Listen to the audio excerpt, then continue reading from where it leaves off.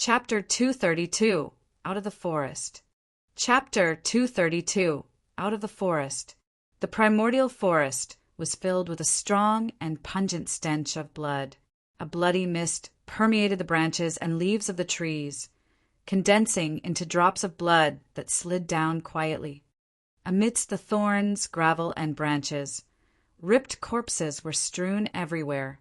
All of them died in miserable states, either torn into two or crushed into meat slime, and were completely unrecognizable. That forest had turned into a living hell, filled with blood and cruelty. Wild beasts roared one after another, causing the ancient trees to shake and the ground to quake. Suzumo believed that there were people who regretted it the moment hints of an oncoming massacre were shown. However, it was already too late for them to want to back out of the primordial forest. The beasts of the forest had already severed their route completely. The people remaining were getting fewer and fewer. Suzumo witnessed with his own eyes a nascent soul cultivator walking right at the front, dragged away by a seemingly harmless flower, leaving behind nothing but a momentary tragic cry into silence. In the forest, even the most basic vegetation was left behind from the primordial era and was extremely terrifying. The pressure was intensifying. While Suzumo was familiar with the rules of survival in a jungle, it was difficult for him to get out alive if even nascent soul cultivators could not promise the same. At that moment, Suzumo noticed that the gray-robed cultivator had suddenly changed directions. No longer following behind the crowd from Heaven Azura sect and Purple Cloud sect, he tunneled to another bush. Suzumo's heart stirred as he pondered. While Heaven Azura sect and Purple Cloud sect had nascent souls leading the way right now and were extremely strong, they were also a greater target for the primordial beasts. It would indeed be safer comparatively if he were to take another path right now. Of course, that was only a relative comparison. Within that forest, there were dangers everywhere, and there was nowhere that was absolutely safe. Suzumo's eyes flickered, and he too changed directions, following behind the path of the gray-robed cultivator. Like an anaconda, Suzumo slithered through the forest, and he caught up to the gray-robed cultivator before long, following afar from the back. The gray-robed cultivator's speed wasn't fast, and he would even slow down occasionally. Furthermore, the gray-robed cultivator's actions were rather odd. He held a folding fan in his right hand while opening his left palm, and his thumb kept coming into contact with his other fingers from time to time at an extremely fast speed. It was as if he was calculating something. What puzzled Suzumo the most was that despite the tens of thousands of cultivators who had perished in this forest, the person's face did not show the slightest bit of fear. That sort of mental fortitude was way too terrifying. Right then, the gray-robed cultivator ahead suddenly paused and hid himself.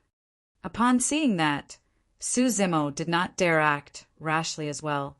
He pressed himself to the ground and awaited with bated breath. A moment later, a warning flashed in Suzumo's mind. Right after, a large shadow swept past their heads, covering the skies and emitting a ravening aura as it charged towards the direction of Heaven Azura sect and Purple Cloud sect at an extremely fast speed. Suzumo's face was pale, and he broke out in cold sweat. It was true that Suzumo could sense danger ahead of him in this primordial forest, using his spirit perception as well. However, it would be too late by then. Rising, the gray-robed cultivator continued, rushing forth.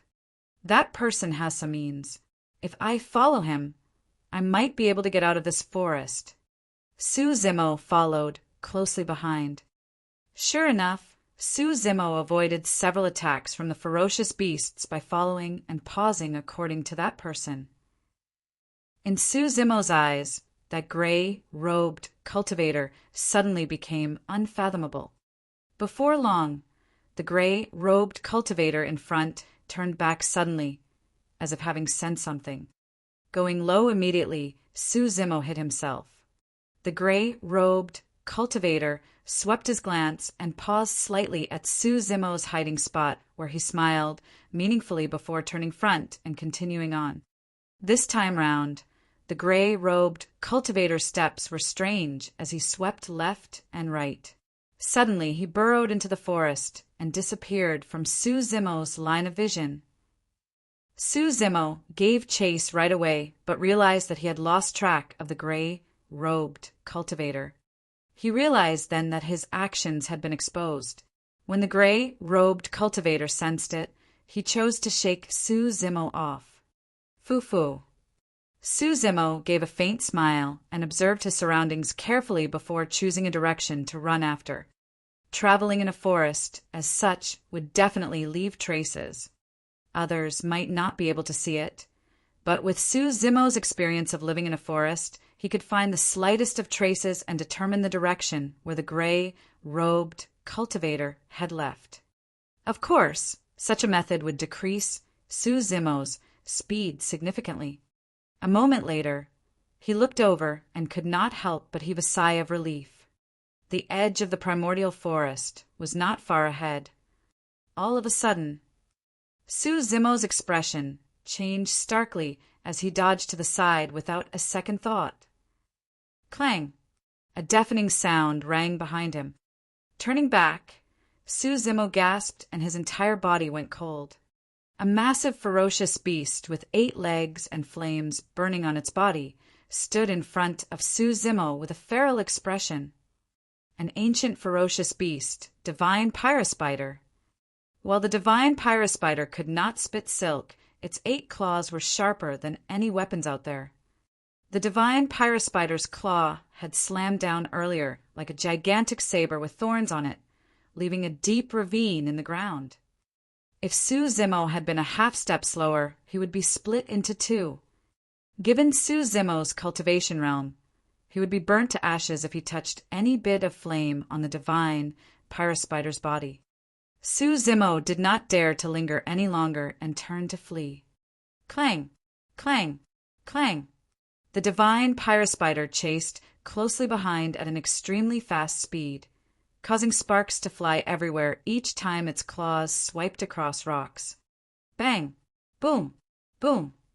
Suddenly, a deafening boom echoed from behind Suzumo. Not far behind him, a pitch-black hole appeared beneath the divine pyrospider out of nowhere. Dark and deep, it was filled with a piercing, killing intent. A trace of panic flickered through the divine pyrospider's eyes, and it wanted to escape. Boom! Suddenly, a massive pitch-black beard of flesh appeared from that hole, coiling around the divine pyrospider's body like a massive anaconda. Kikiki! A series of ear-piercing screams could be heard from the divine pyrospider as it struggled furiously to no avail. In the blink of an eye, it was yanked down into the cave and disappeared from sight. Suzumo gulped. He did not even manage to make out what was inside that hole. Swish! Not far away in the forest, a commotion broke out. The sound of the footsteps of ferocious beasts, filled with killing intent, could be heard. Suzumo suddenly released his power of blood chi, and his body was shrouded with a demonic chi. Releasing divine steed fleeting, he charged in the direction ahead with all his might. Silver-winged cicada, blood-seeking millipede, wind-slicing eagle, and many other pure-blooded ferocious beasts were charging over with a murderous intent like devils. Gritting his teeth, Suzumo had a resolute gaze. 50 feet. 30 feet. 10 feet.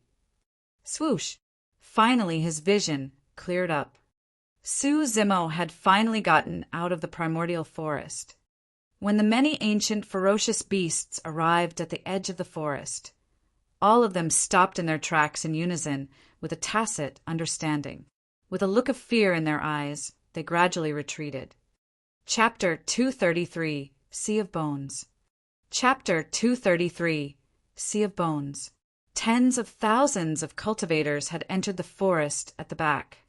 However, Suzumo believed that less than 1% among them could leave that forest alive. As one of them, Suzumo should be happy. However, the sight of the many beasts that were slowly returning to the forest.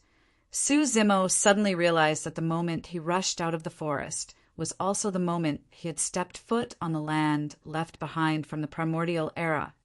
The primordial ruin. This was the location that was marked highly dangerous on the map. All of those cruel, violent, pure-blooded, ferocious beasts were wary of this primordial ruin. What sort of ancient secret was hidden in this place? Turning slowly, Su Zimo looked over. That single look caused his pupils to contract, and even his heart to stop beating. There was an endless amount of white bones. At a glance, there was no end, and it filled the entire land. Of those bones, many belonged to humans, but there were many that belonged to remnant ferocious beasts as well. Almost none of them were preserved properly, all shattered and scattered on the ground. This was a true sea of bones. Standing in the face of this sea of bones, Su Zimo seemed incomparably small. It was as if he would be swallowed whole by the sea of bones the moment he walked in. There was an inexplicable fear, an indescribable suffocation, an endless oppressiveness, and a faint scent of blood. Right then, Su Zimo's chest moved, and Night Spirit suddenly burrowed out, leaping down. Looking at the sea of bones in front, Night Spirit's nose twitched. It had a strange expression, and its eyes shone with a mysterious glint. All of a sudden, not far away at the edge of the primordial forest, two figures were the first to run out. They were covered in blood and looked terrible. It's them. Su Zimo swept his glance and recognized their identities. The two of them were nascent souls from Heaven Azura sect and Purple Cloud sect. Both of them glanced at the forest behind them with lingering fear. When they turned back and saw the sea of bones, they were also rooted on the spot, unable to contain the shock in their eyes. Even nascent souls felt minuscule in the face of this sea of bones. What sort of a tragic battle could it have been that left such an intimidating ruin? Hurry and escape. It's right up ahead. Hurry, hurry. Help me. A series of cries sounded from the forest nearby. Not long after, another group of cultivators came forth from the forest. More than 100 in numbers, they bore disheveled hairs and tattered clothes as they fell and sat on the ground, panting heavily. There were golden cores and foundation establishment cultivators among them. Of the massive tens of thousands of cultivators' army, including the nascent souls and golden cores, there were only more than 100 who survived. The others had all died in the forest without getting a chance to even catch sight of the primordial ruin. Su Zimo merely cast a single glance in that direction before turning back. He did not wish to attract the attention of those cultivators. All of a sudden, Night Spirit let out a whimper. Opening its mouth, it bit on Su Zimo's shirt gently and kept pulling in the direction of the sea of bones. "You want to head in?" Su Zimo frowned and asked in a soft voice. Night Spirit nodded. "This sea of bones is not simple, and we don't know what dangers lurk within. Let's wait for them to scout the area first." "There's no hurry," Su Zimo said. Night Spirit shook its head. Suddenly, it raised a hind leg and peed on Su Zimo. Of course, Su Zimo could dodge it with ease. However, a realization struck him. Night Spirit had already gained sentience and was extremely intelligent. It would definitely not try to dirty him for no reason. If it chose to do so, there must be a meaning behind it. "What sect are you from? What's your name?" Right then, the two nascent souls walked over. They looked at Su Zimo with superiority, their tone cold and unquestionable. "I'm Su Zimo. I'm not of any sect." Su Zimo replied indifferently, half in truth. "That's perfect. Go take a spin in this sea of bones. If you come back alive, you can take your picking from our Heaven Azura sect or Purple Cloud sect. Both our sects will be willing to take you in," one of the nascent souls said. "That's right." The other nascent soul nodded his head. "Su Zimo, this is a huge opportunity for you." Zimo sneered in silence and did not reply. No matter what, he would have to go through the sea of bones. The difference was whether he was going to do it now or later on when his pursuers arrived. By the looks of the situation now, if he did not enter the sea of bones, the two nascent souls beside him would kill him on the spot. Furthermore, Night Spirit was still insistent, looking at Zimo with expectant eyes and urging the latter to head in. At that thought, Zimo no longer hesitated as he strode towards the sea of bones. Night Spirit followed beside Zimo's feet like a small black dog. There was a vague hint of excitement in its eyes. The moment Zimo stepped foot into the sea of bones, he sensed something unusual. The spirit energy in his dantian seemed to be sealed by an invisible force. Although it had a similar effect to the spirit lock formation, it was even scarier than that. Taking a deep breath, Zimo walked towards the depths of the sea of bones. Surrounded by bones, it was eerie and scary, yet unusually quiet. A half-hour later, Zimo had already walked far into the sea of bones, but nothing unexpected or untoward happened to him. "Master, let's head in too. If there's really something good, that lad's going to beat us to it," someone from Heaven Azura sect suggested. Yes. The two nascent souls agreed at the same time. With an order, they led the remaining disciples into the sea of bones. With their spirit energy locked, even golden cores could not tread through the air and had to walk on the ground. Only nascent souls could fly at a low altitude above the sea of bones. The two cultivators had already decided that they would just follow in Zimo's tracks. They wouldn't get too close, nor stay too far. If anything were to happen, Zimo would be the first to die, and they would have a chance to get away. However, an earth-shattering change happened in the sea of bones not long after the two cultivators entered. Zimo looked back. A series of massive waves surged in the sea of bones. Seemingly triggered by something, the endless white bones bounced up from the ground and took on various forms through the augmentation of some mysterious power. Some of them formed a gigantic palm of white bones, emerging from the sea of bones and grabbing at the crowd fiercely. More than half the cultivators from the two sects perished once more. A blood mist spewed out.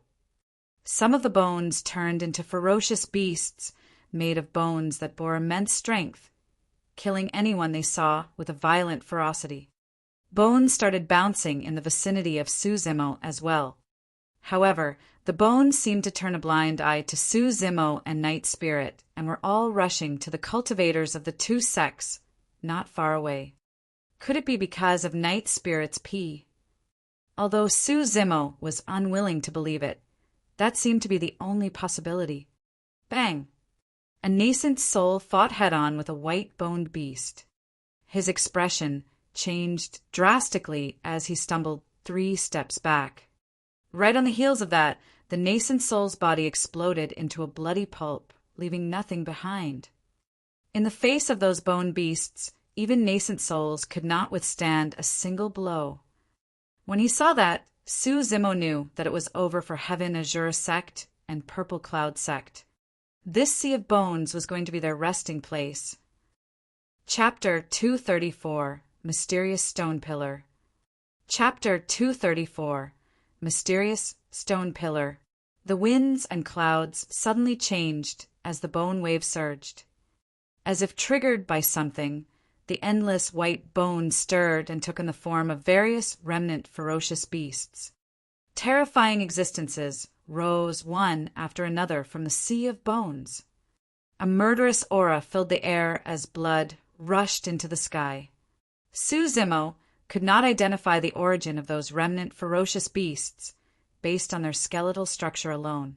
However, there were many humanoid skeletal structures among them that had terrifying combat strength as well. The remaining 100-odd cultivators from Heaven Azura sect and Purple Cloud sect, including the nascent souls and golden cores, were slaughtered by the countless white-boned ferocious beasts. Fresh blood splattered, and broken limbs were strewn everywhere as tragic cries rang out incessantly. At the sight of that, Zimo felt his scalp go numb while his limbs went cold. Was this the power of a primordial ruin? If these living beings possessed such terrifying combat strength after their deaths, what sort of cultivation realm did they possess while they were alive? Who was it that could have buried them here, forming such a boundless sea of bones? What was in the depths of this sea of bones? In an instant, countless questions flashed through Zimo's mind. At that moment, he truly felt how insignificant he was. Even though he was already a Foundation establishment cultivator and could achieve sword kinesis flight, he could not shrug off the shackles of being a mere mortal. Zimo walked towards the depths of the sea of bones. It was as if he was headed for an extremely unfamiliar era. He was entering a civilization that was buried in the sands of time which no one knew about. The tragic cries behind him faded gradually. None of the cultivators from the two sects were spared from being buried in the sea of bones. The mighty white-boned ferocious beast scattered and fell to the ground once more. The sea of bones regained its silence.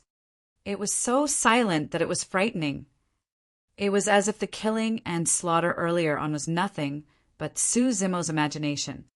A slight gust of breeze blew, and Zimo felt a chill run down his spine. Unknowingly, he had already broken out in cold sweat. He glanced at Night Spirit beside his feet. He could vaguely guess that Night Spirit had something to do with why the powerful existences in the Sea of Bones did not attack him. As for Night Spirit, it was very alert, sniffing around while leading the way with Zimo at the back. In that endless sea of white bones, there was only that man and beast. They were surrounded with extreme desolateness with no signs of life at all. The fog in front of them grew heavier gradually, and the visibility was very low. In that thick fog, there was a mixture of moistness and stench of blood. After a long time, Zimo found a grayish-white stone pillar standing in the fog in front of him. Extremely thick, it rose from the ground and extended into the skies. In the face of that stone pillar, Zimo appeared extremely small. Reaching out, he touched the stone pillar. It was beyond his expectations. This gigantic stone pillar was a relic of the primordial era, weathered by the elements and washed by the sands of time, despite that its surface was smooth as jade without any bit of coarseness. Typically, even supreme-grade spirit weapons would lose their spirituality if they were exposed outside for hundreds of thousands of years, let alone stone pillars. Furthermore, it was at least tens of millions of years from the primordial era till now. This stone pillar is a treasure. If only I could carry it away. Zimo circled a couple of rounds around the stone pillar and thought to himself. Naturally, that was merely a casual thought. Given Zimo's strength, he could not even stuff the stone pillar into his storage bag. Even if he could, there was no way he would do so. The Sea of Bones was already so terrifying, who knew what was the purpose of a mighty stone pillar erected here? What if he were to alert the terrifying existences in the Sea of Bones? Once more should he move the stone pillar.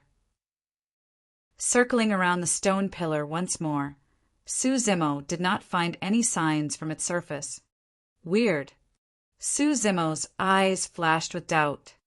He originally thought that there would be some information carved on the stone pillar, perhaps drawings or indications of the primordial era. However, the surface of the stone pillar was smooth without anything at all. A strong gust of wind blew past the Sea of Bones, causing the fog to dissipate slightly. Looking around, Zimo's gaze froze, and he exclaimed softly, 1,000 feet away from this stone pillar, there was another stone pillar erected in the same row. Zimo walked over and took a look. This stone pillar was almost identical to the first one. It had a smooth as jade surface without any signs on it. As he continued walking along that direction, A similarly thick stone pillar would appear almost once every 1,000 feet. What's going on? Su Zimo pondered for a moment, but he had no clue. Under Night Spirit's urging, he continued walking forward. Before long, Su Zimo stopped in his tracks once more. He had already arrived at the end of the Sea of Bones. The end of the Sea of Bones was a tall mountain that towered into the clouds. The top of it was lush, filled with vibrant life and rich vegetation. There was even green water swirling around the foot of the mountain, as though it was a paradise. From the dead and heavy atmosphere of the Sea of Bones to a flourishing mountain peak, Su Zimo could not recover from the sudden change for a moment. Suddenly, a possibility struck him. The Sea of Bones behind him was truly just the boundary of the Sea of Bones. The mountain before him was the true center of the primordial ruin. Or perhaps, even this mountain was not the center of the primordial ruin. Perhaps the true secret of the ruin awaited those who crossed this mountain, be it the primordial forest or the Sea of Bones behind him. Those were merely barriers protecting the center of the primordial ruin. Here! Here! Night Spirit cried and urged Su Zimo to continue ahead.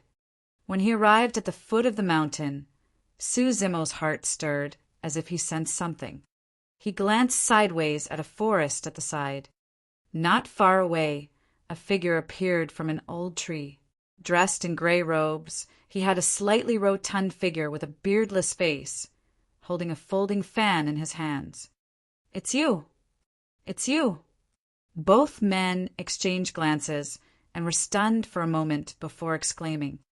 Su Zimo had not expected that he could come across the gray-robed cultivator again at this place. Back in the primordial forest, Su Zimo had already realized that the gray-robed cultivator was far from simple and had some tricks up his sleeves. However, after entering the Sea of Bones, Su Zimo thought that the person would perish within.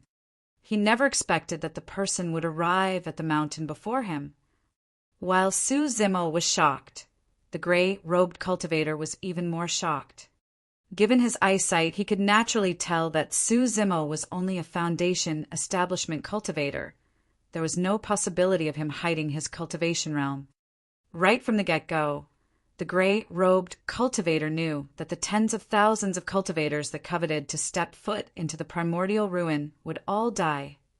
Apart from him, no one else could survive. He had not expected that this seemingly normal green-robe cultivator would actually be able to cross the Sea of Bones. He could understand how the green-robed cultivator was able to pass through the primordial forest. After all, this person was smart and had followed behind him in the forest. However, he had already dumped this person right at the very end. Interesting.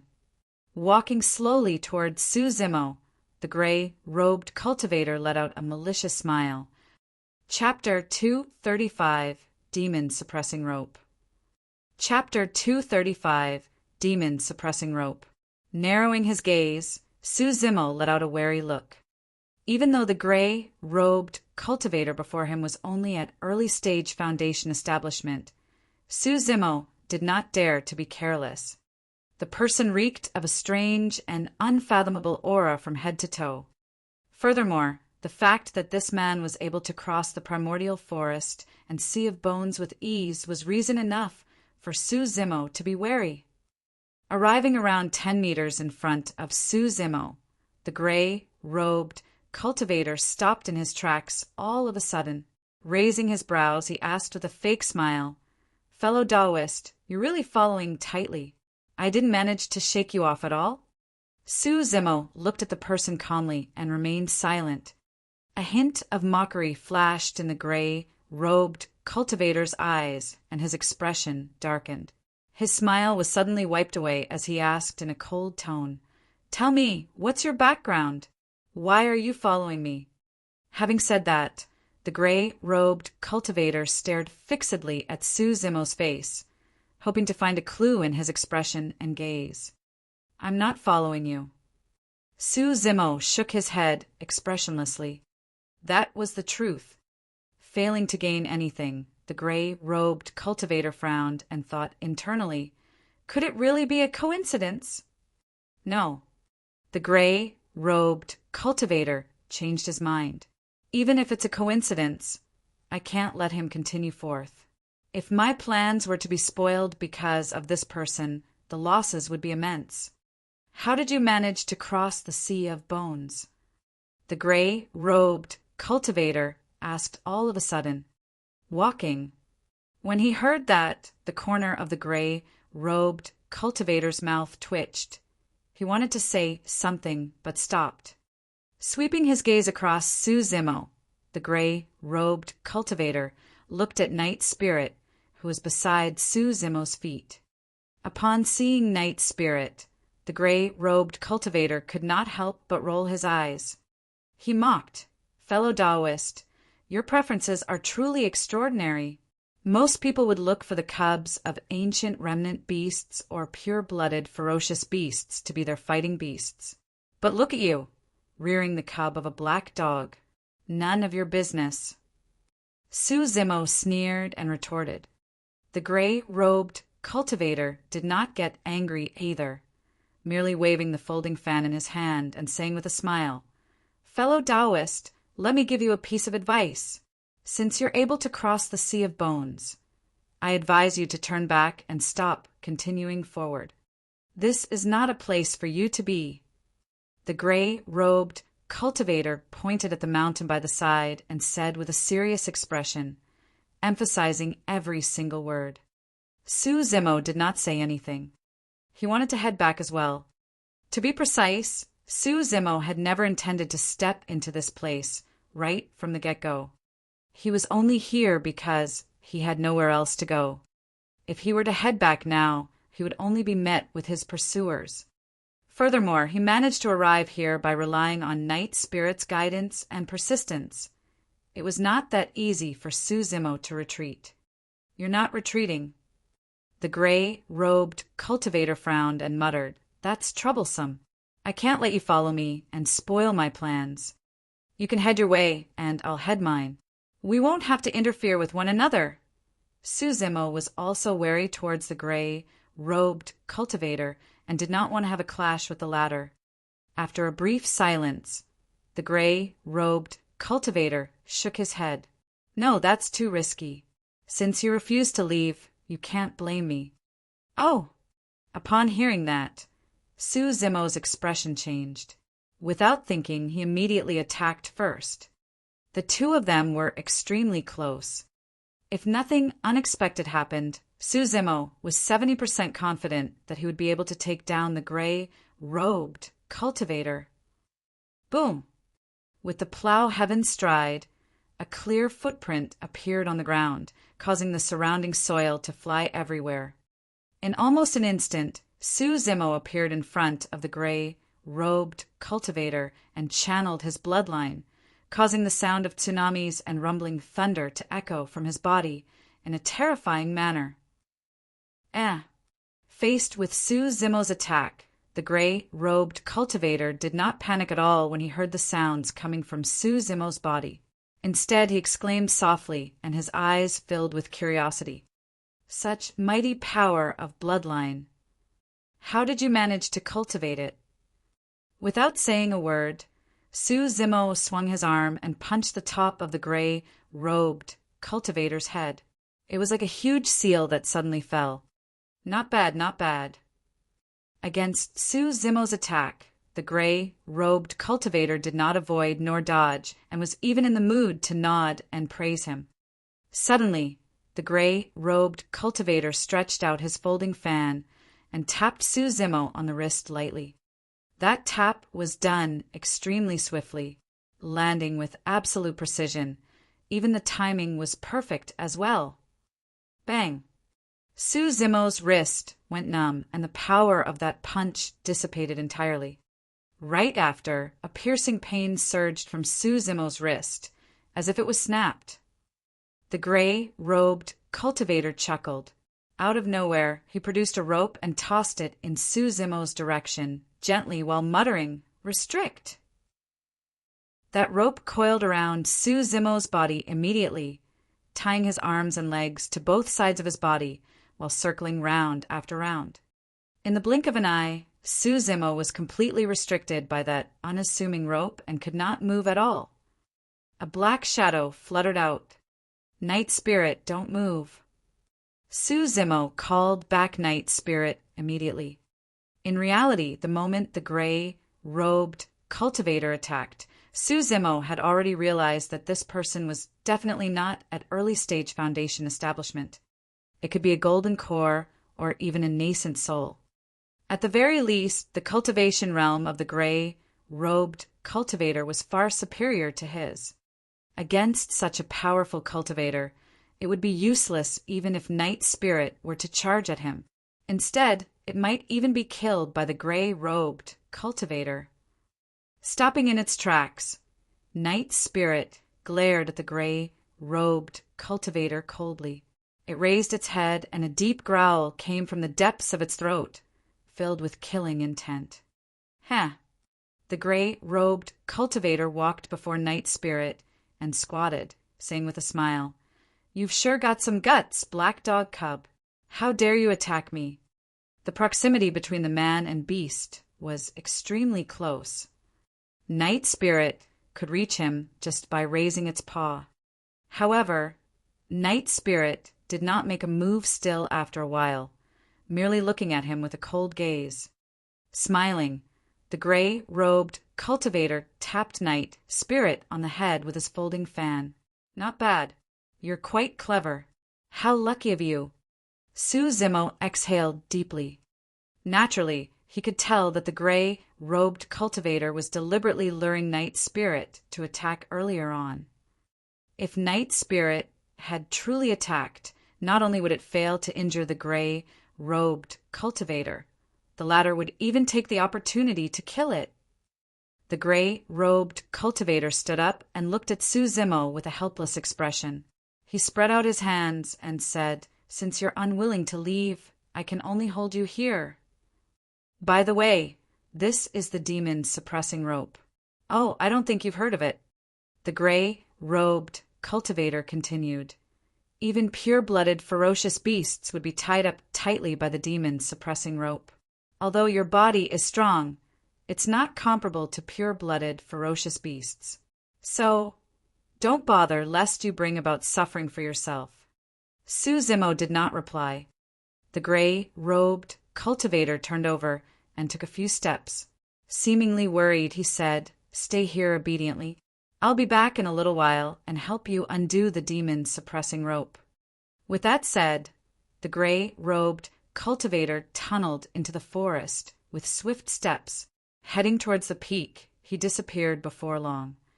Chapter 236, Escape. Chapter 236, Escape. Two figures stumbled out of the primordial forest and descended before the sea of bones. "Thank you for saving me, master," the Blood Crow King said with lingering fear. If not for the Blood Crow Palace's lord, given its own strength, it would not have been able to make it out of the primordial forest. The palace lord nodded and turned back to look at the remnant ferocious beasts that were gradually retreating in the forest before heaving a sigh of relief. Even with his strength as a void reversion, he had to exercise caution while crossing that primordial forest. If he had truly encountered the king of the forest, even he would have to retreat to protect himself. "Master, are we still chasing? That lad's only a Foundation establishment cultivator. Could he have truly made it out of that primordial forest?" The Blood Crow King's tone was clearly filled with doubt. Surveying his surroundings, the palace lord noticed some traces left behind by Heaven Azura sect and Purple Cloud sect. He nodded his head. "Yes, that lad is quite lucky. He must have joined the crowd and managed to get out by chance." Narrowing his gaze, the palace lord looked at the sea of bones before him in silence. There was a deep shock in the depths of the Blood Crow King's eyes. There were so many white bones piled into a sea. Furthermore, these bones left behind from the primordial era had yet to decompose till this day. Just how strong were the owners of these bones back then? "Master, are we crossing the sea of bones?" The Blood Crow King asked at the side warily. Since there was no trace of Su Zimo in this place, logically it should mean that Su Zimo entered the Sea of Bones. However, for some reason, the Blood Crow King felt a sense of trepidation when he faced the Sea of Bones. The palace lord nodded. "I'll locate that lad using the secret skill." Blood curse attraction. The palace lord shouted softly, and a dark glow emanated from his eyes. Like ink, the glow started to spread out before condensing into the word character for green in midair, emitting strange energy ripples. "Oh!" the palace lord exclaimed softly as the character dissipated. The Blood Crow King asked, "What's wrong, master?" Frowning, the palace lord shook his head. "It doesn't make sense. That lad's location shows that he's already crossed the Sea of Bones. How did he manage to do it as a Foundation establishment cultivator? Could there be more to the background of that lad than it seems?" The palace lord's gaze flickered as he fell into deep thought. "Wait here. I'll go take a look myself," the palace lord said to the Blood Crow King before walking to the edge of the Sea of Bones and chanting a mysterious incantation. Right after, the palace lord bit his tongue gently and spat out a drop of blood essence. That blood essence, under the augmentation of the incantation, formed a blood-colored barrier that enveloped the surroundings of the palace lord. The palace lord stepped foot into the Sea of Bones. He was a few steps in when the Sea of Bones surged with bone waves, seemingly sensing something. Countless white bones surged from the ground, taking on the form of white-boned, ferocious beasts. Terrifying and menacing, mysterious flames danced in the sockets of their skulls. Roar! Waves of roars sounded from the Sea of Bones as the winds and clouds churned. The Blood Crow King's legs turned jelly as it witnessed the scene from the edge of the Sea of Bones.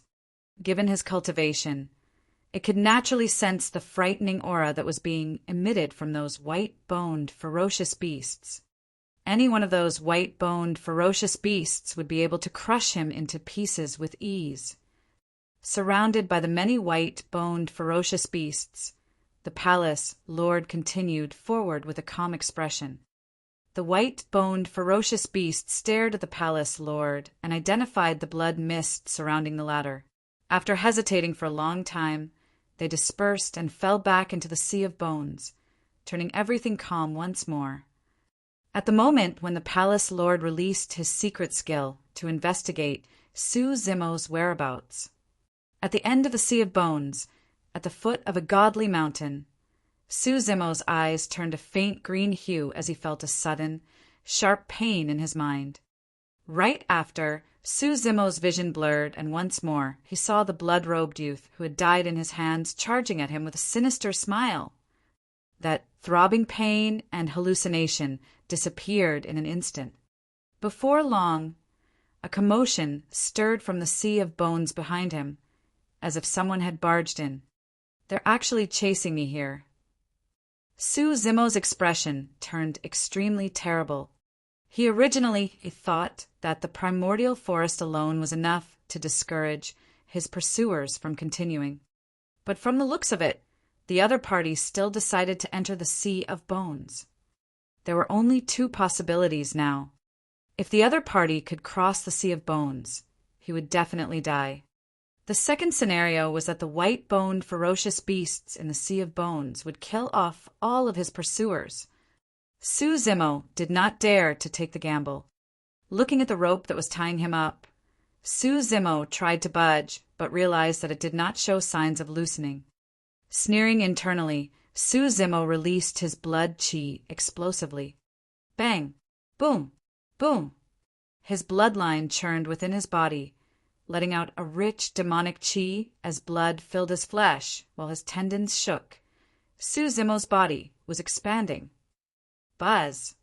The demon-suppressing rope shone brightly, forming a resplendent atmosphere, before suppressing Su Zimo's blood chi instantly. Ugh! Suzumo's expression changed as he grunted. The demon-suppressing rope did not loosen. Instead, it dug deeper into Suzumo's flesh such that blood oozed out, staining his green robes. Instantly, Suzumo calmed his blood chi and allowed his body to return to normal. The wounds that were inflicted on his body by the demon-suppressing rope were nothing but superficial wounds. With Suzumo's immense healing powers, he would be able to recover very quickly. However, how he should escape remained a tricky problem. Suzumo could not just wait foolishly for the gray-robed cultivator to return and undo the demon-suppressing rope for him. He would probably be a dead man by then. A thought flashed through Suzumo's mind. Since he was unable to break free from it directly, how about attempting Tendon's transformation? A series of crackling sounds could be heard from Suzumo's body as his tendons and bones echoed at the same time. Suzumo's figure shrank rapidly at a discernible pace. In the blink of an eye, he had shrunk to a mere meter tall and was extremely short. However, to Suzumo's shock, the demon-suppressing rope had changed along with him. It kept shrinking while remaining tightly wrapped around his body, such that he couldn't escape. This was the reason why the demon-suppressing rope was so powerful. After demon beasts managed to cultivate an inner core, they could alter their appearances and take on a human form, no matter what sort of massive beasts they originally were. However, if they were bound by the demon-suppressing rope, they would not be able to escape no matter the sort of transformations they undertook. Suzumo was at his wits' end. Right then, Night Spirit came over and extended its sharp claws that flashed with a cold glint. It hooked onto the rope and tore it apart continuously. Moments later, the demon-suppressing rope snapped. The moment it snapped, the light on the demon-suppressing rope dimmed, and it fell from Suzumo's body. Suzumo was elated. "Here!" With an urging cry, Night Spirit turned around and sprinted up the mountain. Suzumo followed hurriedly. Chapter 237 Extinct Primordial Life Form. Chapter 237 Extinct Primordial Life Form. The gray-robed cultivator tiptoed his way through the mountain, looking nervous and furtive. He held his folding fan in one hand and a metal rod as thick as a finger in his other. At the tip of the metal rod, a slender needle passed through it, constantly spinning and guiding his direction. Once in a while, the gray-robed cultivator would stop in his tracks and wait for the needle to stabilize in a certain direction before heading in that direction. With the constant pauses, the gray-robed cultivator's speed was not fast. This old man's earth spirit ruler is not reliable at all. Spinning here and there, it's not even giving me a fixed direction. The gray-robed cultivator mumbled as he walked. On the other side, Night Spirit brought Suzumo through the forest of the godly mountain at an extremely fast speed. Its nose twitched as it sprinted, as if smelling for something, as it walked further and further into the godly mountain. After a long time, Night Spirit came before a gigantic cave and stopped. Suzumo raised his head and looked at the cave in shock. His mouth was slightly agape, and he was speechless for a moment. The size of the cave was way beyond his imagination. In front of the cave entrance, Suzumo was like an ant before a majestic palace hall. He felt incomparably small. Just who was it who could have opened up such a massive cave in this godly mountain? There were no signs of any saber or axe marks at the boundaries of the cave. Such a method could be considered as a work of God. What sort of a purpose did this cave hold with its size? Ooh, ooh. Night Spirit bit the hem of Suzumo's shirt and continued to tug at him, gesturing for him to enter the cave quickly. Taking a deep breath of air, Suzumo could not help but turn and look back before entering the cave. That single look caused Suzumo to stare fixedly, unable to shift his gaze away. The massive cave was halfway up the mountain. Zimo had the high ground vantage from where he was, and he naturally had a wider view of the sea of bones behind him. He could vaguely see that there were 2 rows of stone pillars in the sea of bones, and they were nearly as tall as half the mountain's height. The top of the 2 rows of stone pillars leaned towards the middle, embedding into a huge, thick beam that was full of spikes and was several times thicker than the stone pillars. What exactly is this thing? There was a flash of doubt in Zimo's eyes. He had a nagging feeling that the stone pillars and beam resembled something when combined. After pondering for a while, Zimo had no clue and followed Night Spirit into the cave. At the same time, the Blood Crow Palace's lord crossed the sea of bones safely and let out a heave of relief. The palace lord was motionless as he focused his senses and could not help but sneer. Still fleeing. I want to see where you can flee to. Following the guidance of the blood curse, the palace lord rushed up the godly mountain. Before long, a figure with gray robes appeared in front of a huge cave on the middle of the mountain, wielding a folding fan in one hand and the Earth Spirit ruler on another. The old man did not lie. Even though the Earth Spirit ruler's a little slow, it didn't get it wrong. I really found it. Looking at the gigantic cave before him, the gray-robed cultivator could but help but chuckle with a smug expression. If it's meant to be, it's meant to be. If it's not, there's no need to force things. Shaking his head, the gray-robed cultivator waved his folding fan and sang softly in delight as he entered the cave. Zimo had long realized that ever since they stepped foot into this primordial ruin, Night Spirit had been different from usual. It was a little excited and nervous at the same time. This was the first time complex emotions as such appeared on Night Spirit. Back when Tao Lord Extreme Fire perished, he did not make it clear whether Night Spirit came from a primordial or ancient ruin. Zimo had the suspicion that Night Spirit might have some intricate connection with this primordial ruin. A bolder assumption would be to guess that Night Spirit originated from this primordial ruin. After all, Night Spirit's behavior had been peculiar along the entire journey. The cave was extremely empty, and there was almost no obstruction. Rushing for a long time, the man and beast finally arrived at the deepest part of the cave. At the end of the cave stood a grayish-white oval object that was as tall as a person. Zimo stared in disbelief as he muttered to himself, "That's an egg." What sort of a demon beast would lay such a massive egg? Zimo came before the gigantic egg and reached out to touch and feel it. There were no patterns on the egg, which meant that it had not been born for long, a month at best. In that case, the phenomenon that the many cultivators witnessed a month ago should have been caused by the birth of this demon beast egg. Zimo recalled all the information he had regarding demon beast eggs. After a moment, he still could not recall anything about the sort of demon beasts that could possibly give birth to this frighteningly massive egg. Night Spirit navigated through Zimo's robes and arrived at his chest area before long, watching him with blinking eyes, seemingly showing off. Gazing at the egg before him, Zimo frowned and pondered. He had the feeling that if he were to connect the scattered pieces of information along the entire journey, he should be able to obtain an answer. The stone pillars, the beam, the cave, the egg. A flash of light flickered through Zimo's mind. At the thought of that possibility, Zimo's expression changed starkly. Back when he first saw the gray stone pillars in the sea of bones, Zimo was puzzled. Why would there be so many stone pillars in the sea of bones?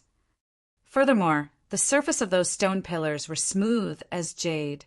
Why wasn't there any trace of aging despite the gap between the primordial era and present times? What sort of stone could be so resolute? It was till this very moment that Zimo finally understood. Those were not stone pillars at all. Those were bones. It was the skeleton of an incomparably strong being in the past. The 2 rows of stone pillars were in reality the ribs of this powerful life form. As for the even thicker beam in the middle that was filled with spikes, that was the spine of the life form. The reason why it was in the sea of bones was because they were bones to begin with. This cave that he was in right now should have been opened up by the race of that terrifying life form. Just what sort of a being was it that could have possessed such a frighteningly massive body? Even after dying for so many years with its flesh decomposed, the bones were still smooth as jade and were immortal. What sort of cultivation realm did this life form possess in the past? A primordial life form. To think that primordial life forms which were already extinct in Tianhuang mainland were buried here. If there were no surprises, the gigantic egg before him should have been laid by that massive primordial life form. At that thought, Su Zimo gulped. Piak! Suddenly, a crisp sound reverberated in the cave behind him. Su Zimo's pupils constricted instantly. Sprawled against his chest, Night Spirit had actually reached out with its claws and pierced the huge egg in front of them. Chapter 238, Big Trouble. Chapter 238, Big Trouble. Night Spirit Ew. Su Zimo was speechless. Even though Night Spirit had not been born for long, it was extremely intelligent and sharp. Whether it was the stunning display of killing a golden core spirit demonback in Dongling Valley, or its various actions upon entering the primordial ruin, it was clear that Night Spirit was extraordinary. But this time, Su Zimo realized that Night Spirit had gotten into trouble. Furthermore, it was a trouble that could get them killed. The egg in front of them had clearly just been born. This also meant that the unknown primordial life form that laid this egg could possibly be nearby. Even though he had not witnessed the terror of that primordial life form personally, he could understand everything through the forest and sea of bones outside. A single finger of that terrifying life form should be enough to crush them into a pulp. Here! Night Spirit cried out softly, as if it wanted Su Zimo to hug it. Su Zimo's mind was in a mess as he carried Night Spirit by instinct. Stretching its neck, Night Spirit only relented its claws when it got closer to the gigantic egg. A tiny hole appeared on the surface of the egg, leaking out with a golden juice that was shining with a bedazzling, crystalline glow. Instantly, Night Spirit opened its mouth and sucked at the hole. Gulp! Gulp! Night Spirit swallowed heavily. It's eating. Su Zimo watched everything in disbelief with widened eyes. Instinctively, he wanted to yank Night Spirit away. However, on second thought, even if he were to carry Night Spirit away right now, they've already caused the trouble. It was clear that the egg was not going to survive. Furthermore, ever since Night Spirit was born, despite Su Zimo, Monkey, Spirit Tiger, and Little Crane's immense efforts to prepare various sources of food for it, it was mostly disinterested. Night Spirit did not touch the flesh of wild beasts, ordinary spirit beasts, and spirit demons at all. It would only have a slight taste when it came to the flesh of ancient remnant beasts. During this period of time, Night Spirit's body had barely grown as well. It merely gained a little bit of weight with some coarseness to its skin where faint patterns had started to appear. It was rare to see Night Spirit so fond of this egg juice. It had an intoxicated expression as it devoured with a slight hint of greediness. Su Zimo's heart softened as he lamented to himself, "Forget it. Let it have its fill then." The egg juice entered Night Spirit's stomach continuously, and the eggshell became a little transparent.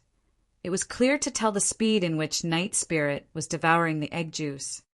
Under Su Zimo's gaze, Night Spirit consumed a full half of the egg juice before coming to a stop. The demon beast egg was as tall as a person. And how old was Night Spirit? If he had not witnessed it personally, Su Zimo would not have been able to imagine how Night Spirit could have taken in that much egg juice with its tiny little body. Night Spirit's belly was rotund and was almost like an airbag. A gentle shake could echo with the sound of water flowing within. It looked at the egg in front of it, still unsatisfied. Sticking out its tongue, Its eye lit up and it licked its lips. "Aren't you afraid of dying from overeating?" Suzumo shook his head and chided in laughter. However, it made sense. Such an opportunity might never happen again. It was no wonder why Night Spirit was so greedy. "Since you're done eating, let's quickly retreat and see if we can escape." Suzumo had a feeling that the shattering of that egg might have already alarmed the frightening existence in the primordial ruin. "Here!" Night Spirit called out. The moment it opened its mouth, it spat out a cluster of shiny and bedazzling rays.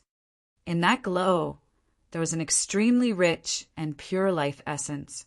Suzumo's body shuddered as his flesh was being nourished by that glow. He could sense the various magical changes that were happening within his body. Shutting its mouth, Night Spirit gestured and pointed to the demon beast egg in front of it. "You want me to eat the rest?" Suzumo understood what Night Spirit meant and was shocked. It nodded immediately, indicating that the egg juice was the most delicious thing ever, and urged Suzumo to consume it quickly. Suzumo was a little hesitant. Night Spirit started gesturing once more, telling him that it could no longer eat anymore and that it would be a waste to leave the remaining egg juice here. Gritting his teeth, Suzumo's heart hardened. Since they were already in big trouble, what was he still worrying about? Placing Night Spirit into his robes, Suzumo walked up and lifted the gigantic demon beast egg with both hands before gulping down in mouthfuls from that small little hole. The taste is a little strong, not entirely delicious. A thought flashed through Suzumo's mind. The refreshing and smooth juice flowed down his throat into his stomach. Boom! In that instant, Suzumo felt like his body was about to explode. The energy contained in that juice was much more than Suzumo had imagined. The moment it entered his stomach, the energy burst out into streams of divine lights that ran wildly in Suzumo's body, flowing through all limbs. It was nourishing his skin, flesh, tendons, bones, marrow, and 5 organs. At that moment, Suzumo realized that the juice in that egg was a great tonic for him. It was even better than any demon beast inner cores, or whatnot. If he could digest all the energy of that juice, he might even be able to attain greater mastery of the organs, refinement section. Opportunity. This was an unimaginable opportunity for him. Of course, the prerequisite was for him to be able to escape that place. Suzumo swallowed heavily. He finally understood the feeling of why Night Spirit was still longing for it even after it finished eating. There was probably nothing in this world that could be purer than the energy of that juice.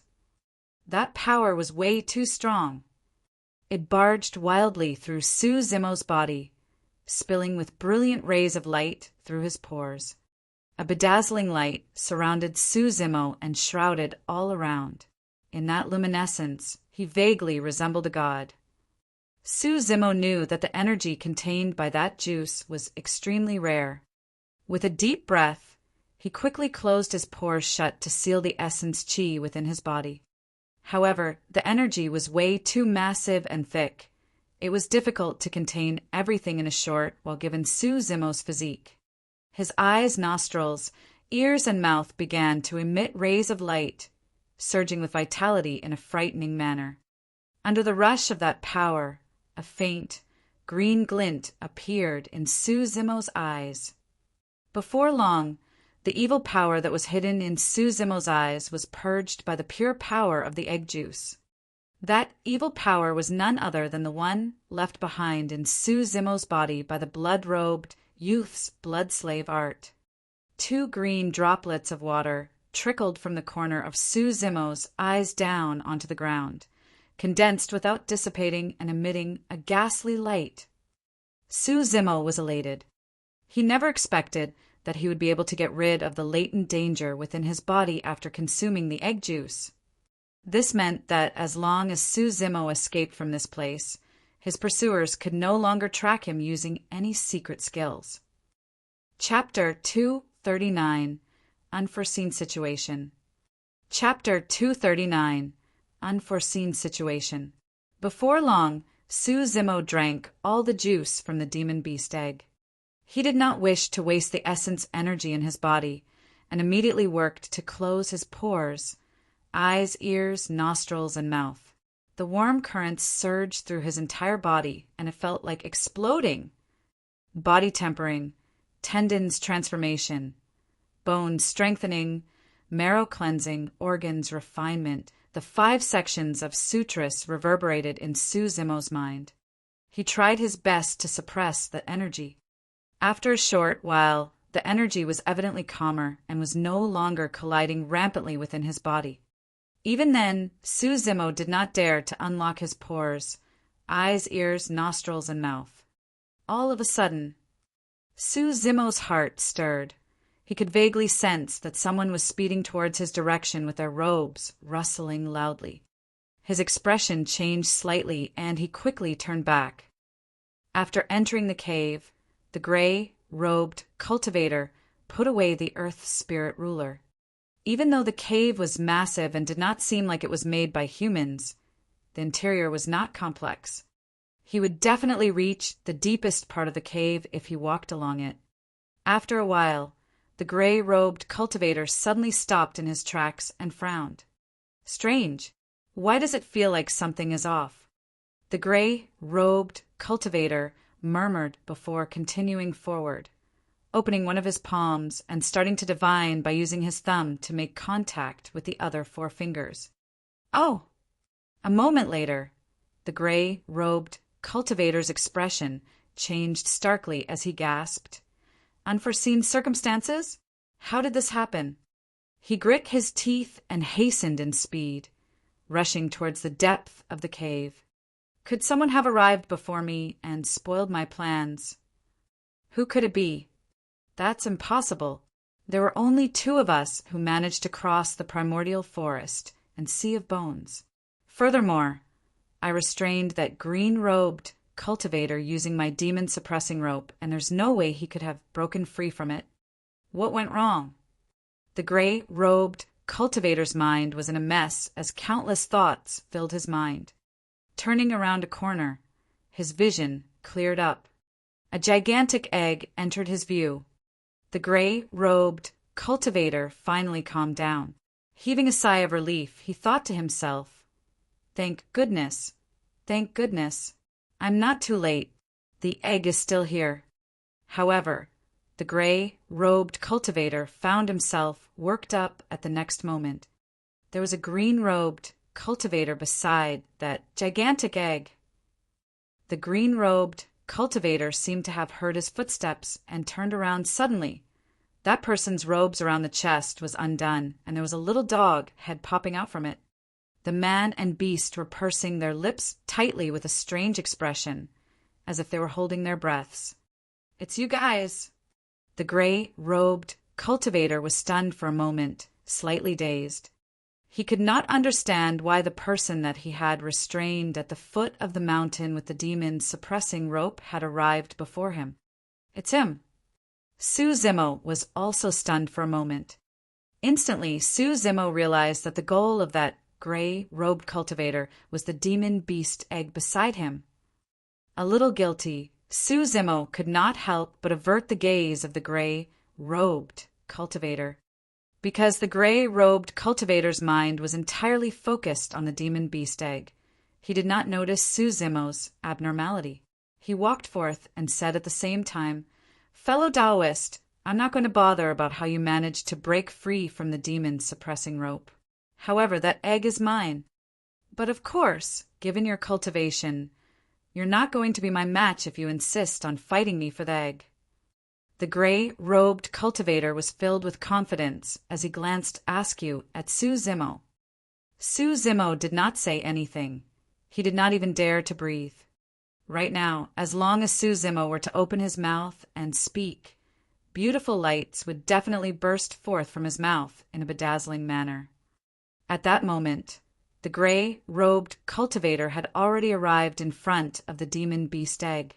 He swept his gaze across the surface and frowned, muttering softly, "Why is there a white spot that's glowing?" The voice stopped abruptly. The gray-robed cultivator could no longer continue. He stared straight at that tiny hole on the demon beast egg. With a livid expression, the corners of his mouth twitched as if he was at the brink of collapse. Boo! Night Spirit was simply way too young and could not hold it in anymore as it opened its mouth and shouted. A massive aura of essence appeared for a brief moment. Oh! Seemingly sensing something, the gray-robed cultivator spun around. Su Zimo saw that they could no longer hide it and no longer held back, opening his mouth and exhaling deeply. Right after, brilliant light spilled from Su Zimo's mouth and nose, forming a dazzling atmosphere. Fuck dash! There was no way the gray-robed cultivator did not know what happened upon seeing that. Instantly he was fuming and his mouth swelled from anger, nearly puking out blood. There was no way Su Zimo would dare to linger any longer as he deployed divine steed fleeting and sped out of the cave immediately. Fuck! You're still trying to escape. The gray-robed cultivator bellowed with reddened eyes. Waving his arm, the sleeves of his robes expanded as he circled around Su Zimo a couple of times before yanking the latter back. Hey, what are you doing? Su Zimo's voice was questioning despite his situation. Unexpectedly, the moment he opened his mouth, a ray of light sprayed on the gray-robed cultivator's face. Fuck dash! The gray-robed cultivator was trembling from anger as he grabbed Su Zimo's collar and said through gritted teeth, "You actually ate the egg! You fucking actually ate the egg! That's a waste of that treasure. Do you know what sort of a life form that egg contains, kid?"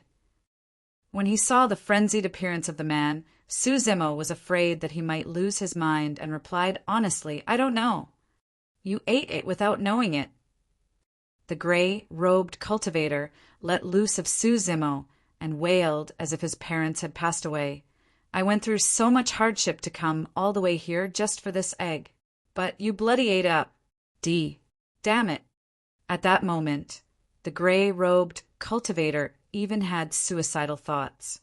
This Foundation establishment cultivator who had appeared out of nowhere had screwed him to death. If the old man were to know about this, he would probably be mocked to death. "Kid, just wait to die. To think that you would dare eat that egg, fufufu." Looking at Su Zimo, the gray-robed cultivator sneered. Su Zimo did not reply. The more the gray-robed cultivator thought about it, the more aggrieved he felt. He moved forward and clenched his teeth. "How much of it did you eat? You're even spewing out light from your mouth. How did you manage to eat everything alone?" Burp. Right then, Night Spirit, who was initially hidden in Su Zimo's robes, popped its head out and burped. There were also a few shining rays of light that spewed from its nose and mouth. Fuck dash! The gray-robed cultivator rolled his eyes and felt dizzy, almost fainting. Even that dog ate so much of it. Why you? He pointed at Su Zimo's face and was so pissed that he was speechless. All of a sudden, the gray-robed cultivator seemed to have thought of something and ran to the egg hurriedly. He flipped the folding fan in his hand and smashed it into pieces. There was not much juice left in the egg. Only some were still stuck on the eggshells. "I don't care anymore. I'm going to try some too." The gray-robed cultivator muttered to himself and could not be bothered any longer. Raising a piece of eggshell with both hands, he stuck out his tongue and licked it without any regard for his image. Chapter 240, Earth-Shattering. Chapter 240, Earth-Shattering. Under the guidance of the Blood Curse's power, the Blood Crow Palace's lord arrived at a cave in the middle of the godly mountain. This cave.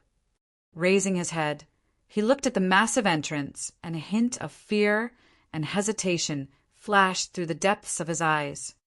Could that lad have really ran inside? Frowning, the palace lord's eyes flickered, and he was momentarily at a loss. Given his identity, forcefully crossing the primordial forest and sea of bones might not anger the terrifying beings of this place. At most, he would just reveal his identity. However, Stepping foot into this cave would definitely lead to fatal trouble. Right as the palace lord was hesitating, an extremely terrifying aura and a lethal killing intent suddenly came from behind the godly mountain. When he sensed that aura, the palace lord's expression froze. The depths of the cave. The gray-robed cultivator licked every single piece of eggshell thrice. The eggshells were so clean that they could reflect figures and could be used as mirrors. Suzimo was dumbstruck. He lowered his head and looked at Night Spirit, thinking to himself, even if Night Spirit were to lick it, it probably wouldn't be able to lick this cleanly. This person's zodiac sign must be a dog. There was no way Suzimo could have known that just the egg juice stuck on the shell alone was enough to have the gray-robed cultivator go crazy. The energy was extremely pure and rich without a single bit of impurities. If it was completely absorbed by the body, the changes to one's physique was obvious. Grinding his teeth, the gray-robed cultivator glared at Suzimo and Night Spirit at the side begrudgingly. The more he thought about it, the angrier he got. That man and beast had eaten so much that their bodies could not take it in completely, such that they spewed out light the moment they opened their mouths. What a waste! It was one thing for someone else to eat the juice, but a dog. At the side, Suzimo frowned as the uneasiness in his heart intensified. He had long wanted to leave this place, but the gray-robed cultivator had no intention of letting him do so. Out of helplessness, Suzimo could only stand there and wait while watching the gray-robed cultivator lick the eggshells in a frenzied manner. Seeing that the gray-robed cultivator was about to lick them once more, Suzimo could not help but probe. Fellow Taoist, why don't you bring those eggshells with you so that you can continue licking when you get back? The gray-robed cultivator paused in his actions, and his mouth cramped while fire burned in his eyes. Eggshell. Why the fuck am I left with just the eggshells? It's all because of you and that black dog of yours. Before the gray-robed cultivator could get angry, Suzimo reminded him, I truly did not know what the life form in that egg was, but what I know is that if we don't leave right now, we're definitely going to be dead. Pouting his lips, the gray-robed cultivator licked his lips, unsatisfied. He glanced askew at Suzimo with disdain and waved off his hand casually. Let's correct that statement. You're the one that's definitely going to be dead, not me.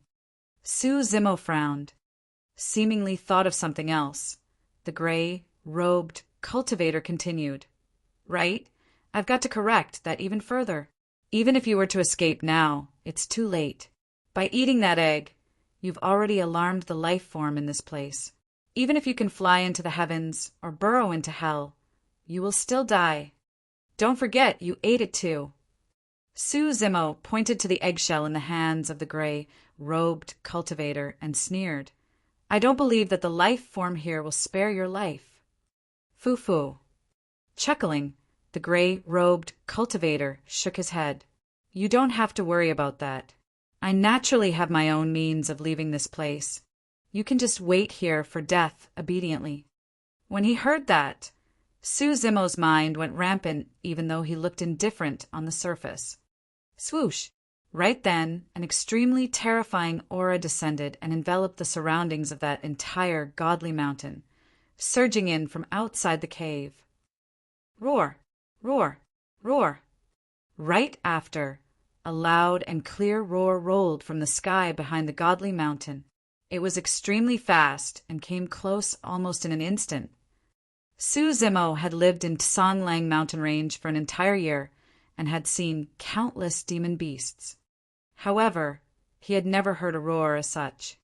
It was reverberating, and its magnitude swept through the 9 heavens in all directions. A boundless power and anger was contained within that roar. Bang! Boom! Boom! The entire godly mountain began to shake as cracks appeared in the cave, causing countless rocks to roll down into dust clouds. This was what earth-shattering truly meant. A mere roar could cause the godly mountain to crack apart and even show signs of collapsing. Under the terrifying roar, Su Zimo's body burst out with a bloody mist. His muscles and flesh were cracked with bloody lines in a frightening manner. Grunting, Su Zimo's head was splitting and his face was pale. The power of the sound was way too terrifying. Su Zimo's body was stronger than most golden cores. And now, under this roar, his body was actually showing signs of breaking apart. His tendons were snapped and cracks appeared on his bones, while his organs were dislocated from the shock. If this was before Su Zimo cultivated the organ's refinement section, he would have burst into a mist of blood without a corpse instantly against that roar. However, when Su Zimo's body was seriously injured, the essence energy that was running rampant in his body gushed into his flesh, tendons, bones, and organs. Initially, Su Zimo's body could not accommodate that much life essence. However, the injury indirectly sealed all the excess essence energies within Su Zimo's flesh and blood. In the future, he would be able to absorb that energy slowly. Night Spirit's situation was not much better. Its body was stained with blood from the roar, and it was barely breathing. Despite that, Night Spirit did not show any signs of fear. If Su Zimo were to pay attention at this moment, he would discover that Night Spirit's gaze was extremely terrifying right now. Pitch black and deep, it was emanating a cold, killing intent. At the same time, a hazy mist appeared around the surroundings of the gray, robed cultivator. There was an ancient aura to the mist, as if they had returned to the beginning of the universe, where chaos had yet to develop. Enveloped by it, the gray, robed cultivator was the only god within. Golden core phenomenon. While Su Zimo was not a golden core, he could determine the origin of the haze right away by sensing its aura. He had witnessed 2 golden core phenomenons before. The first was Spirit Peak's master, Wen Xian's ethereal sword rain. The second was the bone-corroding black wind from a golden core of the mysterious faction. This haze phenomenon was the third that Su Zimo had seen. Sensing the energy feedback coming from the gray, robed cultivator's golden core phenomenon, Su Zimo could tell that it was much stronger than the 2 he had seen before. In fact, he had a feeling that even the first 2 golden core phenomenons combined might not be a match for the gray, robed cultivator's golden core phenomenon. The gap between them was obvious. So, this person is a golden core. A thought crossed Su Zimo's mind.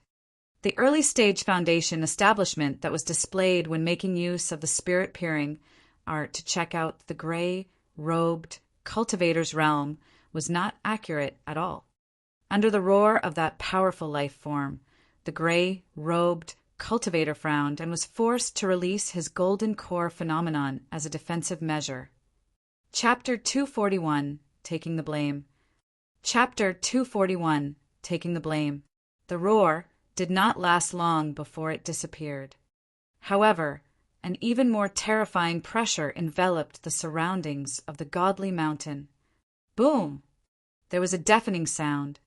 It was as though a huge life form had descended at the top of the mountain, causing it to tremble with the risk of collapsing at any moment.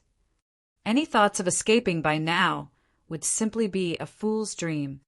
Su Zimo looked at the gray, robed cultivator.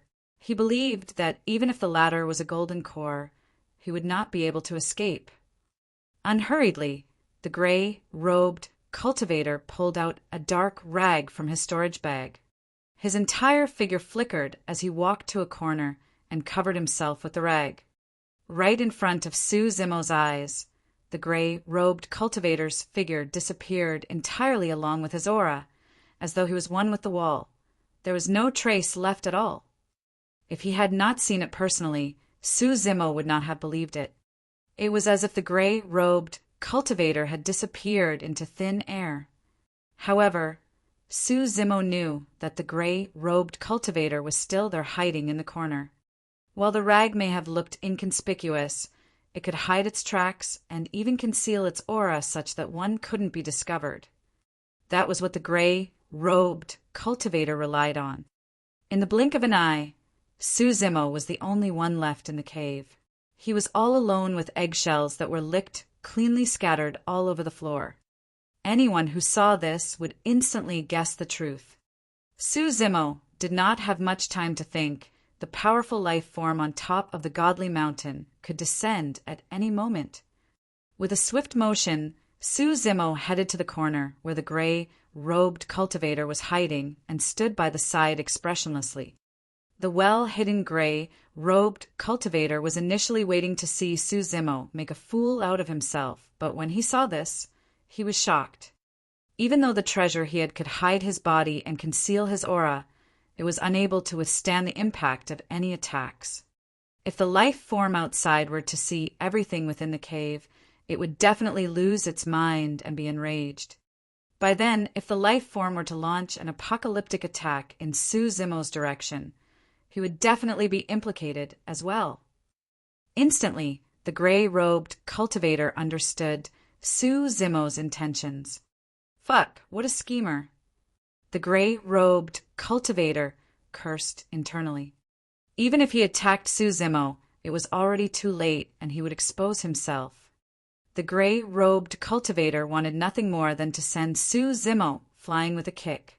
However, he had no choice but to spread the rag and pull Suzimo under it as well. Instantly, the figures and aura of both men disappeared. Right after he did that, the godly mountain was met with a tremendous force that sent the peak of the mountain flying, exposing the cave entirely. When the Blood Crow Palace's lord sensed the arrival of the terrifying aura, he realized that it was already too late to leave. Doing so would only cause misunderstandings. Fortunately, he had not entered the cave and would not have offended the life forms here. Furthermore, according to the Blood Curse's guidance, Suzimo was hidden in this cave. Once the life form of this primordial ruin arrived, that lad would have nowhere to run from the cave and would die for sure. If everything went well, he would reveal his identity, and the other party shouldn't make things difficult for him. He could then leave this place safely despite the dangerous journey it was. Roar, roar, roar. As the palace lord expected, a series of powerful roars could be heard right after the arrival of the terrifying aura. The deafening howls shot into the clouds and cracked all the rocks around.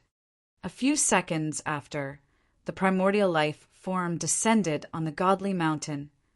Although he was mentally prepared, the pupils of the palace lord could not help but constrict while his heart palpitated upon seeing the primordial life form with his very eyes. The primordial life form had yet to reveal its full appearance. However, merely half of its body that circled the godly mountain was more than enough to envelop it almost completely. The massive body circled around the godly mountain, hundreds of meters long and covered with green scales that shone with a cold gleam. Clang, clang. Beneath that body, a pair of gigantic claws popped out. Their joints protruded, and they were extremely sharp, almost piercing through the entire godly mountain when they dug into it. The primordial life form's horns were towering as he looked down with eyes that emitted a cold light filled with killing intent. There was a beard on the chin of the primordial life form. When it opened its huge mouth, terrifyingly sharp teeth were revealed as thick saliva drooled from the side of the mouth of that ferocious face. Dragon. This was a true dragon. The palace lord had read about the form of a dragon in the ancient records of the clan, but now that he was seeing it in real life, he was still extremely shocked. The descriptions in the ancient records were less than 1% of what it actually was. At best, the ancient records could only describe the appearance. However, the unique aura and dominance of a dragon was something that could not be penned down. If Suzimo could see this divine dragon right now, he would definitely recall something. Before entering the primordial ruin, the gray-robed cultivator had once said, "I've seen a true dragon before." Even though it was just a scale and half a claw, it was shocking enough. That single scale was bigger than our entire bodies, and that claw was longer and sharper than our flying swords. No one took those words for real. However, looking at it now, the divine dragon's appearance was even superior to what the gray-robed cultivator had described. Without using much strength, the divine dragon sent half of the godly mountain flying, exposing everything within the cave instantly. The palace lord took a single look, and blood drained from his face immediately. Nobody. The depths of the cave was in a huge mess with a gigantic dragon egg that was smashed into pieces. The liquid within disappeared, and even the eggshells were licked cleanly. But there was nobody at all. To be precise, there was only a single person. Him. A dragon egg was eaten by someone other than the divine dragon who had just arrived. The only person left in the scene was him.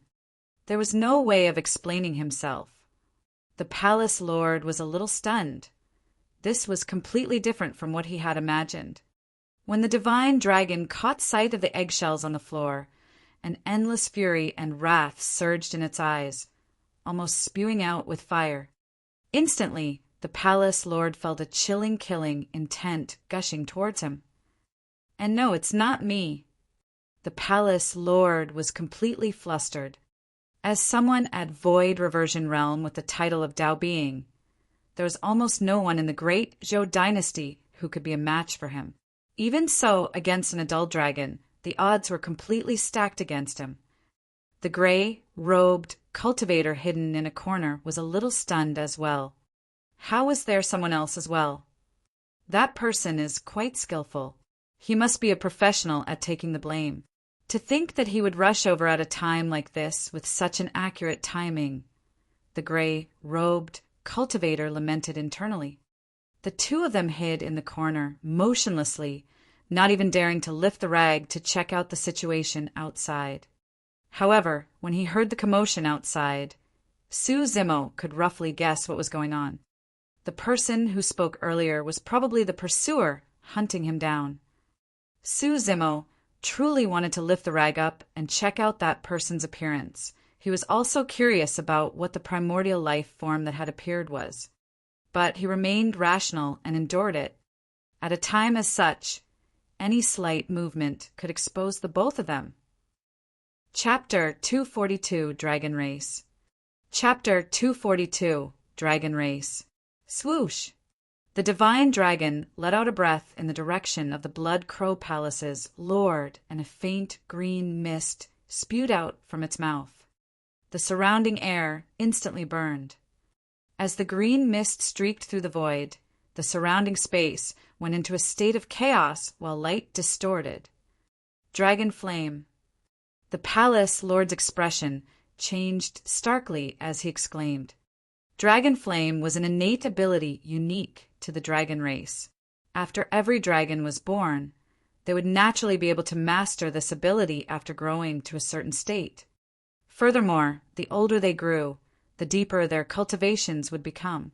In turn, the might of dragon flame would grow as well, even till the point of being able to incinerate the heavens and seas. That was the divine power of the legends. While the dragon flame in front of him was far from the level of being a divine power, it was far beyond what the palace lord could withstand as well. Slapping on his storage bag, the palace lord took out a talisman and crushed it on the spot. Right after, he whipped out a blood-colored bone staff. At the very top, there was a skull that emitted an eerie aura embedded on it. Blood pattern curse. The palace lord waved his bone staff, and two beams of bloody light shot out from the sockets of the skull. As if alive, the skull suddenly opened its mouth and shot out a green beam of light.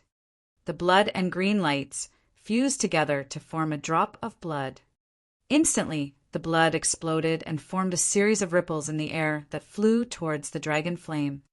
Poof! Poof! Poof!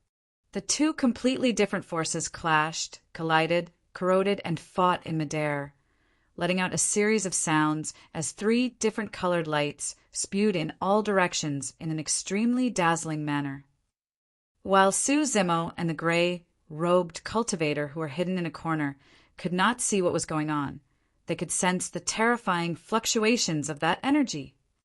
Not to mention Su Zimo, even the golden core gray robe cultivator would lose his life on the spot if he was struck by the feedback of the fight between those two powerful beings. Both Suzimo and the gray-robed cultivator looked terrible as they held their breaths, not daring to make a single sound. The power of the dragon flame was clearly superior to the blood pattern curse. The two energies were locked in a stalemate for a moment before the dragon flame burned the series of blood patterns into a crisp and descended before the palace lord. Having crushed the protection talisman earlier on, the palace lord was surrounded by a defensive barrier. Crack! Crack! Crack! This was the most advanced protection talisman amongst Grade 5 talismans. However, it was still incapable of withstanding the corrosion of the dragon flame as cracks appeared before long. It was about to disperse at any moment. Naturally, the dragon flame's might was also reduced after being mowed down by the defense of the blood pattern curse and the Grade 5 talisman. Dissipate. The palace lord waved his blood-colored bone staff once more, his eyes flashing a faint green as he hollered. Bang! Finally, the dragon flame dissipated into the air after 3 consecutive strikes from the palace lord. At this moment, the divine dragon swayed in the air with its massive body completely expanded and exposed in front of the palace lord, radiating with an aura that could make one tremble. The appearance of a divine dragon caused the weather to change. By resisting, the palace lord made the divine dragon even more furious. Fellow Taoists of the dragon race were both from the 9 races. I barged into this treasure ground by accident. Please show mercy, the palace lord yelled immediately with a pale face. In the corner, Suzimo was shocked when he heard that. Dragon race. Could the primordial life form outside actually be from the dragon race? Did dragons really exist in this world? At that moment, an impulse surged in Suzimo's heart. He wanted to tear off the rag to see the appearance of one from the dragon race. However, Suzimo endured it still. Back when he was studying in Pingyang Town, he had already heard many legends about dragons. Vague and without basis, those legends were merely folk tales that spread among the mortal realm. Suzimo had never taken them seriously before. In fact, before he encountered perfected being Songlang, he did not believe that immortals existed as well. Later on, Suzimo stepped on the path of cultivation and joined Ethereal Peak. In Ethereal Peak, Suzimo read through some ancient books. None of them had any records about dragons. Even if there were, they were extremely short and vague. By reading many ancient books, one could piece together some limited information. Dragons were terrifying existences of the primordial era. They were not part of the demon race and were a unique race of their own, known as the dragon race. Legend has it that the dragon race was extremely strong and they were incomparably glorious in the primordial era, reigning through the ancient times. However, for some unknown reason, the dragon race disappeared from the sands of time and became extinct, turning into mere legends. Suzimo bore a sense of doubt towards those records. From his point of view, since the dragon race possessed such a majestic history, there would definitely be some traces of them left in Tianhuang mainland. Before this, Suzimo had never seen anything about it before. Instantly, an image of the massive skeleton that nearly penetrated the entire sea of bones appeared in Suzimo's mind. Could that have been a dragon's corpse? The thought of that possibility gave Suzimo a shock. Frowning, he recalled what was said earlier on, and a thought flashed through his mind. 9 races? What is that? On the other end, a glint flickered through the gray-robed cultivator's eyes momentarily upon hearing that. He's someone of the 9 races. Blood pattern curse. Could it be? The gray-robed cultivator's eyes flashed as he guessed the identity of the palace lord. So what if you're someone of the 9 races? Notwithstanding the fact that your bloodline is impure, making you a bastard child, even if you were pure-blooded, Coming here to eat a descendant of the dragon race is just asking to die." Within the void, a deep and powerful voice boomed out. Every single word that came out was like a clap of thunder that shook one's mind. Swoosh! The divine dragon swayed its tail. Filled with green scales, the dragon's tail that was thick like a divine whip slammed down at the palace lord with a destructive force. "Ah!" The palace lord's expression changed starkly as he exclaimed. Before the dragon's tail even arrived, a suffocating aura of death had already approached. The palace lord bit his tongue gently and spat out a drop of blood essence. After spitting out the blood essence, the palace lord seemed to have weakened massively as his eyes dimmed in a dispirited manner. By sacrificing that essence blood, he would have to take more than 10 years of recuperation to recover, even if he could survive that dragon's tail. "Go!" The palace lord chanted a chain of obscure incantations and waved his blood-colored bone staff, pointing it forward. The bloodlight transformed into a gigantic skeleton, which gnawed towards the dragon's tail. At the same time, the palace lord took out a handful of talismans from his storage bag and crushed them all. His eyes revealed a pained expression. He had gathered those talismans through the course of many years, but he did not expect that they would all be used up in this one round. He was painfully aggrieved for this battle. He was originally chasing a mere foundation establishment cultivator that was bound to be killed. But for some reason, he was the one being put in a passive position for the entire situation, as if someone was leading him by the nose. After a round of torture, he arrived at this place by some freak accident and took on the blame of being targeted by a divine dragon without even seeing anyone at all. Chapter 243, Minor Transference Talisman. Chapter 243, Minor Transference Talisman. Bang! The dragon's tail collided heavily with the head of the skeleton and let out an earth-shattering sound in the air. Almost instantly, the skull was crushed into powder and dispersed in the surroundings. Swoosh! The dragon tail's momentum did not stop and whipped the Blood Crow Palace's lord's body viciously. Bang! Bang! Bang! Even the stacked talismans were unable to withstand the ferocity of the divine dragon's tail. The palace lord's glabella lit up as a tyrannical spirit consciousness surged forth, resisting it with all its might. Bang! Like a kite that was snapped, the palace lord was sent flying from half of the mountain and landed heavily on the ground, creating a massive dust cloud. He coughed out a mouthful of blood as color drained from his face. His eyes dimmed as his bones were all broken.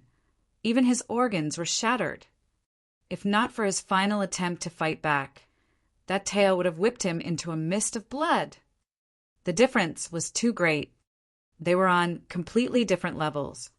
It's really not me. I've only just arrived and didn't even enter. Enduring the massive pain, the palace lord gasped with a trembling voice. Who else could it be if it wasn't you? The divine dragon hovered in midair and looked down at the palace lord as it questioned him loudly. Its eyes were filled with a frosty killing intent. The palace lord took a deep breath and said, "Fellow Taoist of the dragon race, please listen to me. The reason why I came here was because I was trying to kill someone. Your descendant must have been eaten by that person. He's the true murderer. I believe that he is still around here. He must have used some kind of trick to conceal himself and must not have gone far." Upon hearing that, Su Zimo and the gray-robed cultivator who were hiding in the corner felt their hearts clench. They were so scared that they did not even dare to take deep breaths. The gray-robed cultivator lamented internally. While it was true that his rag had the ability to deceive one's vision, it was also based on the circumstances. Be it whether the dragon's egg was stolen or eaten, the divine dragon would definitely be heavily affected by that blow. In that troubled state, it would go crazy and lose its mind, rushing out to hunt for the murderer immediately. With the rag to conceal their bodies and hide their auras, it would be easy to escape at that moment. Furthermore, the divine dragon would not have expected that instead of leaving right away, they would be hiding within the cave. That was the psychological blind spot. However, the gray-robed cultivator did not expect that this palace lord would appear out of nowhere in the chaos. Hunting Su Zimo to this place, he deduced that Su Zimo was in the cave with the guidance of the blood curse's power. That was the reason why the palace lord said what he said. If the dragon turned around and searched the cave, the gray-robed cultivator's rag turned into a complete ornament. The rag could hide them from the detection of golden cores or even nascent souls with extreme ease. However, it was a fool's dream to think that it could hide them from the detection of an adult dragon. Right after the palace lord said that, silence descended outside.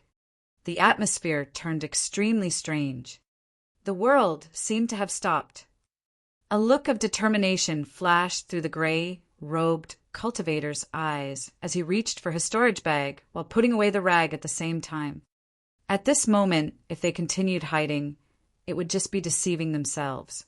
A talisman appeared in the palms of the gray-robed cultivator. Minor transference talisman. This was a type of talisman in the ancient era which had been lost through the times. Even in the ancient era, the minor transference talisman was famous and was extremely rare. Crushing a minor transference talisman could bring someone away from their current location instantly, teleporting them thousands of kilometers away. While the end point was uncertain, an ability like that was enough to move every cultivator. After all, it meant that any cultivators in possession of the minor transference talisman could instantly escape from danger and ensure that they would not die. The value of a minor transference talisman was self-evident. Using one meant that there was one less available. In the current cultivation world, the minor transference talisman was something considered to be priceless. No amount of spirit stones could buy one. To be fair, the gray-robed cultivator had not expected to make use of the minor transference talisman in his original plans. However, given the pressing circumstances, he was going to die if he did not use it. The moment the gray-robed cultivator pulled away the rag, two men appeared, standing in the deepest corner of the cave. The palace lord blinked his green eyes. This was the first time he caught sight of Su Zimo. As for Su Zimo, this was also the first time he saw his pursuer. Even though it was a short moment, the two of them memorized each other immediately. The next moment, Su Zimo caught sight of the primordial life form spiraled in the skies. Pissed, his heart skipped a beat as his pupils constricted right away, gasping for a breath of cold air. It was too shocking. If he had not seen it himself, Su Zimo would not have been able to imagine that a life form could grow to such an extent while radiating such a terrifying and intimidating presence. In front of this primordial life form, Su Zimo actually felt a sense of insignificance and an urge to prostrate himself in worship. It was as if the other party was incomparably noble and supreme. The thought gushed into his mind as though it was deeply embedded in the foundation of his bloodline. Su Zimo frowned. This feeling made him feel extremely disgusted. Unless he was willing, Su Zimo would not bow down or kneel to anyone. He narrowed his eyes with a burning gaze. Against the might of the divine dragon, he puffed up his chest instead while a trace of sharp killing intent was revealed in his eyes. The moment that humble feeling emerged, Su Zimo crushed it into nothingness. While the change that happened in Su Zimo was extremely short, almost instantaneous, the gray-robed cultivator sensed it. He looked at Su Zimo deeply. This was the first time he felt that this green-robed cultivator was not simple. He was the only one who knew clearly how difficult it would be to break free from the authoritative might and aura of someone from the dragon race. Not only did it require an indestructible willpower, it also required a confidence that bordered towards arrogance and a type of dominance that would have one look down upon the entire world and fear nothing. There might be cultivators out there who could fulfill some of those requirements. However, there were only a few who could meet all three. Suzimo in front of him was one of them.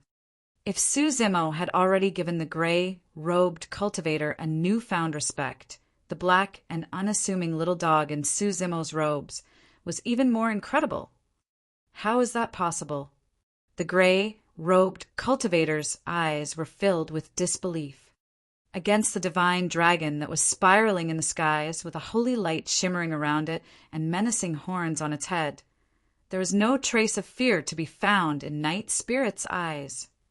Most of its body was hidden in Suzimo's embrace, revealing only a pair of pitch-black eyes. With a calm expression, it glared at the divine dragon in the skies coldly. Night Spirit's gaze was a little strange, such that the gray-robed cultivator could not put it to words. However, he would always remember that gaze. Many years later, when the gray-robed cultivator finally found out about Night Spirit's origin, he would be enlightened upon recalling this gaze. Chapter 244, Escape. Chapter 244, Escape. Towards Suzimo, the gray-robed cultivator bore extreme resentment the entire time. If not for this person, he would have long escaped unscathed after stealing the dragon's egg. In the future, he would have nurtured a divine dragon. How glorious would that be? But now, not only was the dragon's egg gone, even the most precious and rarest treasure in his possession, the minor transference talisman, was taken out. This is a huge loss. The gray-robed cultivator cursed internally. After crushing the minor transference talisman, his first instinct was to send Suzimo flying with a kick. He was vengeful. Why else would he have landed in such a sorry state if not for that green-robed cultivator? However, when he sensed the change in Suzimo alongside Night Spirit's gaze, the gray-robed cultivator changed his mind at the last minute. He decided to take the green-robed cultivator and that black dog along with him. That's a minor transference talisman. The Blood Crow Palace's lord's gaze narrowed as he instantly recognized that talisman. The minor transference talisman was crushed. An extremely strange energy fluctuation burst forth from the gray-robed cultivator's palm. A sudden violent tremble broke out in the space. Right after, a humongous vortex appeared behind the gray-robed cultivator. Its core was dark and bottomless like a black hole. An extremely powerful suction force worked itself on the gray-robed cultivator. Before he was dragged into the black hole, the gray-robed cultivator reached out and grabbed Suzimo's arm, yanking the latter along. The entire process seemed very slow upon narration, but in fact, it occurred in the split of a moment. Swoosh! The two figures were swallowed whole by the black hole and disappeared. Almost instantly, the divine dragon that was still in the skies transformed into a massive beam of green light and descended upon the middle of the mountain, causing the godly mountain to crack and collapse on the spot. Even though the divine dragon's speed was fast enough, it was still a step slower. Roar! Enraged, it opened its blood-red mouth and saliva dripped down, howling with an earth-shattering dragon's roar that reverberated through the world. Around the head of the divine dragon, the sound seemed to be corporeal and formed ripples that spread in all directions, sweeping through the entire primordial ruin such that the countless corpses in the sea of bones were sent jumping. Countless white-boned beasts were awakened, seemingly summoned. Even the skeleton of a dragon that permeated through the entire sea of bones was vibrating as if it wanted to soar into the heavens. The moment the dragon's roar ended, a faint dragon's roar could be heard from a valley made up of a mountain range behind the godly mountain. The dragon's roar from the valley was neither loud nor clear, but it carried the weight of time. It was dignified and majestic. Ugh! The palace lord grunted in pain, looking even more terrible. The dragon roar from the valley seemed insignificant, but it almost shattered his essence, spirit, The white-boned beasts that were formed in the sea of bones collapsed into many bones and fell to the ground once more. Intersecting in the air, the two dragon roars seemed to be communicating something.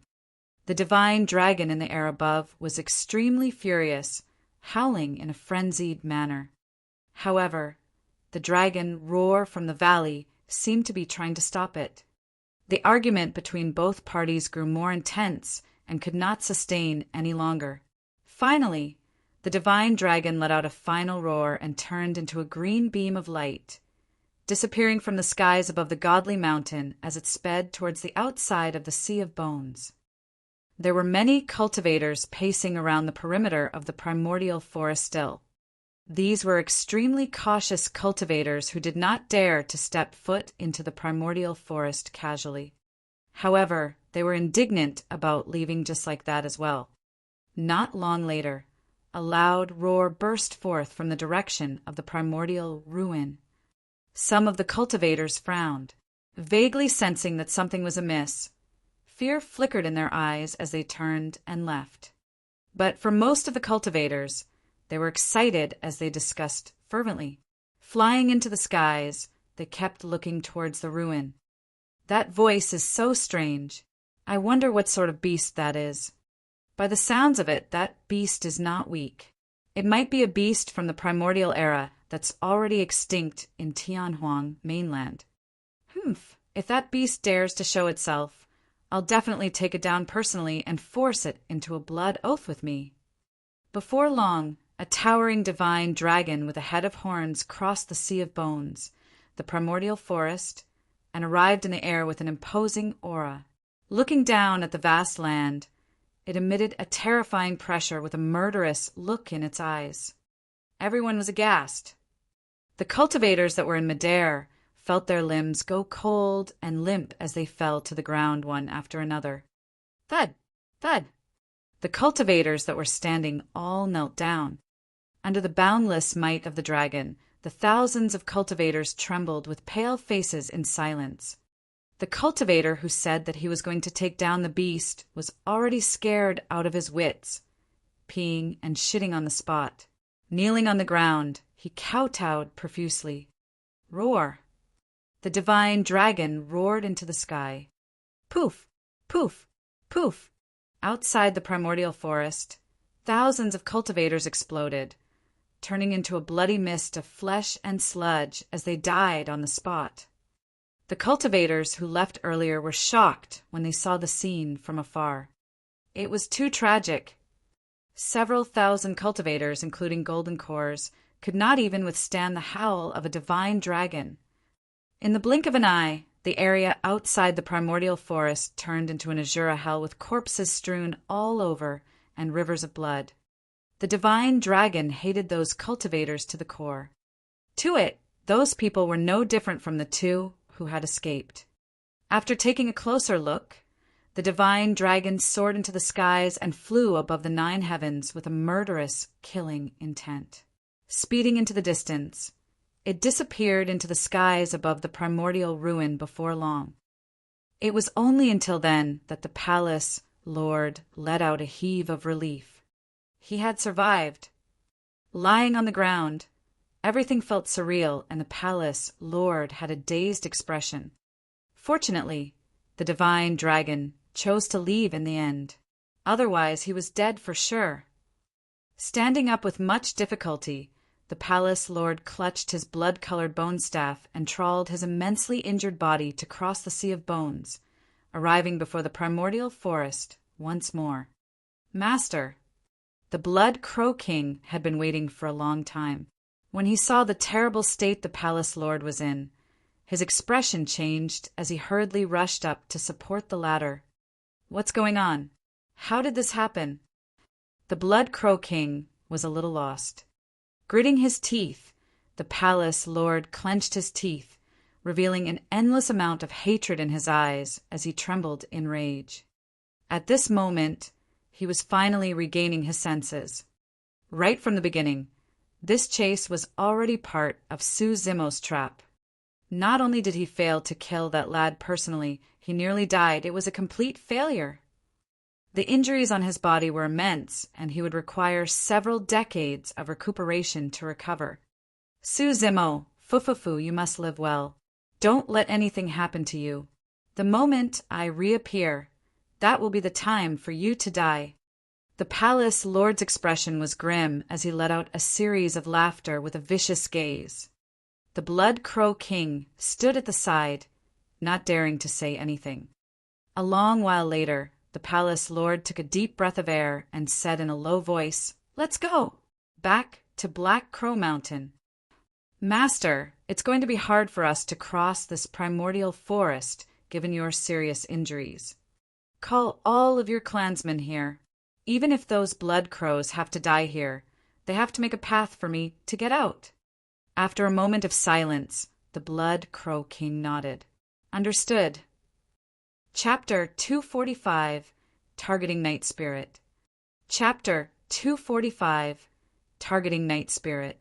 In the void thousands of kilometers away from the primordial ruin, a gigantic black hole appeared and two figures tumbled out of it, landing heavily onto the ground with a massive dust cloud. Su-Zimo's body was strong, and he felt nothing much. Ouch! On the other hand, the gray-robed cultivator was crying out in pain. While he was a golden core, his physique was not as strong as Su-Zimo's. The fall had him baring his teeth and hissing in pain. Looking around, Su-Zimo realized that they had left the primordial ruin and arrived at a completely foreign place. Minor Transference Talisman. His eyes shimmered as he murmured. He knew nothing about talismans, and that was the first time he had heard of that talisman as well. However, the ability of the Minor Transference Talisman was an eye-opener for Su-Zimo. Space teleportation.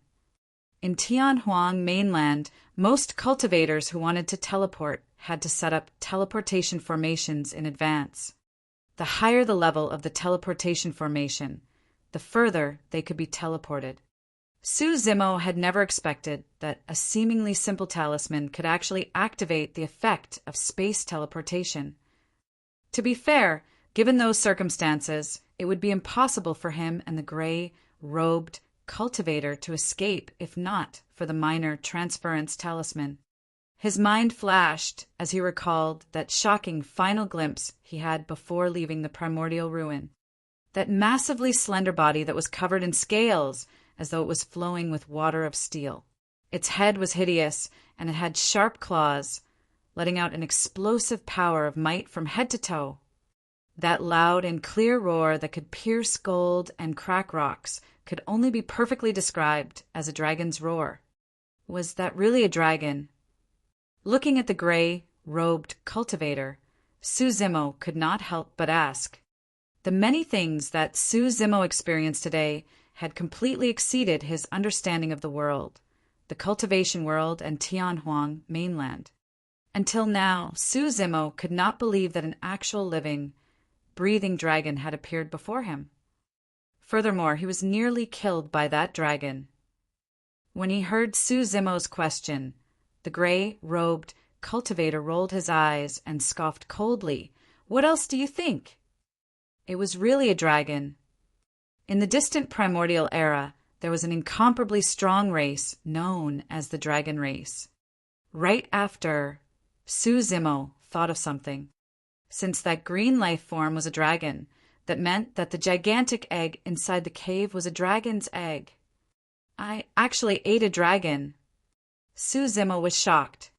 Or rather, to be accurate, it was half a dragon. Night Spirit ate the other half. The gray-robed cultivator, who was still seated on the ground, got more frustrated the more he thought about it. When he heard Su-Zimo mumbling to himself at the side, he was even more furious and could not help but stand up. Advancing forward, he glared at Su-Zimo and gritted his teeth. "You also know that you ate a dragon.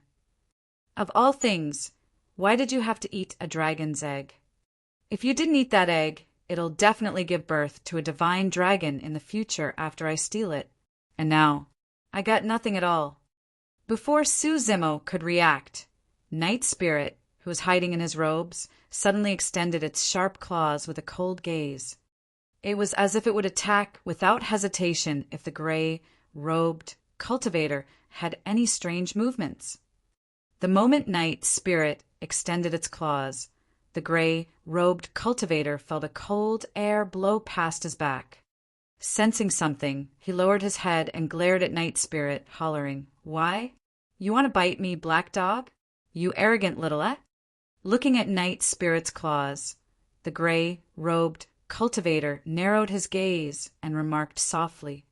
The thickness of Night Spirit's claw was almost identical to the hole on the dragon's egg. Oh! Realization dawned on the gray-robed cultivator as he said, "That whole mess, this black dog was actually the one that started it." Seeing the crazy manner of the gray-robed cultivator, Night Spirit did not sense any hostility from him and was no longer bothered. It half closed its eyes and sprawled on Suzimo's chest again. The gray-robed cultivator sized Night Spirit up and pondered deeply. Initially, he thought that Night Spirit was nothing but a mere dog. He even mocked Suzimo for raising a dog as a spirit beast. However, from the looks of it, Night Spirit was not so simple. A mere dog aside, even ancient remnant beasts or pure-blooded ferocious beasts might hesitate to eat if a dragon's egg was placed in front of them. However, no matter how the gray-robed cultivator thought about it, he could not find any demon beasts that could match with Night Spirit. Rubbing his chin, the gray-robed cultivator rolled his eyes as a thought slowly arose in his mind. Right then, Suzimo asked at the side, "I'm Suzimo of Ethereal Peak. Fellow Taoist, may I know your name?" "Lin Xuanji." The gray-robed cultivator's attention was mostly on Night Spirit, as he replied without much thought. Nodding his head, Suzimo cupped his fist solemnly. "Thank you for saving me this time. If I have a chance, I'll definitely repay you in the future." "There's no need for a future. You can do it now." Lin Xuanji let out a smile and pointed to Night Spirit in Suzimo's embrace. "Taoist, we'll consider your debt repaid if you give me that dog. How about it?" Even though Lin Xuanji could not tell Night Spirit's background, he could tell that it had a great potential. Even if it was truly a dog, it could definitely transform into a ferocious and terrifying spirit beast after eating half a dragon's egg. Lin Xuanji could vaguely sense that if he could take Night Spirit away, it would definitely make up for his loss this time. Night Spirit. Suzimo froze for a moment. He had not expected that Lin Xuanji would target Night Spirit. Chuckling, Suzimo replied, "It's not a problem for me to agree. However, Night Spirit will definitely not leave with you." Lin Xuanji let out a strange chuckle and asked, "So you're agreeable to that?" "If you are, then we are even and no one owes anyone anything. How about that?" "Sure." Suzimo nodded, smiling internally. He knew Night Spirit's temperament best. The gray-robed cultivator would definitely be at a loss for wanting to target Night Spirit. "Great." Lin Xuanji patted Suzimo on the shoulder. "As long as you're agreeable, leave the rest to me. I'll show you my capabilities too." Suzimo smiled without replying. Coming before Night Spirit, Lin Xuanji asked with a smile, "Little black dog, come with me." Night Spirit ignored him and closed its eyes, seemingly asleep. Lin Xuanji lifted the folding fan in his hands and tapped towards Night Spirit's head, chiding softly, "This little fellow is quite good at pretending." Just as the folding fan was about to land on Night Spirit's head, it suddenly woke up. It raised its head and bit Lin Xuanji's folding fan, letting out a threatening growl from its throat. "Hey!" Lin Xuanji panicked and withdrew his folding fan hurriedly.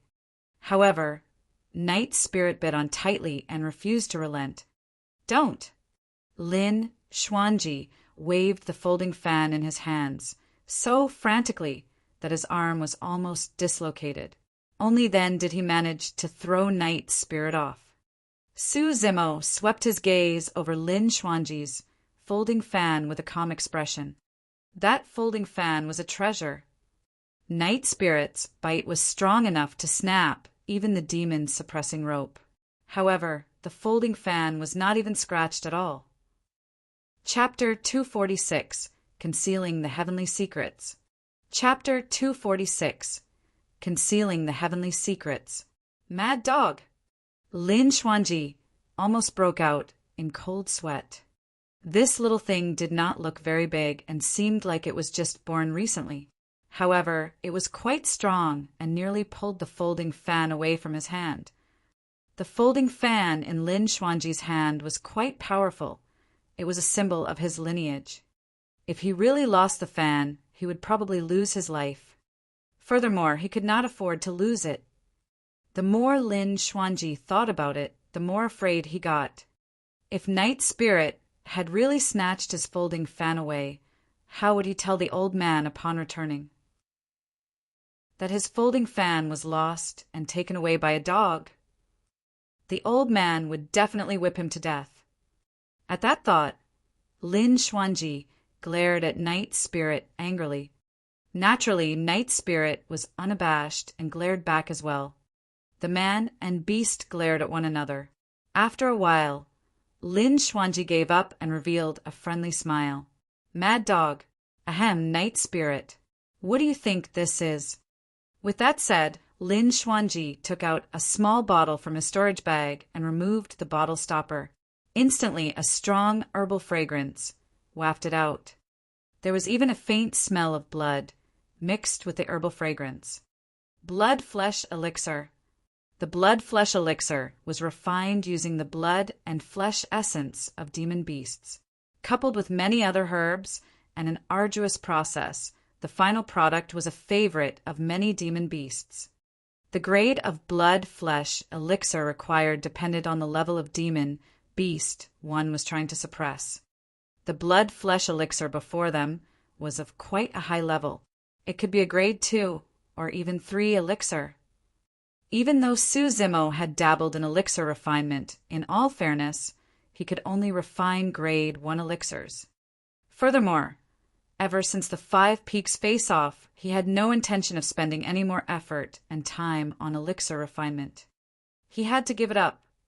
As the grade of elixirs increased, the demands of the elixir refinement techniques would be higher and the recipes would get more complex as well. Su Zimo was not a god and did not have that much time and energy. The path he wanted to take was one fraught with difficulties. On the basis of both immortality and demonic cultivation, he could only choose between weapon or elixir refinement, and Su Zimo chose the former. If it was Spirit Tiger or Little Crane, both would have lunged for this blood-flesh elixir in a frenzied manner the moment they saw it. No matter the consequences, they would just eat it first. However, Night Spirit was extremely calm. It eyed the blood-flesh elixir in disdain and pouted its lips. Fuck! Lin Xuanji was provoked. He could sense his pride being insulted and trampled on by that gaze. I'm actually being despised by a dog. Lin Xuanji was so angry that his entire body was trembling and his eyes were red.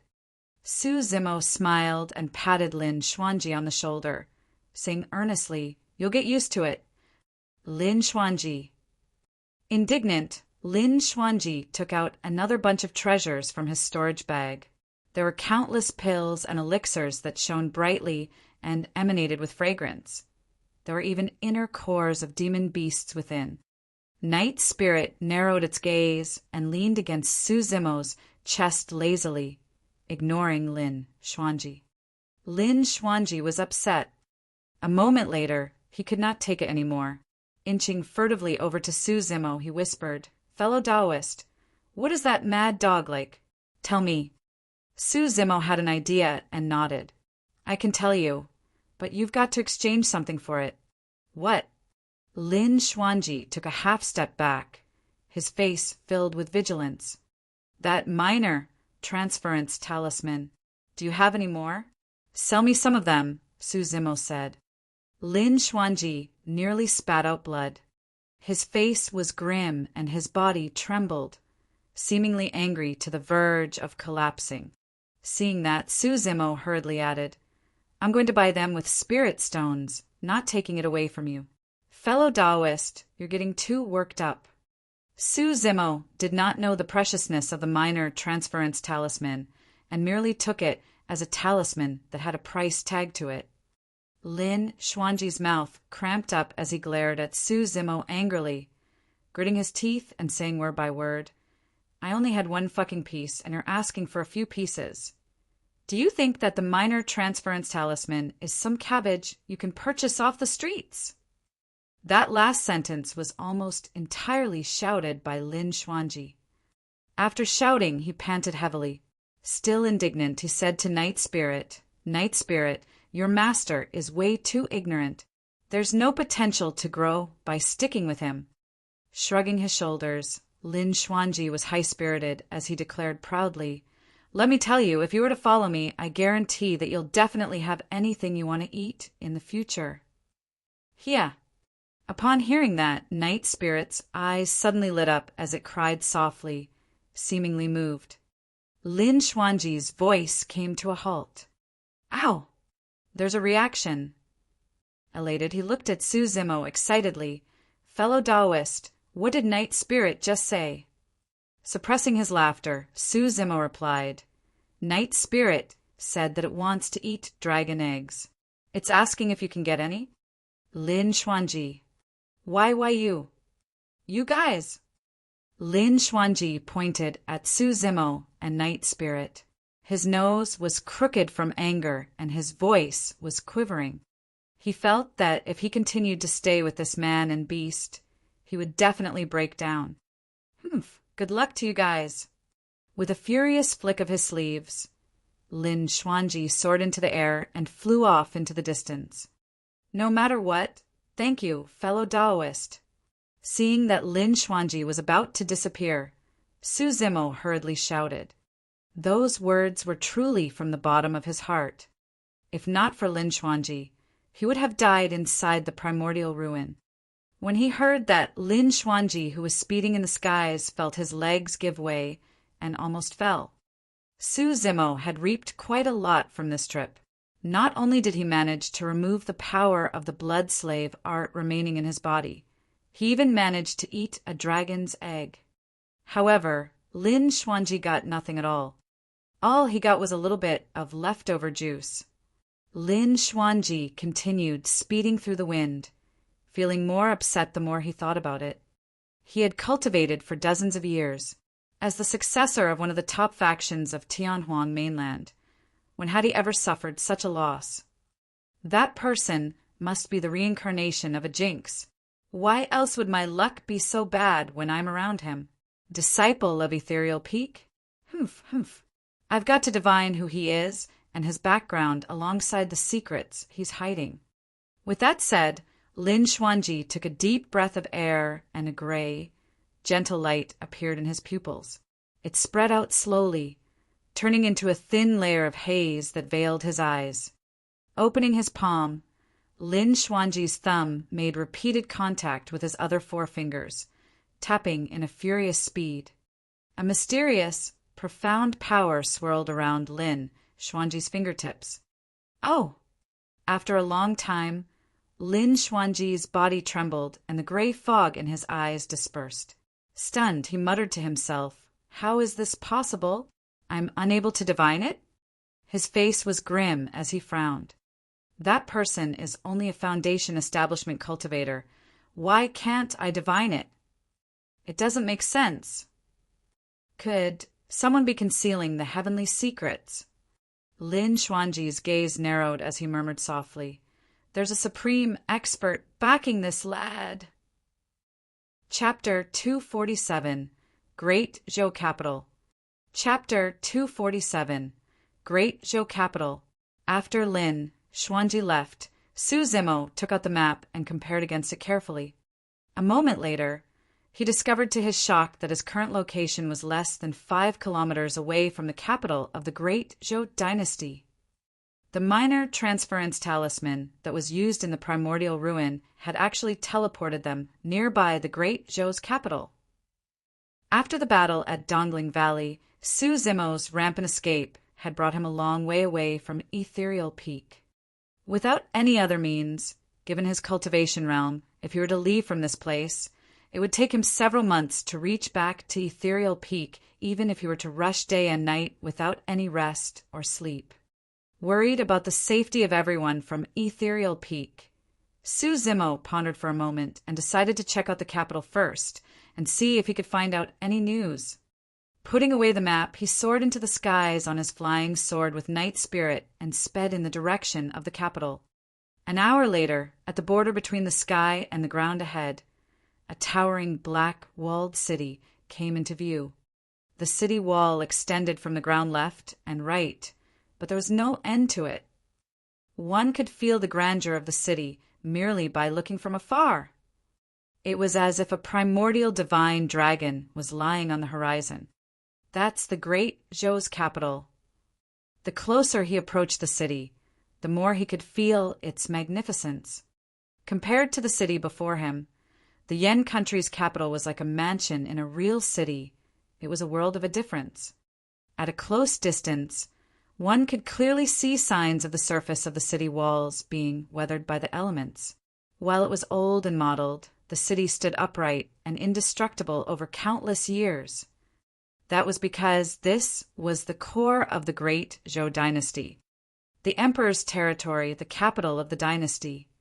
There were 3 tall city gates in the direction of Suzumo city wall, where many guards of the capital stood on both sides. The traffic was endless, and more than half of them were cultivators. Hey, that cultivator up there. Anyone that's beneath Golden Core is forbidden from flying in the capital. Come down quickly. Right then, a shout from the city gate interrupted Suzumo's thoughts. Unknowingly, he had already arrived at the city gate of the capital on his flying sword, and the guard below was referring to him. Even a vassal state like Yen country had various rules in its capital, let alone this majestic city that was the capital of the great Zhou dynasty. Putting away his flying sword, Suzumo descended in front of the city gate and headed into the capital with the crowd. He looked around carefully and noticed that the guards would collect 10 spirit stones as entrance fee each time they encountered cultivators. Qi refinement warriors paid 10 inferior grade spirit stones, while foundation establishment cultivators paid 10 middle grade spirit stones. As for golden cores, they could enter directly. Suzumo was not bothered by the rules and did not want any trouble, so he handed 10 middle-grade spirit stones casually to a guard.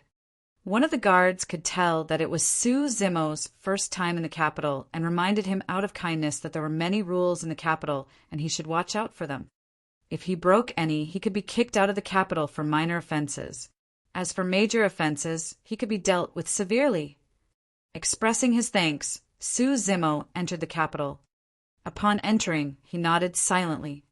The spirit chi in the capital was clearly thicker than outside. There should be an array formation master who set up a massive spirit gathering formation in and out of the great Zhou's capital to achieve such an effect. Suzumo walked through the long street, paved with bluestone, and fell into deep thought. Even golden cores would not be able to attain true inedia and had to eat. Only nascent souls would possess supreme dermic powers and were able to consume rain dews and absorb the essences of the universe. Nourishing their bodies with the chi of day and night, they could attain inedia. Therefore, the best place to obtain information in the great Zhou's capital was a restaurant. Raising his head, Suzumo caught sight of a 2-storied restaurant not far away on his left. Noon had yet to arrive, but there were already plenty of customers within, mostly cultivators. Entering the restaurant, Suzumo did not head up to the private rooms on the 2nd floor. Instead, he looked for a seat nearby the windows on the 1st floor and sat down, casually ordering some food. Before long, more people gathered on the 1st floor. Many cultivators were gathered in small groups as they discussed the recent happenings of the cultivation world. Suzumo listened in while sipping his drink in no hurry. A long time later, someone in the crowd suddenly remarked, "There's 2 more years till the sect competition. I think Ethereal Peak is doomed this time round." "That's right," Because of such a huge change in ethereal peak, there will be plenty of empty spots on the 4 ranking lists. Let's see who's able to clinch the top seat this time round. Yes, I think many sects and cultivators have their sights set on the primordial ruin and are thinking of finding some treasure there.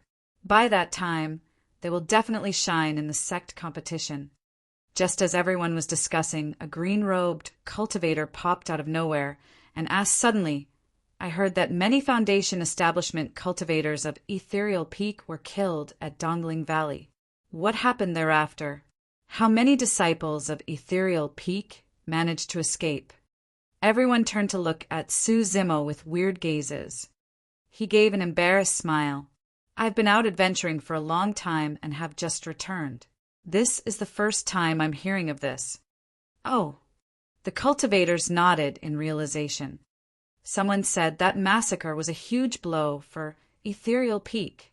From what I know, only a dozen or so out of the many Foundation establishment disciples managed to escape. Of the 3 great legacy disciples, 2 of them died in that battle. Su Zimo felt slightly better that it wasn't a complete annihilation. However, he was still worried about Little Fatty and Lung Ro's safety. What about the golden cores of Ethereal Peak? What happened to them? Su Zimo pondered for a moment and asked, "It's even worse." A cultivator at the side shook his head and replied, "I heard that of Ethereal Peak's 5 golden cores, only 1 managed to escape and he was seriously injured. No one knows if he's dead or alive." Su Zimo sighed internally. As I had mentioned, the blow for Ethereal Peak was huge. Almost all of their top Foundation establishment cultivators had perished in Dongling Valley. Only he did not know whether Peak Master Wenxian or Elder Yu was the golden core who had escaped. Right then, another cultivator added, "I heard news that initially none of the Ethereal Peak disciples could escape at all.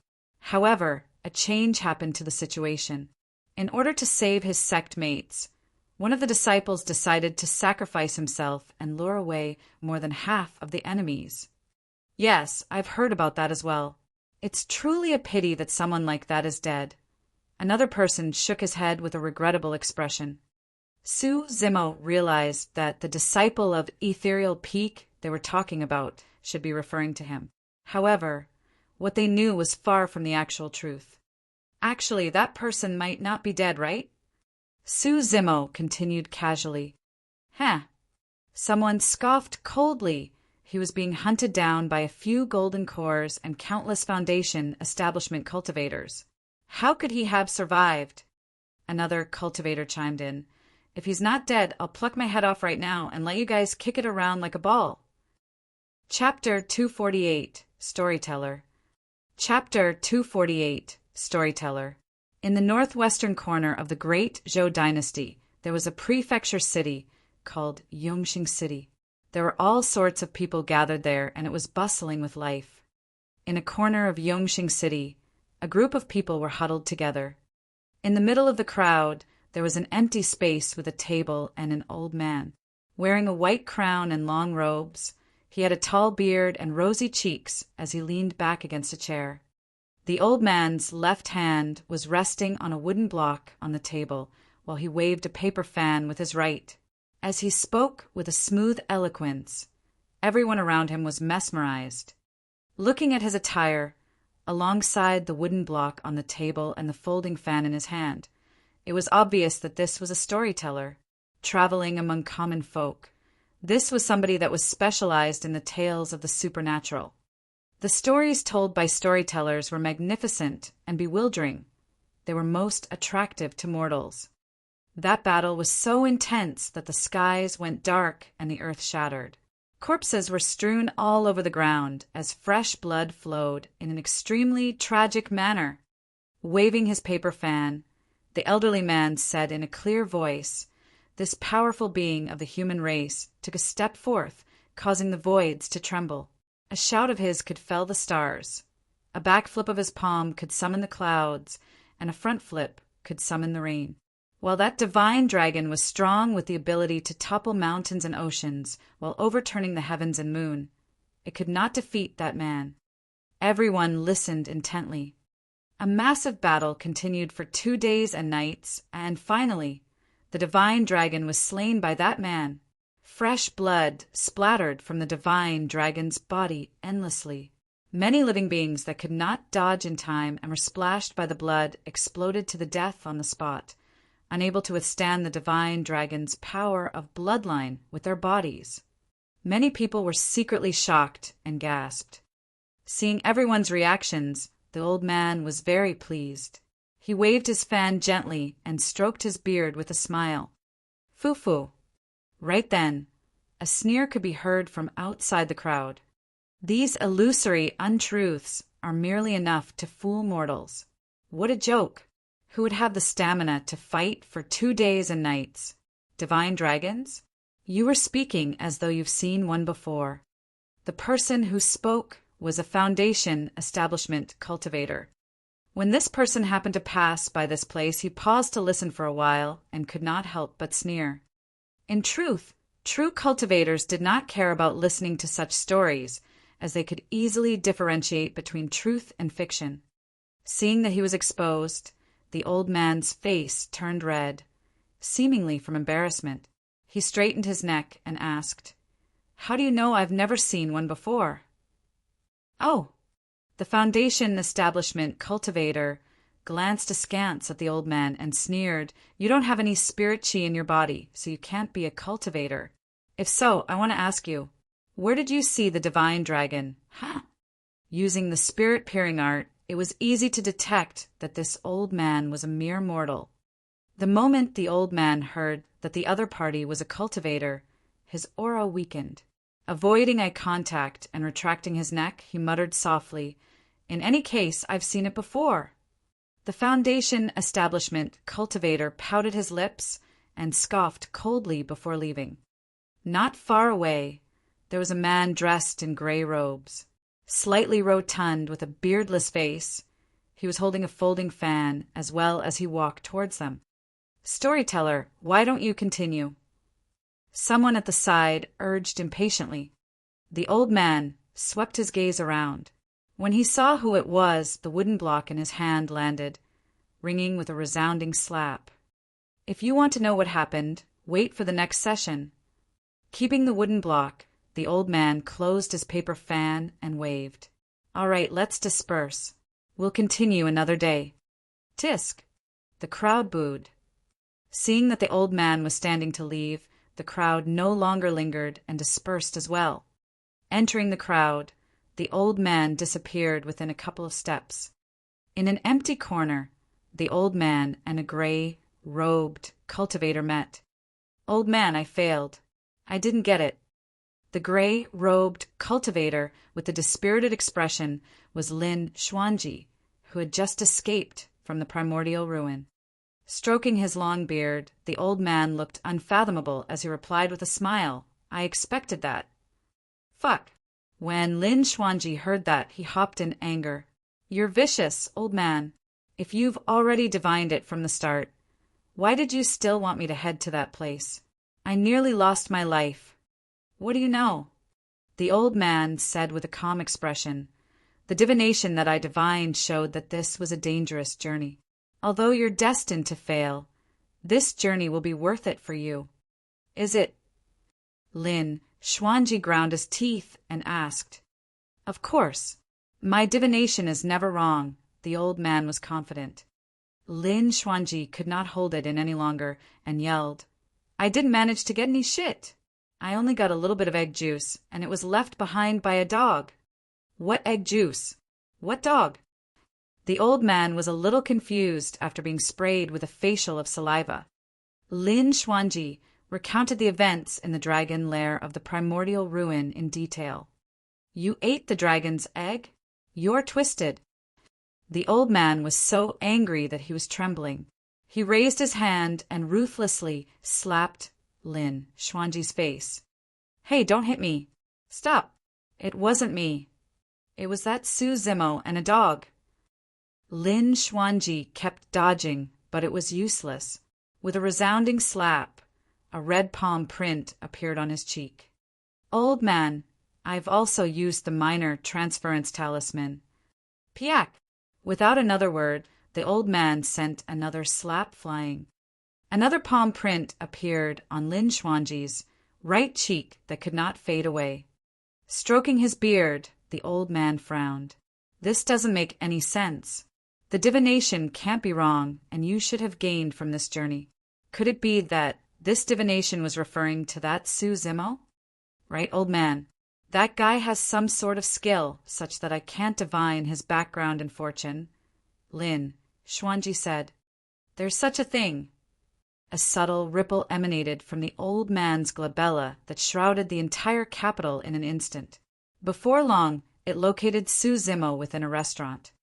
Gentle threads appeared in the old man's eyes that spread out swiftly into a hazy fog. Opening his palm, the old man began to divine. As time passed, the old man frowned deeper while his expression turned grimmer and paler.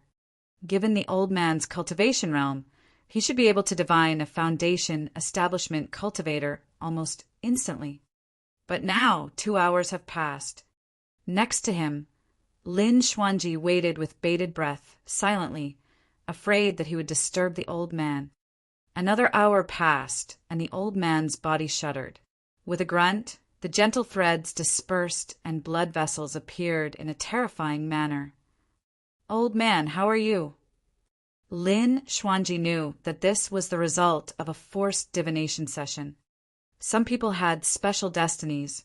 If one were to force a divination and did not stop in time, turning blind would be a normal occurrence.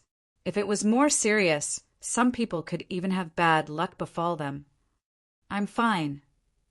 The old man waved it off and let out a long breath, pondering. That lad has a normal destiny. It was initially ordinary, but an expert helped him to change his fate, weaving his destiny entirely. I can't divine him either. Huh. Lin Xuanji's eyes widened as he asked in disbelief, changed his fate? He knew the immensity of those words. That was something that even the old man could not do. Oh! Right then the old man's expression changed, and his eyes shone with a strange glint. Chapter 249 Chase. Chapter 249 Chase. Seeing the strange look on the old man's face, Lin Xuanji could not help but ask, "What happened, old man?" "You said that the 3 of you ate that dragon's egg?" The old man was expressionless as he asked instead. Stunned for a moment, Lin Xuanji shook his head hurriedly. "I only ate a little bit of egg juice. It was almost entirely eaten by that man and beast. Both of them ate so much that their mouths spewed with light and they could barely hold it in." "Eat a little." The old man sneered. "Even if you only ate a single drop of it, you can dream about getting away scot-free. Do you think that it's so easy to eat a dragon's egg? That you can just wipe your ass and leave after eating it?" "Old man, what do you mean? Don't scare me. A dragon has come knocking." "Ah. Stay here and don't leave the city." Right after saying that, the old man transformed into a beam of light and disappeared from where he was. Outside the city, a woman clad in green armor headed for the city gate. She was tall and exuded a cold aura, bearing a frosty expression with killing intent hidden in her eyes. Her armor was extremely unique, as if green fish scales were pieced together seamlessly. The closer to the city gate, the more people there were. Even as she approached, the woman did not show any signs of slowing down as she squeezed through the crowd straight towards the city gate. "Why are you squeezing? Do you want to die?" A foundation establishment cultivator ahead spun around suddenly and glared at the green armored woman. He placed his hand on his storage bag in a threatening manner. Other than some special areas, fighting within the capital was forbidden. However, since this was outside the capital after all, the guards would not care even if a fight truly broke out here. Against the threat of the foundation establishment cultivator, the green armored woman was expressionless as she continued walking forth. In fact, she did not even pause in her footsteps at all. The foundation establishment cultivator frowned. Using the spirit peering art, He sized the green armored woman up and realized that there were no traces of spirit chi at all. Most importantly, the green armored woman did not carry a storage bag with her. This implied that she was a mere mortal. You're asking for death. Confident, the Foundation establishment cultivator cursed and withdrew a flying sword from his storage bag, injecting spirit energy into it. Whoosh! 2 spirit patterns shone on the sword. A middle-grade flying sword. Go! The Foundation establishment cultivator hollered as the flying sword stabbed towards the glabella of the green armored woman. The crowd had long dispersed, afraid that they would be implicated. Ignoring the incoming flying sword, the green armored woman continued forward. The Foundation establishment cultivator opposite sneered internally as a vicious look flashed in his eyes. Clang! When the flying sword stabbed the green armored woman's glabella, it was repelled and the sound of metal clashing was produced. The expression of the Foundation establishment cultivator changed. The crowd was also dumbfounded. A middle-grade flying sword could not even scratch that person's body.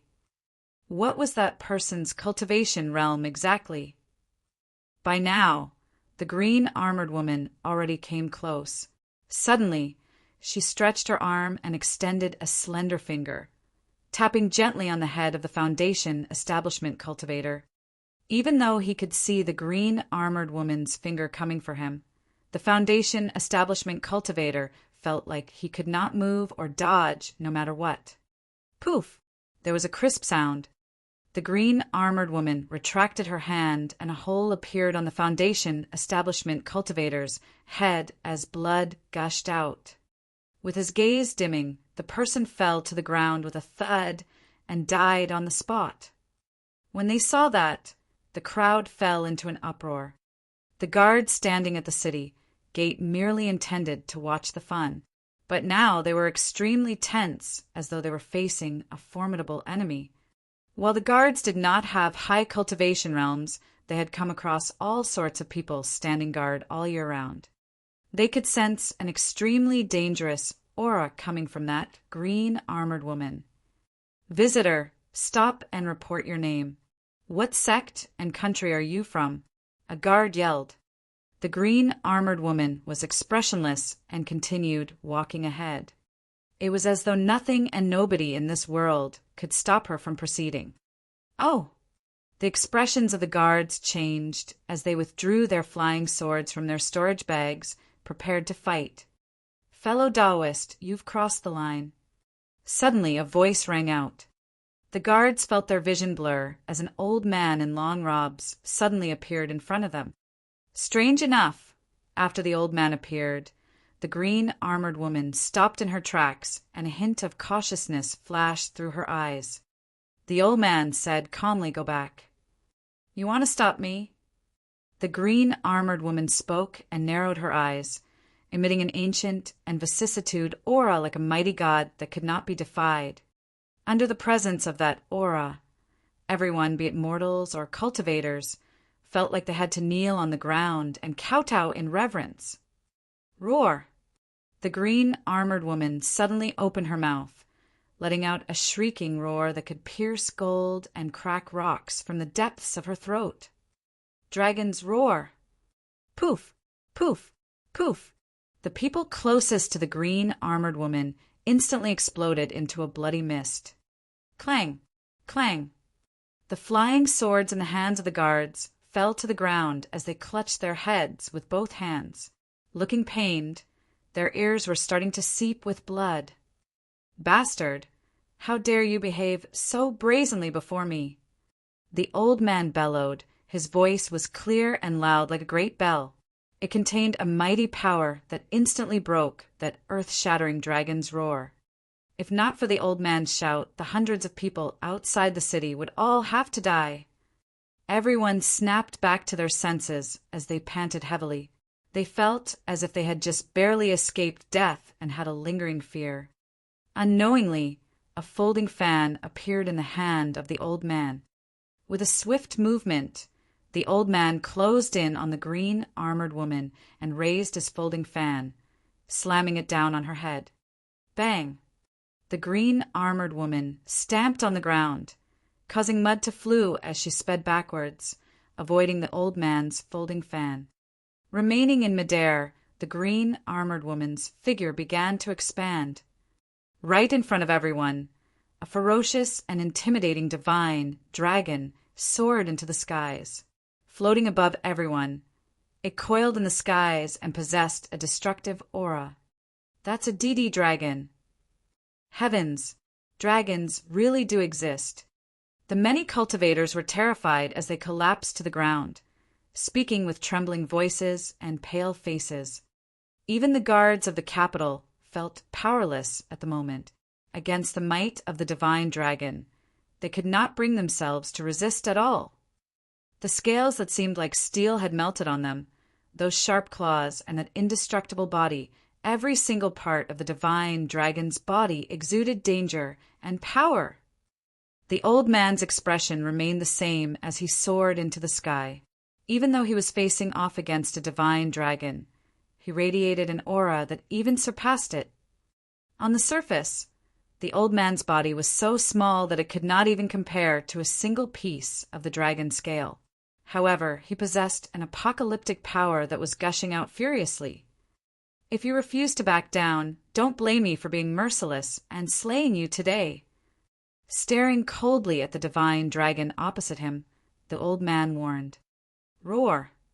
The divine dragon opened its gigantic mouth and spewed a stream of green dragon flame, incinerating the surrounding air instantly as it charged towards the old man. Chapter 250 Gloom. Chapter 250 Gloom. Humph! Faced with the incoming scorching dragon flame, the old man remained composed and snorted coldly. With a flick of his wrist, his folding fan opened up and released an incomparably golden glow. The old man's folding fan seemed to have transformed into a blazing sun, emitting golden rays that were bedazzling. In that instant, everyone watching the battle from the capital, be it cultivators or mortals, felt a sharp pain in their eyes. Their vision was drowned by the endless light, and they lost their sight temporarily. Those outside the capital that were closest to the battlefield shrieked in pain and turned their heads, subconsciously. Shutting their eyes tightly, tears streamed down their faces. Roar! The divine dragon seemed to recognize the folding fan in the old man's hands as it let out a deep growl while looking on with a hint of caution. Swash! The old man waved his folding fan and swiped forward. The green dragon flame that gushed in was like a piece of silk and parted in the middle against the folding fan, dissipating to both sides. Almost instantly, the old man arrived before the divine dragon. The divine dragon raised its head and straightened its body, extending a pair of gigantic claws that swiped at the old man ferociously. The old man was expressionless, and he did not dodge nor avoid. He simply stretched out his arm and clenched his fist, punching towards the incoming heavenly encompassing dragon claws. Bang! With a deafening boom, many cultivators outside the capital could not take it and fainted on the spot. The entire capital trembled under the might of that boom. At the center of impact, cracks appeared in the void. Pitch black, they exuded a cold and sinister aura that was absolutely shocking. Even the void was shattered. The old man's seemingly tiny body remained motionless in midair. Instead, the divine dragon was forced back a little. After that punch, the old man's folding fan swept forward. A piercing sound could be heard as it slashed past the divine dragon's body like a metal against a mirror, causing one to wince. Flashes of blood appeared. A wisp of dragon's blood splattered and dyed the skies red. On the side of the dragon's body, a huge gaping hole appeared where the dragon scales were shaved off, revealing the blood and flesh within. The divine dragon let out a miserable cry and soared into the air, swooping above the heavens. Holding the folding fan in one hand and his other hand placed behind his back, the old man looked at the divine dragon in the clouds calmly and did not chase after it. It turned around and glared at the old man, filled with killing intent and indignance. However, it was clear that if it continued fighting with this old man, it could very well die here. Roar! The divine dragon howled into the sky and soared through the clouds, speeding into the distance before disappearing into the horizon in the blink of an eye. After the divine dragon fled, the old man closed his folding fan, but did not leave immediately. His gaze lingered on a nearby void. Even though there was nothing there, the old man continued staring with a hint of warning in his eyes. A long time later, he retracted his gaze and heaved a sigh of relief. Waving his sleeves, he vanished. Within the capital, the many cultivators only realized what was going on a long time after the old man disappeared and a commotion broke out. Did you guys see that? That was an actual divine dragon. So, an ancient life form like that really does exist in the world. I've lived this life with no regrets being able to see it today. The aura of that divine dragon was truly way too terrifying. Even though we were so far away from it, I felt my heart palpitating like I could die at any moment. Many cultivators gathered excitedly and discussed. Those cultivators, be it Foundation, Establishment cultivators, or Golden Cores, may have never been able to see the appearance of a true dragon in their entire lives. In fact, for most of them, like Su Zimo, divine dragons were merely illusory legends that were thought up by people. How could there be such a terrifying life form in Tianhuang mainland? Now that everyone saw it with their own eyes, they truly understood that the divine dragon outside the capital was far stronger than they had imagined, far more frightening than the legends had described. Just who was it that blocked off such a terrifying existence? The divine dragon was already so powerful. What sort of cultivation realm did the cultivator who blocked off the divine dragon have? I don't know. I couldn't see clearly. Everyone shook their heads. All of them had witnessed the massive battle clearly. The sight of the divine dragon spiraling in midair was remembered by everyone. However, no one had a clear recollection of the person who fought against the divine dragon. A golden core said hesitantly that person was shrouded by a layer of fog and couldn't be seen clearly at all. He looked like a middle-aged man. Where did that divine dragon come from? Why is it here? I'm not sure.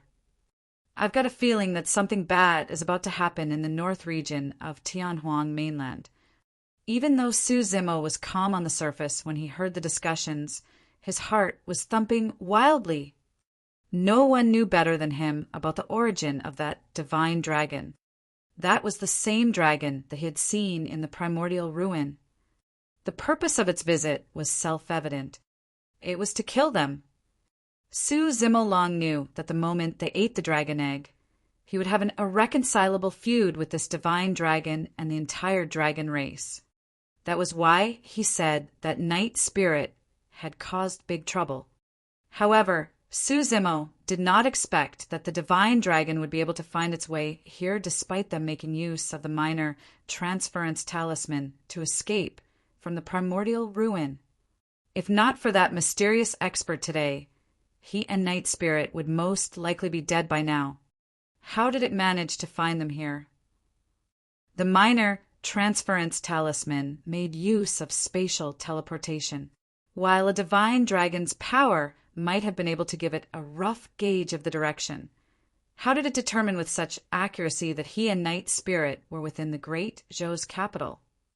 This time round, the divine dragon was pushed back by a mysterious expert. However, it was impossible for mysterious experts to appear around Su Zimo all the time.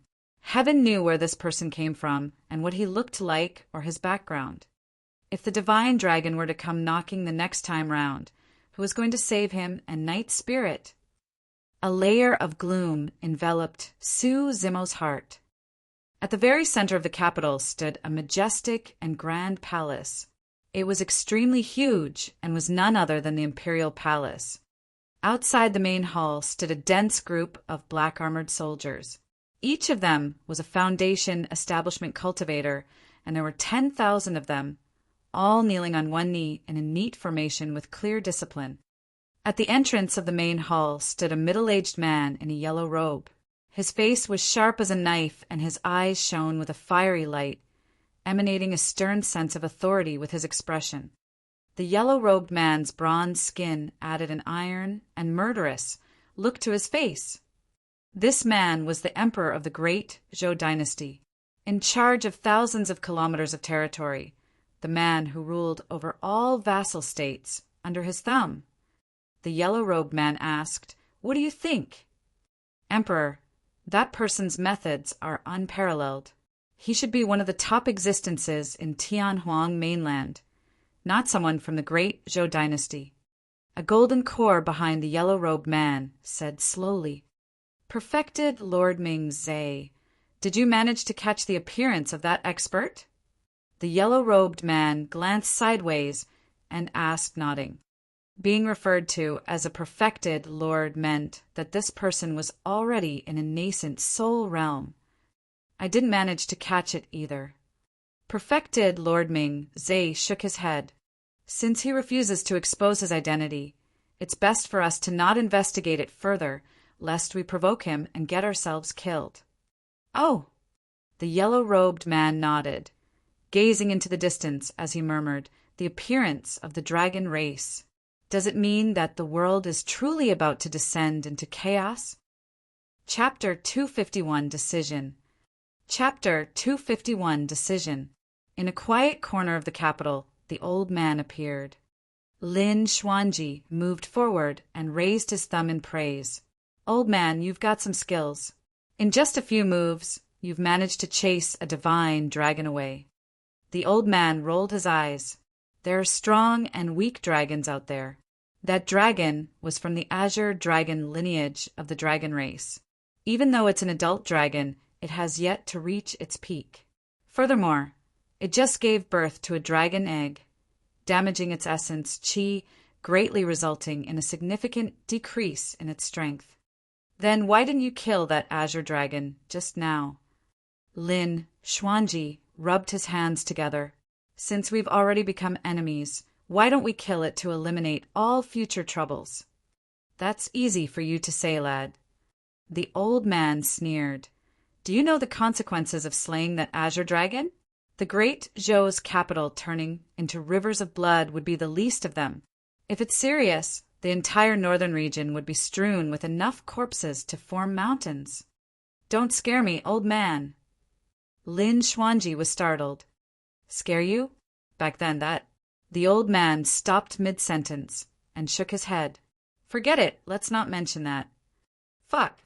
Lin Xuanji's ears were perked up to listen in focus when the old man decided to not continue. The old man waved it off. "Furthermore, did you think that the azure dragon came alone? In the dark, there's another dragon that did not show itself. That dragon is the true expert." Lin Xuanji frowned and asked, "Old man, I used a minor transference talisman. How did that azure dragon find me here?" "The three of you ate a dragon's egg. That's equivalent to eating an entire dragon.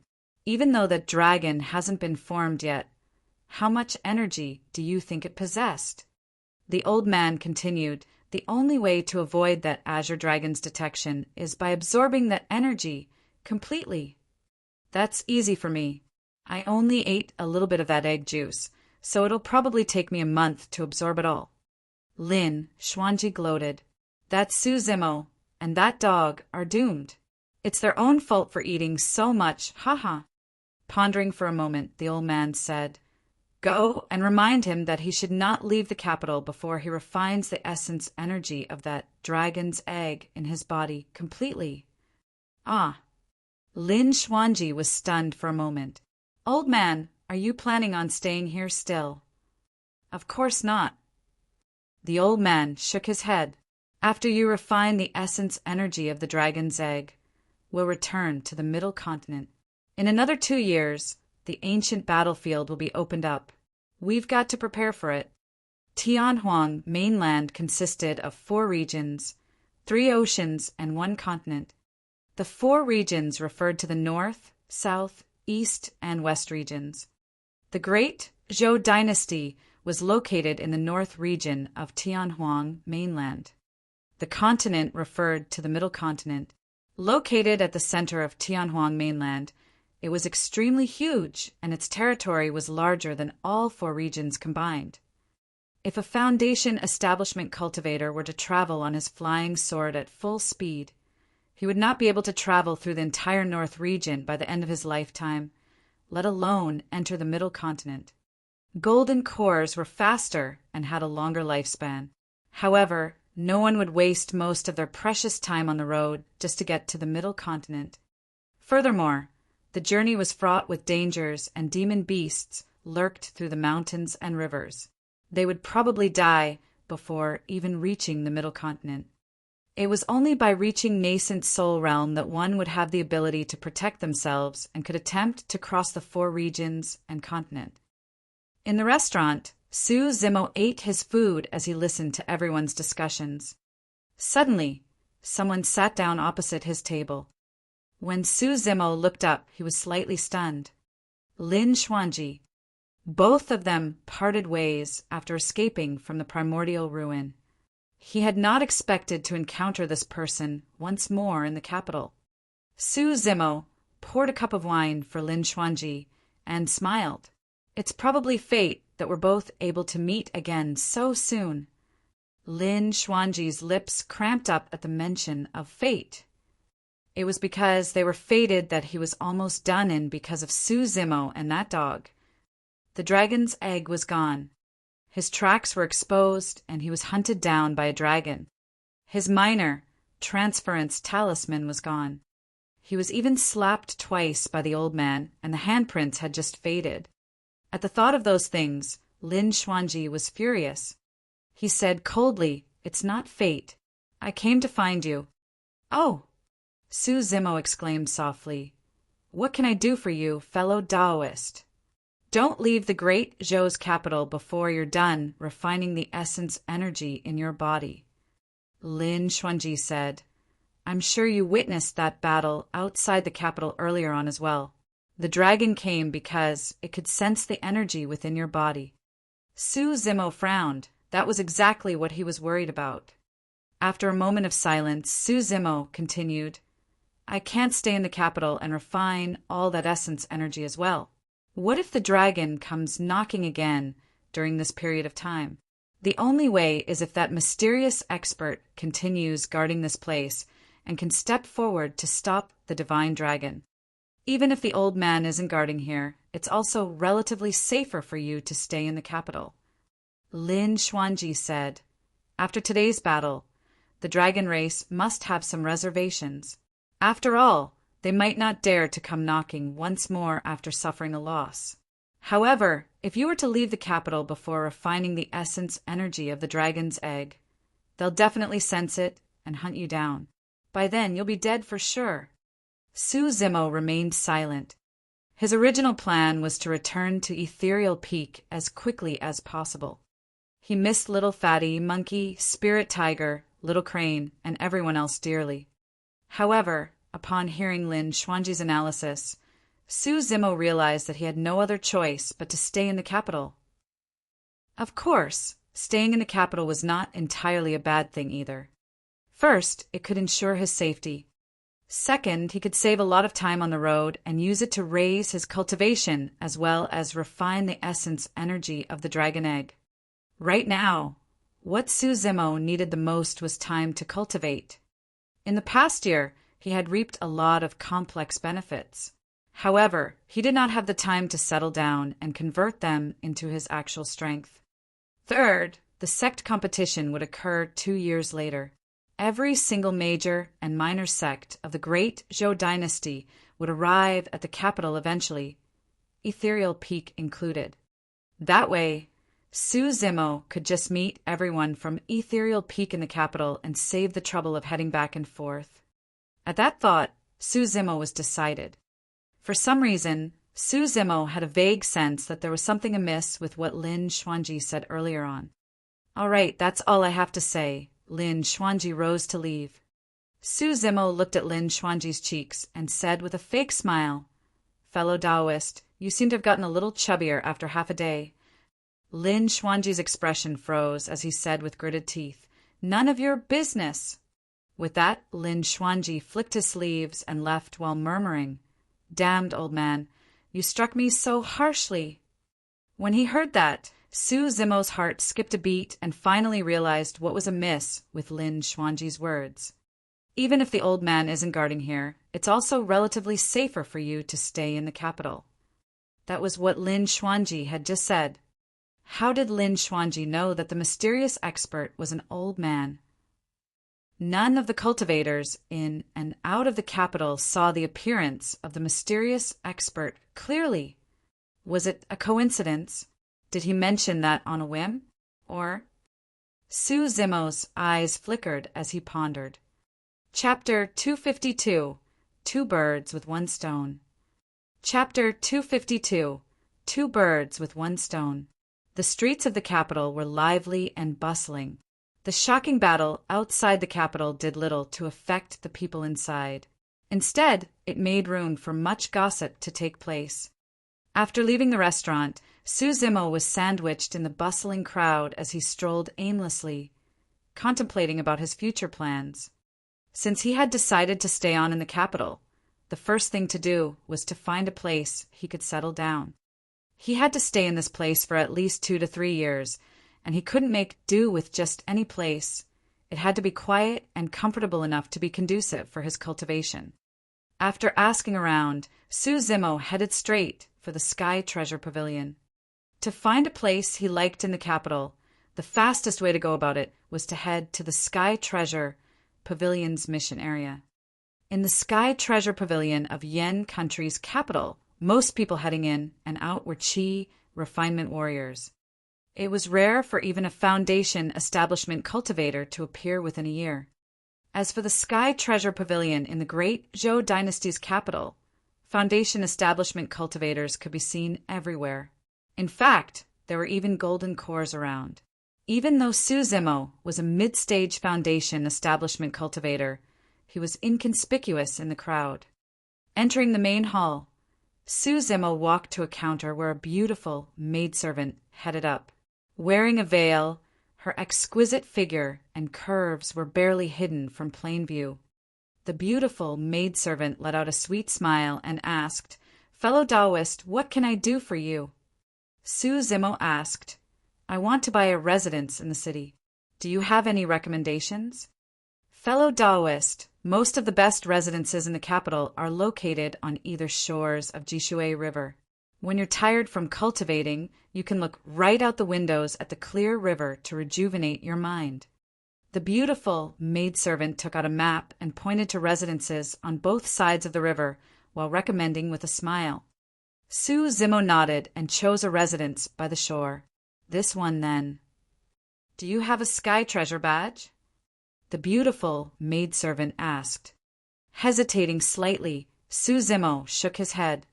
While he had a Sky Treasure gold badge in his storage bag, it was extraordinary.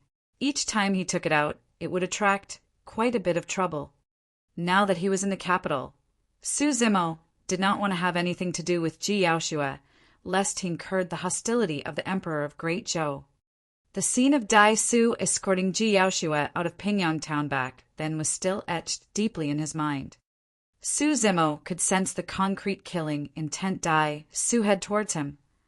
The beautiful maidservant said with a smile, "Without a Sky Treasure badge, this residence's price is 100,000 superior grade spirit stones." "Yes, 100,000. Su Zimo nodded and was just about to agree to it when his expression changed starkly.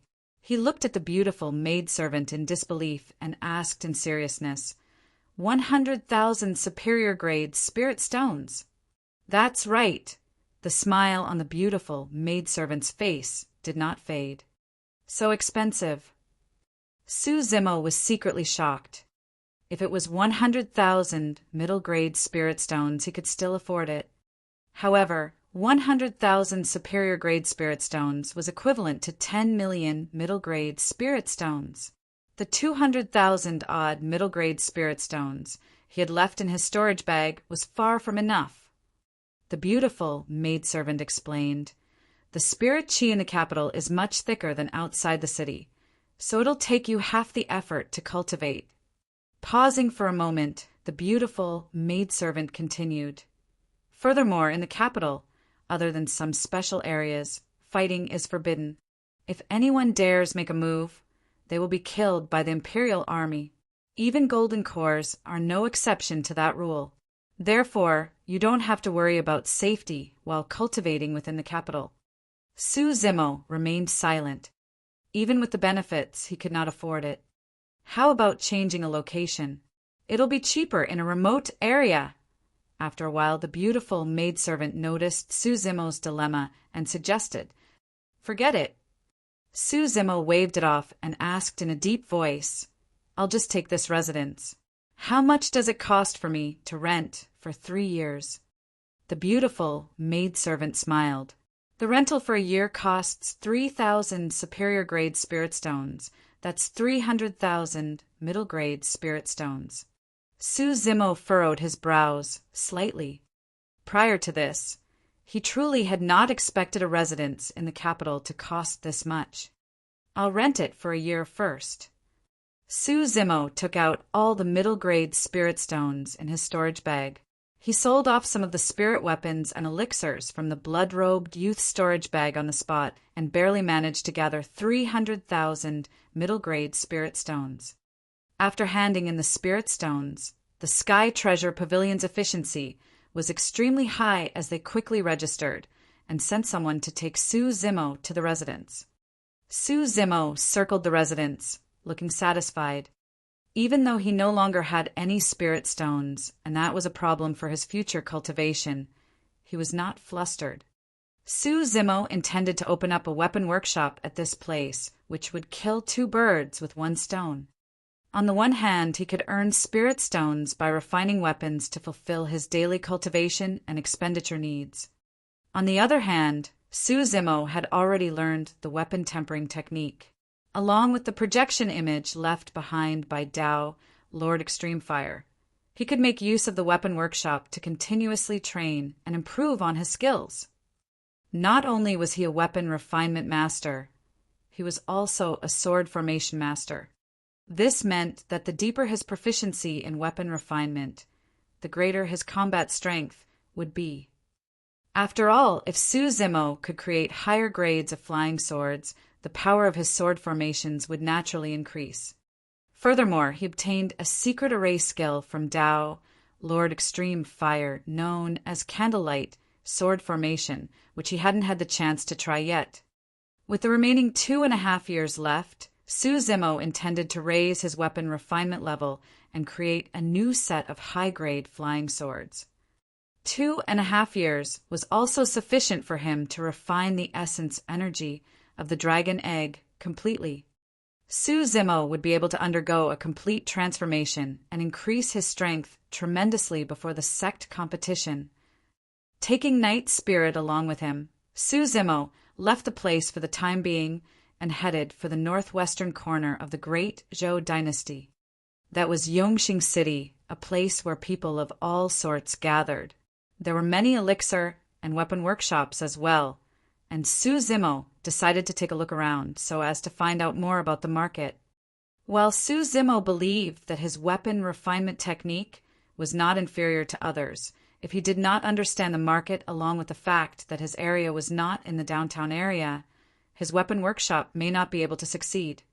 Before long, Su Zimo arrived at Yongxing City. Yongxing City was divided into many streets. Some specialized in dealing with elixirs, while others specialized in weapons. Su Zimo watched as he walked. The weapon workshops on both sides of the streets were connected one after another. Some were opened by individuals such as Lu Clan Weapon Workshop and Qin Chi Weapon Workshop. Majority were weapon workshops that had logos of sects on them, such as Flying Swallow Weapon Workshop, Scarlet Rainbow Weapon Workshop, Golden Tide Weapon Workshop, and True Fire Weapon Workshop. True Fire Weapon Workshop was opened by one of the 5 major sects, True Fire Sect. At the same time, it had the best business and largest workshop in Yongxing City. Other weapon workshops could merely have a couple of people waiting in front of them, but True Fire Weapon Workshop had long queues in front of it. As one of the 5 major sects to begin with, True Fire Sect had the highest achievements in terms of elixir and weapon refinement in the Great Zhou Dynasty. For each sect competition, True Fire Sect would occupy at least half of the top 10 spots on the ranking lists for elixir and weapon. It was only logical why the business of True Fire Weapon Workshop was booming in the capital. Su Zimo walked over as well and joined the queue with others. Chapter 253 Pity. Chapter 253 Pity. Ordinary flying swords could be purchased in the Sky Treasure Pavilion. However, if one wanted a flying sword that was the most suited for themselves, where the measurements, weight, and materials used were according to their specifications, they would have to come to custom weapon workshops. It was even more so for defensive spirit weapons such as vests and inner armors. Everyone had different figures, so they naturally had to customize their cuttings.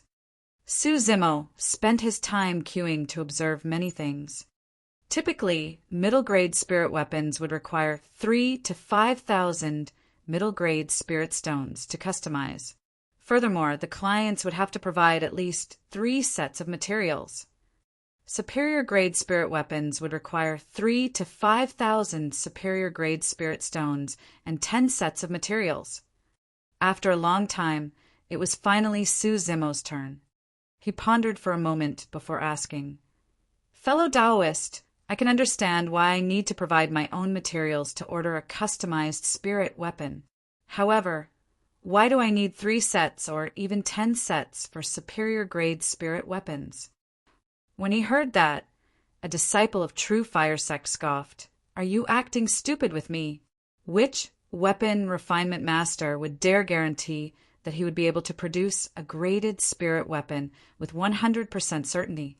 Do you think that spirit gathering works with a 100% success rate? The higher the grade of the spirit weapon, the lower the chances of success for the spirit gathering. As such, there's naturally a need for more sets of materials. Even then, we're still taking on a risk." Everyone from True Fire Sect in the weapon workshop looked at Su Zimo with obvious sarcasm. This guy wants to custom order spirit weapons without knowing anything at all. I wonder where this country bumpkin came from. He's truly ignorant. I reckon that this lad's poor and useless. He's probably here to join the crowd. When he heard those comments, Su Zimo chuckled without refuting and continued asking, "What's the price of customizing a supreme-grade spirit weapon?" Haha. A series of laughter broke out both inside and outside True Fire Weapon Workshop. I told you this guy's here to join the crowd. He's even acting like he knows everything.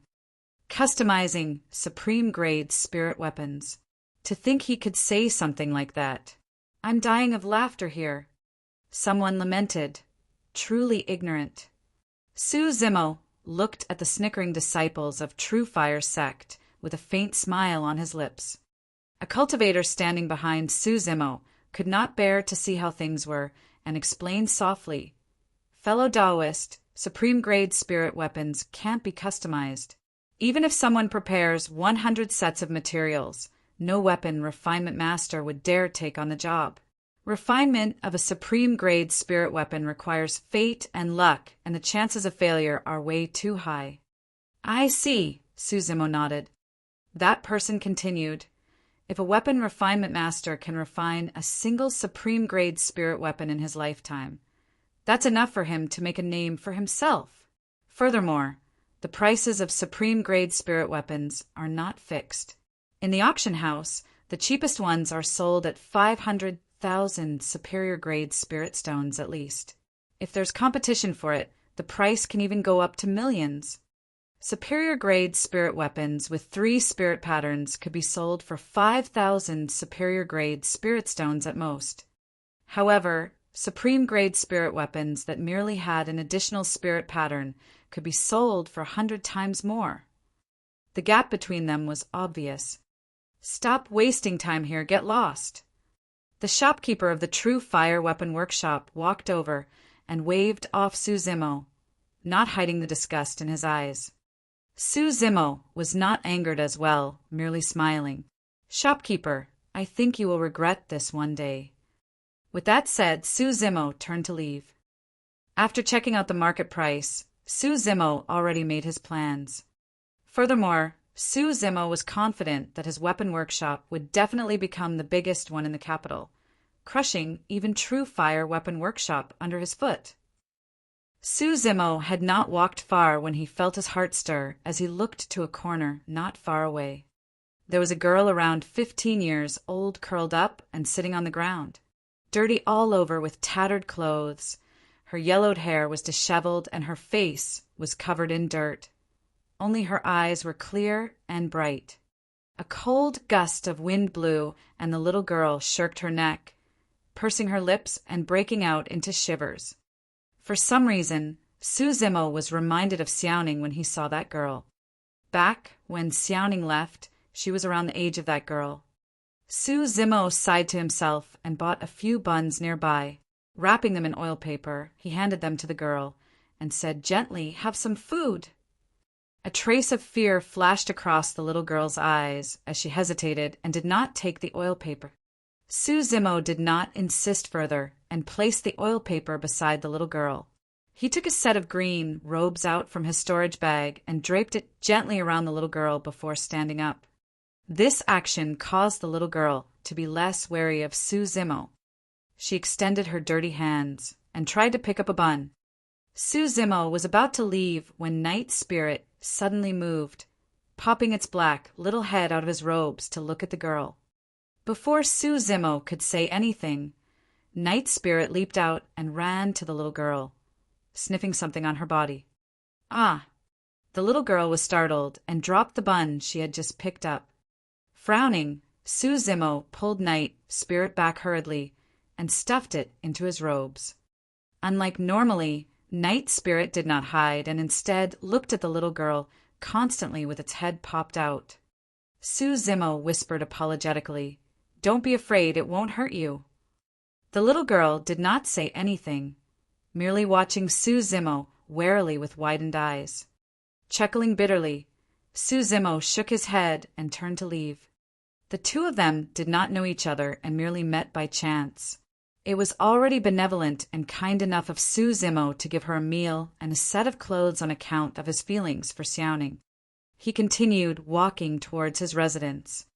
Before he walked far, Zimo felt his heart stir and glanced slightly sideways. From the corner of his eyes, he caught sight of the little girl draped in his green robes, wolfing down the buns. She was following behind him, maintaining a fixed distance. Smiling, Zimo was not bothered by it. Before long, he arrived at the entrance of Yongxing City. On one side of Yongxing City's entrance gate, a large group of people gathered. Despite their numbers, they were extremely quiet, and the only sound came from the middle of the crowd. And it was said that the massive battle continued for 2 days and nights, and finally, the divine dragon was slain by that man. That battle was so intense that the skies went dark and the earth shattered. Corpses were strewn all over the ground as fresh blood flowed in an extremely tragic manner. In the middle of the crowd, a Confucian-looking old man with long robes was telling a story. This was a storyteller, someone that traveled among common folk and specialized in fictional stories of the supernatural. Zimo had heard many of them. However, for some reason, when he heard those words of the old man, an image of the terrible sea of bones in the perimeter of the primordial ruin flashed in front of Zimo's eyes uncontrollably. Zimo shrugged his head and did not think too much about it, merely lamenting internally, "A divine dragon has just appeared and someone's already making up tales of divine dragons as though it's real." Right then, someone raised his voice and said, "Storyteller, you've already told us this part in the afternoon." "I did, but some people didn't get to hear it," the old man chuckled. Zimo paused and turned around slowly, looking at the old man in the crowd. Did that old man say that on a whim, or was he implying something? Chapter 254. Extremely Strong. Chapter 254. Extremely Strong. The crowd dispersed gradually as the old man slowly closed his folding fan and hid the wooden block in his sleeves. As everyone intersected, Sue Zimmo blinked, and the old man disappeared by the time he looked back. He frowned and pondered for a while before heading back to his residence. Right after Sue Zimmo left Yongxing City, the storyteller popped out of nowhere and wobbled towards a deserted corner. Lin Xuanji stood there bored. When he saw the old man approaching, Lin Xuanji hurried forth and whispered expectantly, "How is it, old man? Did you manage to see anything?" "No. The fate of that lad has been changed, and the trajectory is completely messed up." The old man shook his head. Lin Xuanji asked again, "What about that black dog? Can you tell what race it is?" "That shouldn't be a dog," the old man frowned. "No shit. I know it isn't a dog too." Lin Xuanji rolled his eyes. "Old man, even with your experience, you can't tell its origins." The old man narrowed his eyes in deep thought before shaking his head. "I can't think of anything, but that black dog is truly not simple. I can sense a unique and pure aura emanating from it." "What kind of aura?" "The aura of slaughter." The old man said, "Although you lost the chance to nurture a divine dragon this time round, if you manage to get your hands on that black dog, you will probably not do too badly in the future." Lin Xuanji rubbed his chin, his eyes darting around as he made up his mind. The old man seemed to have thought of something. Frowning in thought, he murmured, "That girl." Along the way, Sue Zimmo could sense the little girl following him. After a long time, when he arrived at his rented residence, Sue Zimmo suddenly stopped in his tracks and turned back. The little girl was caught off guard as a look of panic flashed in her eyes. Sue Zimmo strode towards the little girl. She seemed a little fearful and wanted to retreat, but held strong. "Why are you following me?" Sue Zimmo approached and asked softly. "It's the first time someone gave me clothes to wear." The little girl blinked her big, bright eyes and said timidly. Sue Zimmo's heart softened. "You have no place to go." The little girl nodded. "All right. From today onwards, you can stay here." Pointing to the residence behind him, Sue Zimmo smiled and said, "However, I've only rented it for a year, so I can only guarantee a year of accommodation for you." "Thank you." A smile finally appeared on the little girl's face. Sue Zimmo led the little girl inside and asked casually, "I'm Sue Zimmo. What's your name?" "Nian Qi." Less guarded toward Sue Zimmo, the little girl's voice sounded livelier as well. The house was located in the south and faced the north with its back towards Jishui River. Quite large, it had many rooms, and Nian Qi chose a random one to stay in. Sue Zimmo left the house to buy some clothes for Nian Qi before bringing some food and placing it in front of her room. After that was done, he came to the courtyard and took out a wooden block from his storage bag. Since he wanted to open a weapon workshop, he had to give it a name. Looking at Night Spirit patrolling the courtyard, Sue Zimmo smiled and muttered to himself, "Mo Spirit Weapon Workshop, then." Using his finger like a sword, he inscribed the 4 words on the wooden block. Right then, with a creak, the door to the room behind him opened. Turning back, Sue Zimmo saw a fair-skinned young girl standing at the entrance. Slim and elegant, her features were exquisite and her eyes were clear as water. Although she was still young, she was already extremely pretty. Sue Zimmo was momentarily stunned as well. After washing the dirt away from her face, Nian Qi seemed to have changed into another person. However, for some reason, her hair was still yellowed and curled up like withered grass and tree branches. There was no luster, and it seemed out of place against her smooth skin. Sue Zimmo did not think too much about it, merely assuming that it was because Nian Qi's body was weak after suffering for years outside. It should return to normal after she recuperated for a year or so. "Sir, what are you doing?" Nian Qi walked over and looked at the wooden block in Sue Zimmo's hand, asking softly, "Mo Spirit Weapon Workshop. Are you planning on opening a weapon workshop here, sir?" "That's right," Sue Zimmo nodded. Nian Qi moved her lips, as if wanting to say something. Speak your mind, Su Zimo chuckled. Even though I don't know how to forge weapons, I've been wandering around the city all these years. The place you're at now is suitable for living, but it's not suitable for opening a weapon workshop. Nobody is going to come here at all. Cultivators familiar with the capital would definitely head to Yongxing City for spirit weapon customization. After all the weapon workshops of the capital were located there. As for cultivators who were not familiar with the capital, they would also head to Yongxing City if they asked around. From Nian Qi's point of view, Su Zimo would have no customers at all if he were to open a weapon workshop here. Unworried, Su Zimo smiled and said, My weapon workshop is different from the rest, don't worry. Nian Qi nodded, not fully understanding. Su Zimo pointed to a chair nearby. Take a seat and hold this stone. Let me have a look. On the table was a stone the size of a baby's fist. It was a spirit testing stone that Su Zimo had just purchased. Nian Qi reached out and held the spirit testing stone. After a moment, the spirit testing stone remained unchanged. Su Zimo sighed internally. He had initially held hope that Nian Qi might have a spirit root and could enter cultivation. However, he knew that the possibility of that was low. There were many golden cores and even nascent souls in the capital. If Nian Qi had a spirit root, they would have long taken her away under their wings. Now that there were no changes to the spirit testing stone, Su Zimo knew that Nian Qi was just like him, an ordinary person without a spirit root.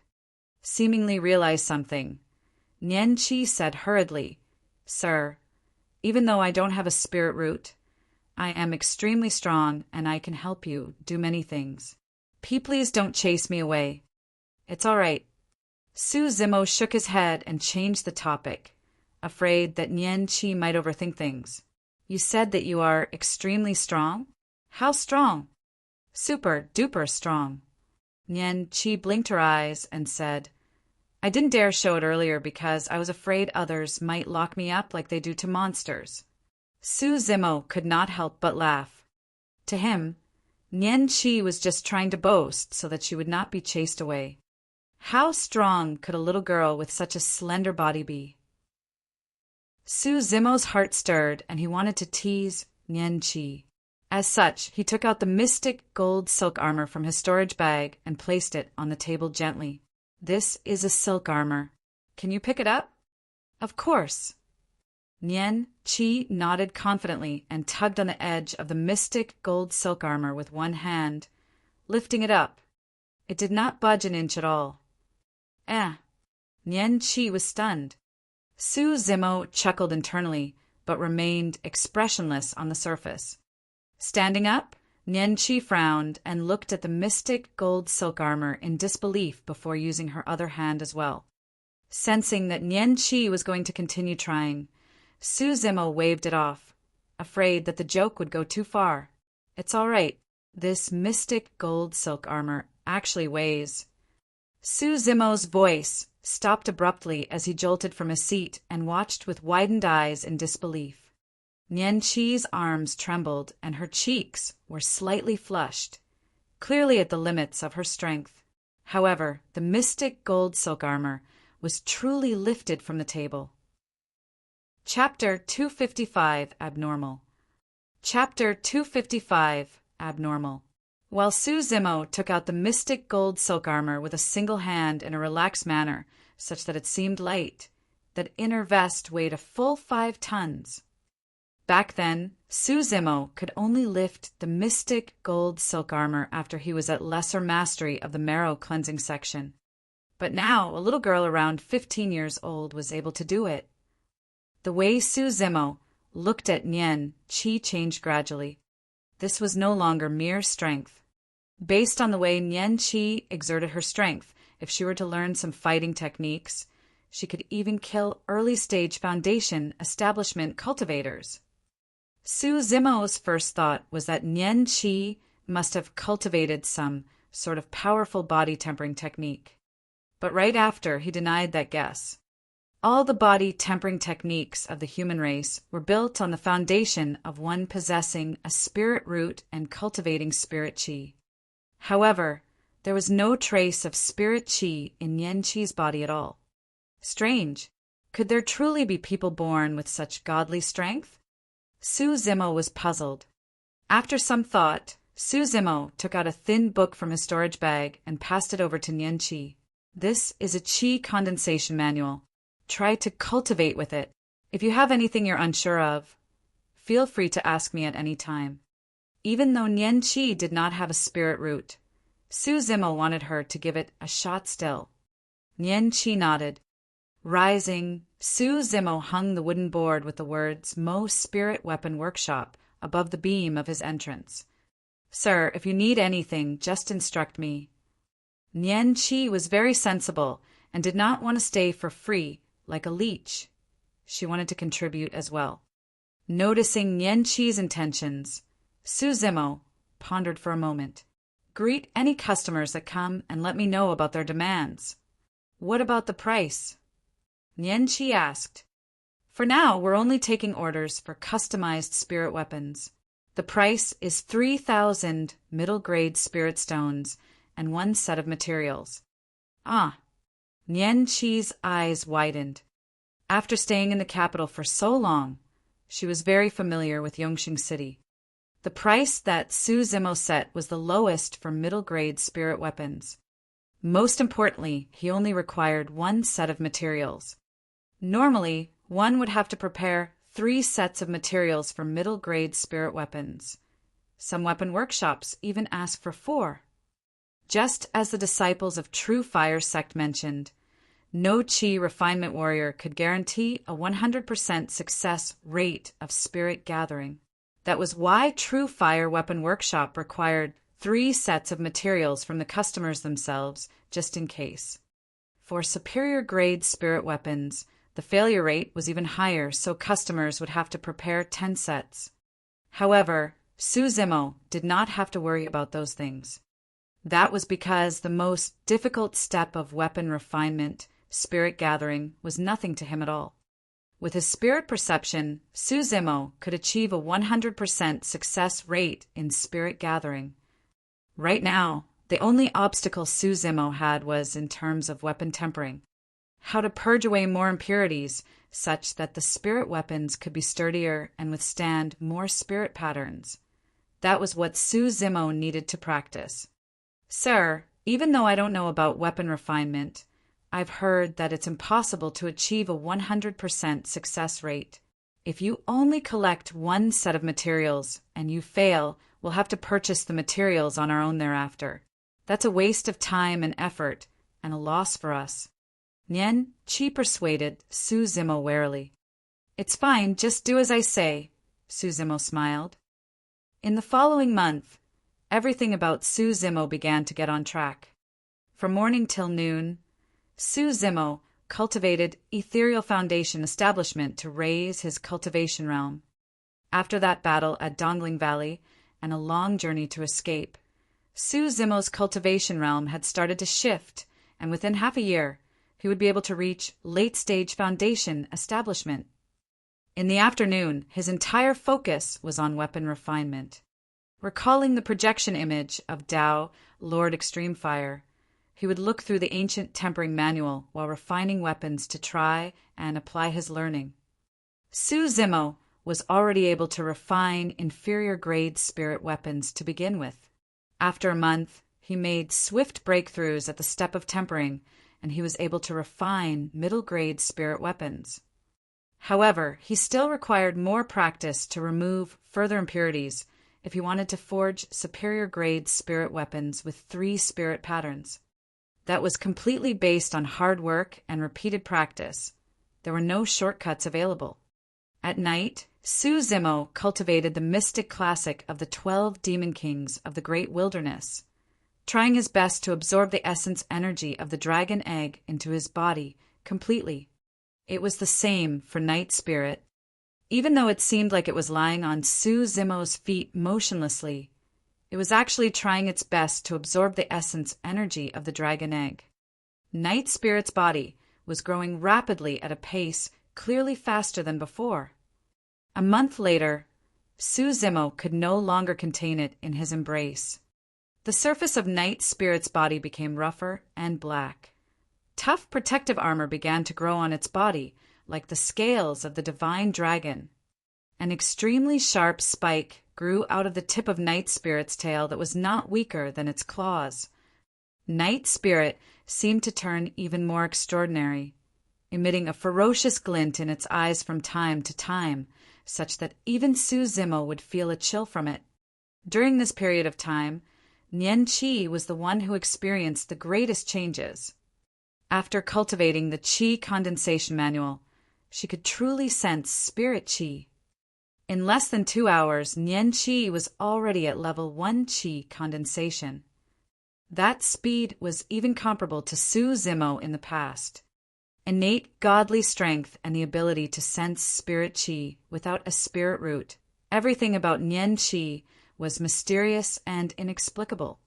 For the month since the weapon workshop opened, no cultivators visited at all, and Nian Qi was extremely worried. However, Su Zimo was nonchalant about it, continuing with his weapon refinement, immortality, and demonic cultivation on a daily basis. This day, there was a knock on the entrance of the residence for the first time. Su Zimo opened his eyes and heaved a sigh of relief.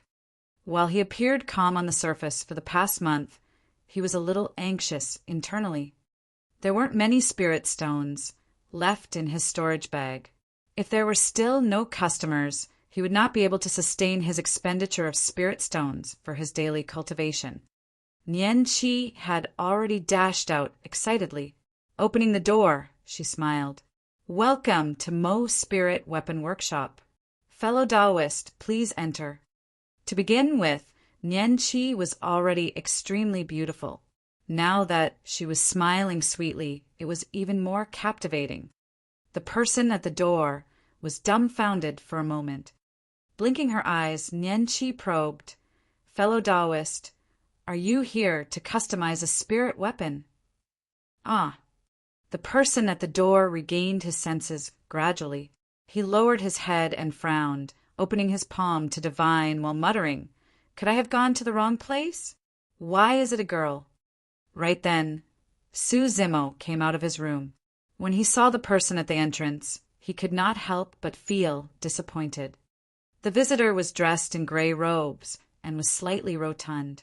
With a pale, beardless fan and a folding fan in his hands, the visitor was not a customer for customizing spirit weapons. It was Lin Xuanji. "Nian Qi, come on back," Su Zimo said. Upon hearing Su Zimo's voice, Lin Xuanji's eyes lit up as he strode into the house while greeting warmly, "Brother Zimo, it's been a long time." Su Zimo felt a chill run down his spine. Prior to this, Lin Xuanji wanted to tear him apart. Since when did he become so friendly? There must be something going on when things occur out of the ordinary. Chapter 256, Bitten to Death. Chapter 256, Bitten to Death. After Lin Xuanji entered the courtyard, a black shadow flashed behind him. A menacing-looking demon beast stood at the entrance of the residence. With bloodshot eyes, its entire body was covered in long, black fur, and its limbs were strong. Tall and mighty, it exuded a savage and ferocious aura. A Foundation Establishment Spirit Demon, an ancient remnant beast, Bane's Spirit Hound. The Bane Spirit Hound was extremely vicious, and anyone targeted by it would mostly be hunted to a life and death situation. Even in the ancient era, there were few demon beasts and cultivators who were willing to provoke it. The sudden sight of such a demon beast had Nian Qi exclaiming as she stumbled back instinctively, "Roar!" Her reaction attracted the attention of the Bane Spirit Hound.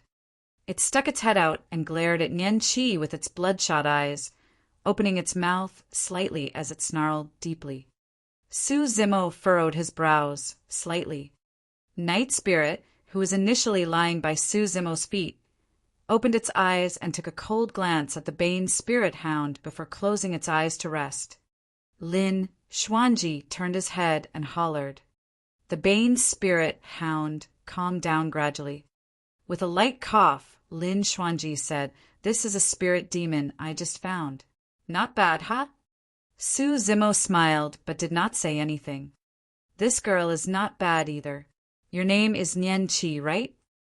Lin Xuanji pointed at Nian Qi, who was behind Su Zimo, and continued. Su Zimo remained silent, looking at Lin Xuanji with a faint smile. Lin Xuanji clearly wanted something, but was beating around the bush. A while later, Lin Xuanji finally couldn't take it anymore and revealed his intentions, looking at Night Spirit and saying under a pretense of surprise, "My Night Spirit has grown so much. I almost couldn't recognize it." Su Zimo smiled. "Brother Lin, if you have anything, you can get right to the point.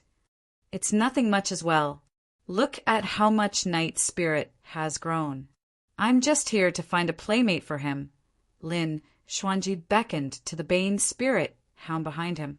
"See, my spirit demon has quite an extraordinary demeanor. It's a female as well. What a good fit for Night Spirit." When Nianqi heard that, she blushed and spat softly. Su Zimo finally understood what Lin Xuanji was up to. He was trying to get Night Spirit by making use of lust this time round. Lin Xuanji brought the Bane spirit hound in front of him and pointed in Night Spirit's direction. "Go, get along with it." When Su Zimo saw this, he did not stop them. Night Spirit's body was much smaller than the Bane spirit hound. The Bane spirit hound walked before Night Spirit and looked down, surveying Night Spirit from above. It let out a deep growl, warning Night Spirit to not behave rashly. Following that, the Bane spirit hound lowered its head and sniffed Night Spirit's body. Right then, Night Spirit suddenly opened its eyes. A cold light flashed. Night Spirit stuck out a pair of sharp claws and dug it into the Bane spirit hound's body. At the same time, it opened its mouth and bit the Bane spirit hound on the throat with lightning speed. The courtyard suddenly fell silent. Snap! The sound of bones cracking could be heard. The Bane spirit hound's throat was snapped by Night Spirit's bite as fresh blood gushed out, dyeing the ground red. The entire process happened too quickly. It wasn't just the Bane spirit hound. Even Su Zimo and Lin Xuanji could not react in time. The Bane spirit hound's body twitched, but it was powerless to react. Its eyes dimmed as its life drained away rapidly. It clearly had no chance of surviving. This was a flawless hunt. Night Spirit's attack did not contain any extra movements. Clean and precise, even the timing to strike was immaculate to the dot. That was an ancient remnant beast. However, it was bitten to death just like that. Who could believe it unless they witnessed it personally? Fuck! Lin Xuanji jumped up. In order to get his hands on Night Spirit, Lin Xuanji racked his brains and spent a lot of effort to get his hands on that Bane spirit hound. Who would have thought that it would be bitten to death by Night Spirit the moment it entered? At that moment, Lin Xuanji even had suicidal thoughts. "You evil dog! I. Lin Xuanji was so angry that he was shivering from head to toe, waving that folding fan as he pointed at Night Spirit's nose and was about to curse. Night Spirit raised its head and bit Lin Xuanji's folding fan once more, pulling it towards the back. Caught off guard, the folding fan nearly slipped out of Lin Xuanji's hand. "Hey, why you evil dog? Let go!" Lin Xuanji was extremely furious. Of all things, Night Spirit was always biting that folding fan, trying to tug it away. Lin Xuanji could lose everything except that folding fan. Right then, a voice sounded from the entrance of the residence. "Excuse me, can we order customized middle-grade spirit weapons here?" A Foundation establishment cultivator stood at the entrance, peeking in with his head and asking with a trace of doubt. "Of course." Nian Qi reacted instantly and hurried forward. She smiled and said, "Fellow Taoist, please enter." Su Zimo patted Night Spirit. It released its grip and turned to leave, no longer bothered with Lin Xuanji. Sprawling on the ground nearby, it closed its eyes lazily and cultivated. Lin Xuanji heaved a sigh of relief. "I couldn't tell it all, but you even know how to refine weapons." Lin Xuanji glanced askance at Su Zimo. Su Zimo smiled without replying. Nian Qi asked, "How do we address you, fellow Taoist?" "Tan Fei." "What sort of a middle-grade spirit weapon are you looking to order?" Nian Qi asked again. Tan Fei looked a little uneasy and replied, "I don't have much materials, and I only have 2 sets. I wonder if—" "It's fine, we just need 1 set," Nian Qi said with a smile. "Huh. Ah." Both Tan Fei and Lin Xuanji were stunned with agape mouths, unable to react for a moment. A single set of materials. Tan Fei looked at Nian Qi and asked once more, seemingly in disbelief. Nian Qi hesitated as well, glancing over at Su Zimo.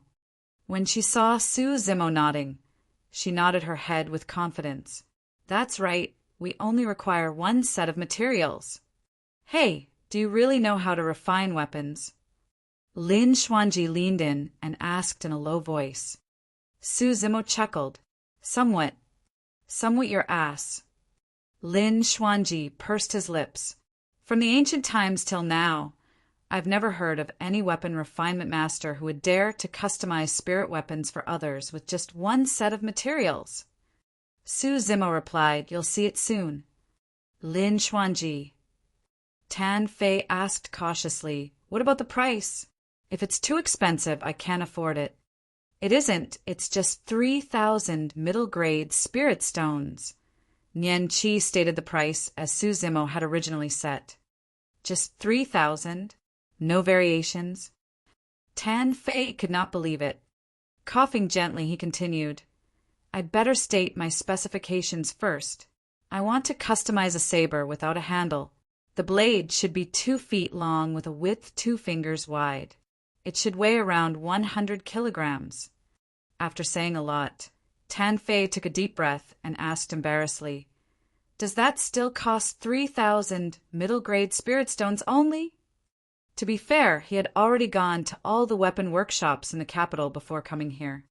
When they heard that he only had 2 sets of materials prepared, none of the weapon workshops were prepared to take his business.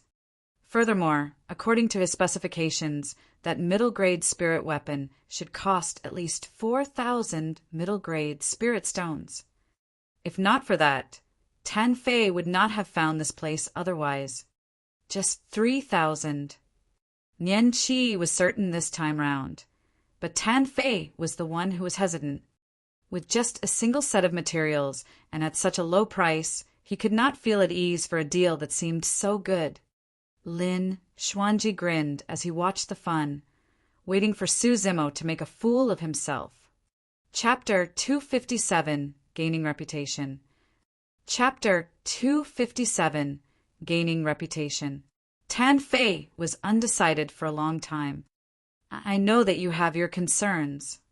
Right then, Su Zimo spoke. "How about this? Give me your materials first. If I manage to refine the spirit weapon successfully, you can pay me the 3,000 middle-grade spirit stones. If I fail, tell me how much spirit stones your materials cost, and I'll compensate you." When he heard that, Tan Fei's eyes lit up. He asked hurriedly, "How many days do I have to wait?" Su Zimo replied calmly, "There's no need. Just wait here. That middle-grade spirit weapon will be ready soon." Ah! Tan Fei was stunned. Lin Xuanji was stunned as well. How much confidence did Su Zimo have to say something like that? All right then. The materials required for the spirit weapon are all in this storage bag. Tan Fei decided to give this place a shot. Su Zimo took over the storage bag and looked inside. Instantly, he knew what needed to be done. He did not return to his room and instead moved out his weapon tripod. He was going to refine that middle-grade spirit weapon in front of the three of them right in that courtyard. For this first deal of business, he had to resort to extreme methods to deal with the situation so that he could attract more cultivators to patronize. Swoosh! A level 3 spirit fire floated in his palm as he began to warm the weapon tripod. When he saw the scarlet color of the level 3 spirit fire, Tan Fei's confidence grew. Warming, smelting, forging. Even though the three of them were not weapon refinement masters, they could tell that Su Zimo's technique was not rusty at all, as though he had practiced countless times. When they saw Su Zimo refining the weapon, they could not help but feel a sense of amazement. "He's got some skills," Lin Xuanji mumbled. Nian Qi clenched her fist subconsciously. She was even more nervous than Su Zimo was. Fourth step, tempering. A series of clanging sounds came from the weapon tripod, crisp and clean. Su Zimo did not follow the technique of the ancient tempering manual entirely. Instead, he combined it with the projection image left by Dao, Lord Extreme Fire, and formulated 1,000 tempered finger technique unique to him. Su Zimo was still in the midst of exploring and mastering this 1,000 tempered finger technique. While the current state of purging impurities was still not ideal, it was much better than before, and he could create a weapon that could withstand 2 spirit patterns. Before long, smelting was over. Fifth step, spirit gathering. Even though Lin Xuanji and the other 2 did not know how to refine weapons, they knew that spirit gathering was the most critical step. Whether a middle-grade spirit weapon could be forged depended on whether 2 spirit patterns could be condensed. The three of them watched intently with bated breaths. But the next moment, Su Zimo did something that gave them a fright. Suddenly, Su Zimo put away the weapon tripod and began to condense spirit patterns without the protection of a weapon tripod. Fuck! Lin Xuanji was the first to react as he retreated violently. In truth, given his cultivation realm, even if the spirit gathering failed and the weapon exploded, it wouldn't harm him. However, it would be embarrassing to be left in a sorry state, covered in dirt. Tan Fei was stunned for a moment and fled, right after as well. He ran to the front door before turning back and watched the situation from afar as he hid behind the door. Nian Qi's feet moved a little. She wanted to escape as well, but she was embarrassed that Su Zimo might look bad. As such, she had no choice but to stay where she was. Whoosh! Right then, a bright light shone in front of Su Zimo. A spirit pattern formed on the blade of the weapon. The first spirit pattern was condensed successfully. Lin Xuanji stared with widened eyes, and his jaws were almost dropping to the ground. He thought to himself, that works. Time passed slowly, as if it was trawling. Su Zimo was attempting to condense the second spirit pattern the entire time. Sometimes he would stop all of a sudden before repeating the condensation process. Even though the second spirit pattern had yet to be condensed, the situation that the three of them were worried about did not happen either. All of a sudden, just as the three of them were letting their imaginations run wild, another flash of light appeared in the courtyard. The second spirit pattern was condensed. Tan Fei was overjoyed and leaped over. Letting out a breath of turbid air, Su Zimo soaked the saber in cold water to quench it into shape.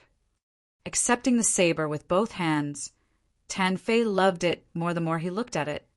It was exactly as he had specified. With a dark blade that was streamlined, it was sharp and could slice metal like mud. Fellow Taoist, this is the payment. Please accept it. Tan Fei took out a storage bag and handed it to Su Zimo. Opening it, Su Zimo was stunned for a moment. 3,000 middle-grade spirit stones is fine. You've given me too much. It's only right. Tan Fei replied hurriedly.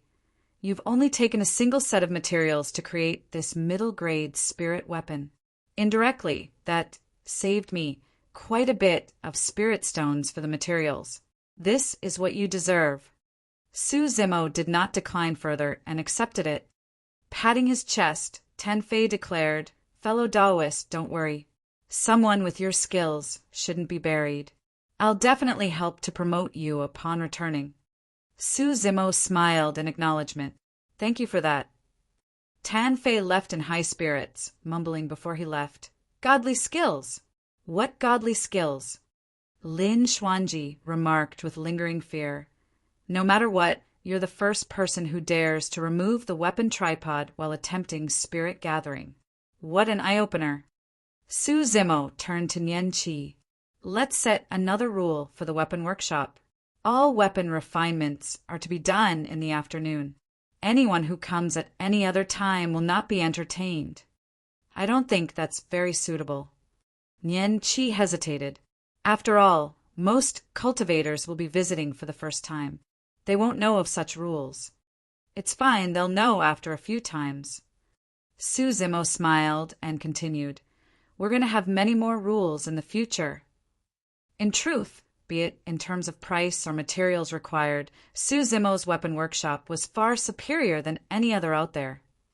The only thing he lacked was an opportunity. However, the opportunity had arrived Tanfei. Su Zimo believed that it wouldn't be long before word of Mo's spirit weapon workshop spread to every corner of the capital. Many cultivators will know about them, and their reputation would skyrocket. In the capital, there were people refining weapons daily. In the weapon refinement scene of the capital, things were stagnant as well. Su Zimo's performance today was like a stone tossed into a lake, causing a series of ripples to spread out on the calm surface waters of the capital. "Have you heard? There's a new weapon workshop beside Jishui River that has many strange rules." "Mo Spirit Weapon Workshop?" "Yeah, I heard of it. It said that the weapon refinement master is called Mo Ling, has a weird temperament, and he only forges weapons in the afternoon. Furthermore, you can get your hands on your weapon the same day you order it.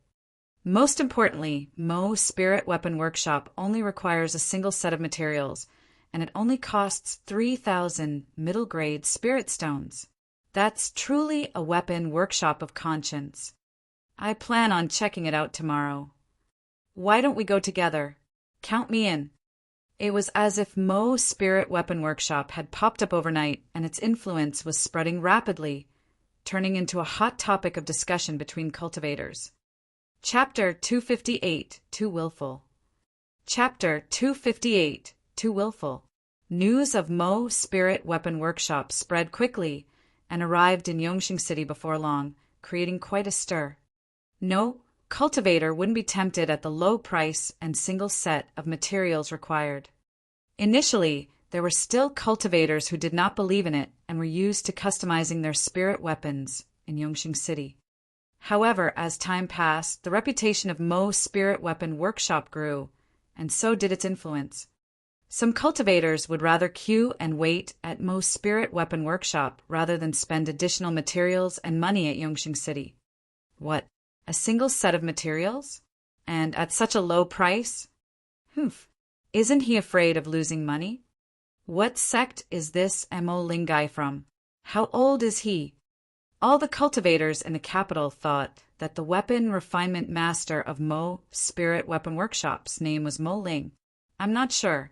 I heard that the cultivator receiving everyone is a little girl around 15 years old. I haven't heard of anyone who has seen how Mo Ling looks like. Yes, there are different rumors about Mo Ling's appearance and age. Some say that he's a weak scholar. Some say that he has the demeanor of a sage, and there are even those that say he's a venerable old man. I don't think any of them are accurate.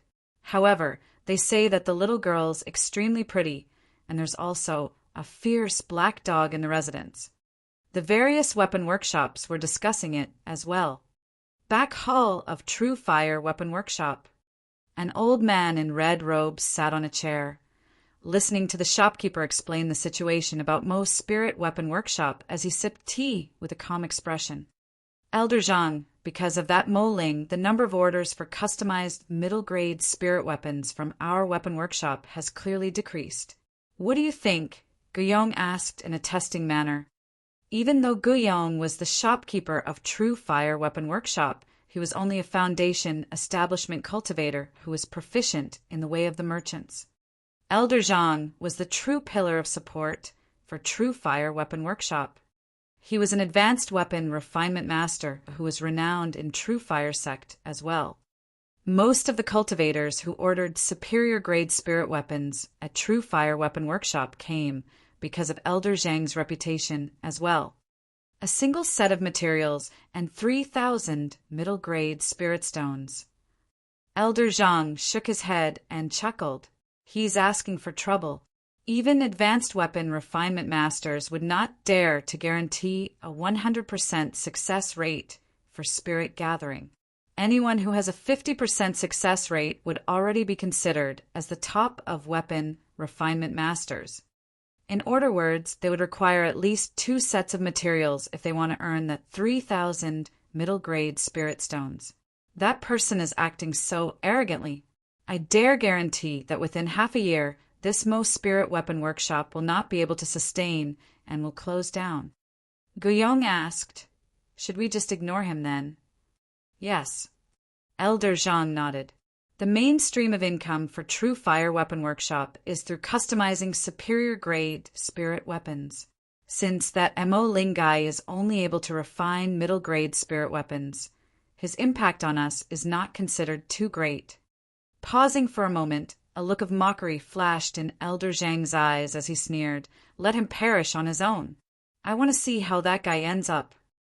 Mo Spirit Weapon Workshop's business was improving by the day, and there was an endless stream of cultivators daily.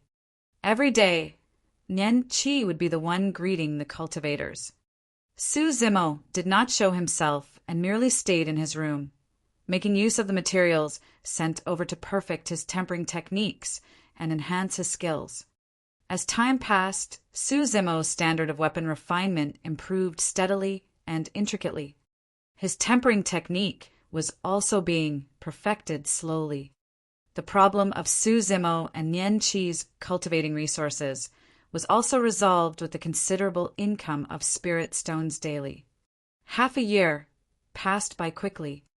The 2 men and 1 beast of Mo Spirit Weapon Workshop gained a considerable amount of benefits. With sufficient spirit stones, Su Zimo had successfully reached late-stage foundation establishment 2 months ago.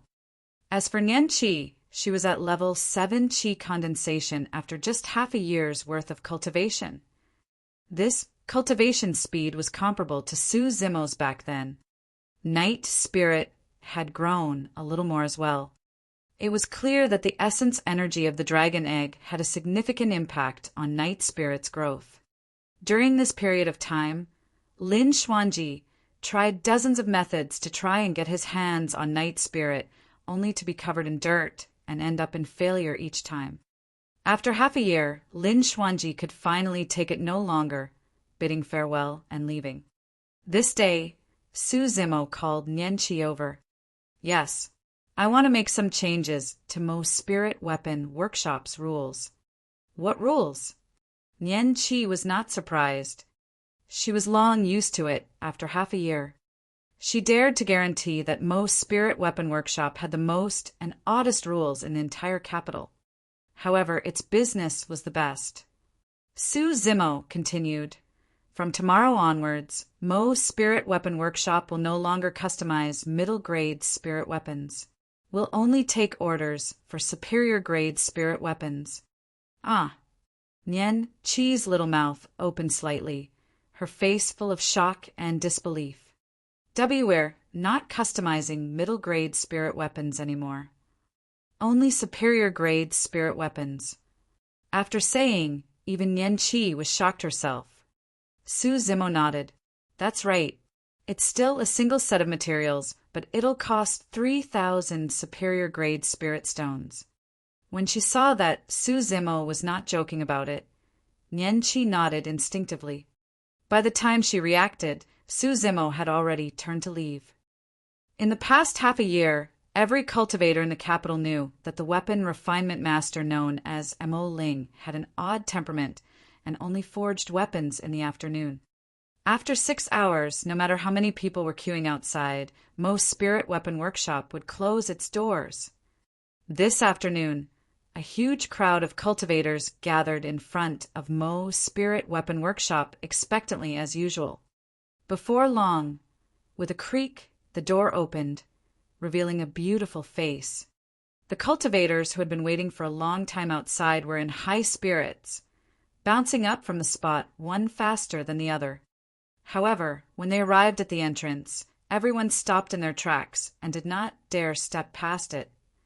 There were too many rules for Mo's Spirit Weapon Workshop. Without the permission of the owner of the place, anyone who dared cross the entrance would be disqualified from ordering customized spirit weapons from Mo's Spirit Weapon Workshop. Initially, there were some cultivators who were discontented. Even though they did not dare to fight within the capital, they barged into the residence and created a fuss only to find themselves bitten half to death by a big, black dog. Miss Nianqi, look. It's me. I'm Yu Jun. Miss Nianqi, I've already been here for 3 consecutive days. It's my turn this time, right? Get lost. I've already camped here for an entire month. The crowd pushed around noisily, squeezing into a tight pack in front of the entrance. However, no one dared take a single step past it. With a hesitant expression, Nianqi paused for a moment before saying slowly, "Fellow Taoists, from today on, Mo's Spirit Weapon Workshop will no longer customize middle-grade spirit weapons." Ow! What? No more customization? The crowd gradually calmed down, and everyone was confused. Nianqi continued, "From now on, we'll only customize superior-grade spirit weapons here. Yes, it's still a single set of materials, but the price will be at 3,000 superior-grade spirit stones." Why? Miss Nianqi, that's not right. Why is he not customizing anymore? We're already here. That's right. We want to see fellow Taoist Mo Ling and ask him about it in person. Many cultivators were indignant and protested loudly. Nianqi stuck out her tongue. "I forgot to tell you guys. Our young master is in a bad mood today and won't be refining any weapons. You guys won't be able to see him too. Please head back." With that, Nianqi closed the door, leaving behind the rowdy crowd who did not recover for a long time. A moment later, a cultivator trembled while pointing at the door and gritting his teeth. This guy is way too willful. Chapter 259, Assassination. Chapter 259, Assassination. True Fire Weapon Workshop. Elder Zhang sat in the back hall, frowning as he looked at the accounts book. Guyong bowed his head and stood below with a fearful expression, not saying a word. Why are we getting more orders for middle-grade spirit weapons recently while the orders for superior-grade spirit weapons have dipped instead? Elder Zhang asked in a deep voice. Hesitating for a moment, Guyong replied, "It's Mo's Spirit Weapon Workshop." Fu. Before Guyong could finish, Elder Zhang scoffed lightly. "I told you in less than half a year Mo's Spirit Weapon Workshop is bound to close down. Seems like I was right." To Elder Zhang, the reason why True Fire Weapon Workshop gained more orders for middle-grade spirit weapons must be because Mo's Spirit Weapon Workshop had closed down. Guyong looked awkward. "Why? What's wrong?" Elder Zhang could not help but frown and ask when he saw the odd expression on Guyong's face. Guyong answered honestly, Mo's Spirit Weapon Workshop did not close down. They merely changed to customizing superior-grade spirit weapons instead of middle-grade spirit weapons. Elder Zhang's expression changed slightly as he asked, wasn't Mo's Spirit Weapon Workshop unable to customize superior-grade spirit weapons? Why are they suddenly able to do it? I have no idea as well. Guyong shook his head. Pondering for a moment, Elder Zhang asked again, "What's their asking price?" Guyong replied, 3,000 superior-grade spirit stones. Enlightened, Elder Zhang scoffed coldly. "No wonder all our business has been stolen. They pushed the price so low, passed down orders that from today on, The price for customizing superior-grade spirit weapons at True Fire Weapon Workshop will be at 3,000 superior-grade spirit stones as well. This. Guyong hesitated. Why are you stuttering? Elder Zhang berated. Just say whatever you want to say. Guyong cupped his fists. Elder Zhang, pardon me for being blunt. Even if we lower our price to 3,000 superior-grade spirit stones, we won't be able to compete against Mo Spirit Weapon Workshop. Why? You don't believe in my weapon refinement skills? Elder Zhang's gaze turned fierce with a tinge of anger. Guyong said softly, Mo Spirit Weapon Workshop only requires a single set of materials to customize superior-grade spirit weapons as well. What? Elder Zhang slammed the table and stood up. His expression changed drastically as disbelief filled his eyes. That's impossible. Elder Zhang kept shaking his head. Even if he were to do it personally, he would need at least 10 sets of materials to guarantee the refinement of a superior-grade spirit weapon. However, Mo Spirit Weapon Workshop only required a single set of materials. While the difference between middle-grade and superior-grade spirit weapons was a single spirit pattern, that one pattern stumped most weapon refinement masters. An additional spirit pattern meant that the chances of failure for spirit gathering would increase immensely. How could someone guarantee a 100% success rate of refining superior-grade spirit weapons with just a single set of materials? Guyong said with a bitter smile, Elder Zhang, we can't continue like this. The impact on our weapon workshop is too great. What's the background of this person? Have you investigated him? Elder Zhang suddenly asked. Guyong replied, I've been investigating, but there's no accurate news. Shadow, come out. Elder Zhang ordered suddenly. Squeak, squeak. In the shadows behind him, a rat that was the height of half a man ran out. It was pitch black and had cunningly cold eyes. As it squeaked, it bared its sharp teeth that were like knives. Guyong was shocked. This was a Foundation establishment spirit demon, an ancient remnant beast shadow rat.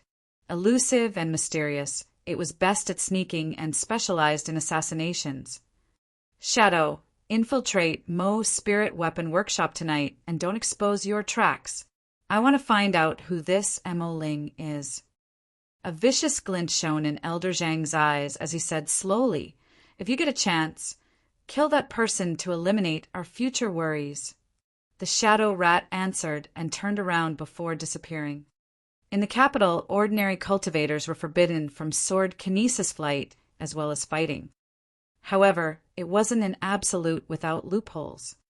As long as there was no massive fluctuation in spirit energy, one could naturally evade the detection of the capital's guards. Nighttime. Su Zimo sat in his room, silently as usual, refining the essence energy of the dragon egg. Night Spirit was sprawled beside him. At midnight, Su Zimo felt something and frowned, opening his eyes.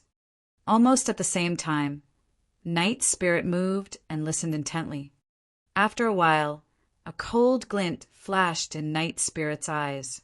Walking out of the room silently, it headed to a corner at the edge of the wall and hid itself inside a shadow. Su Zimo could see everything clearly.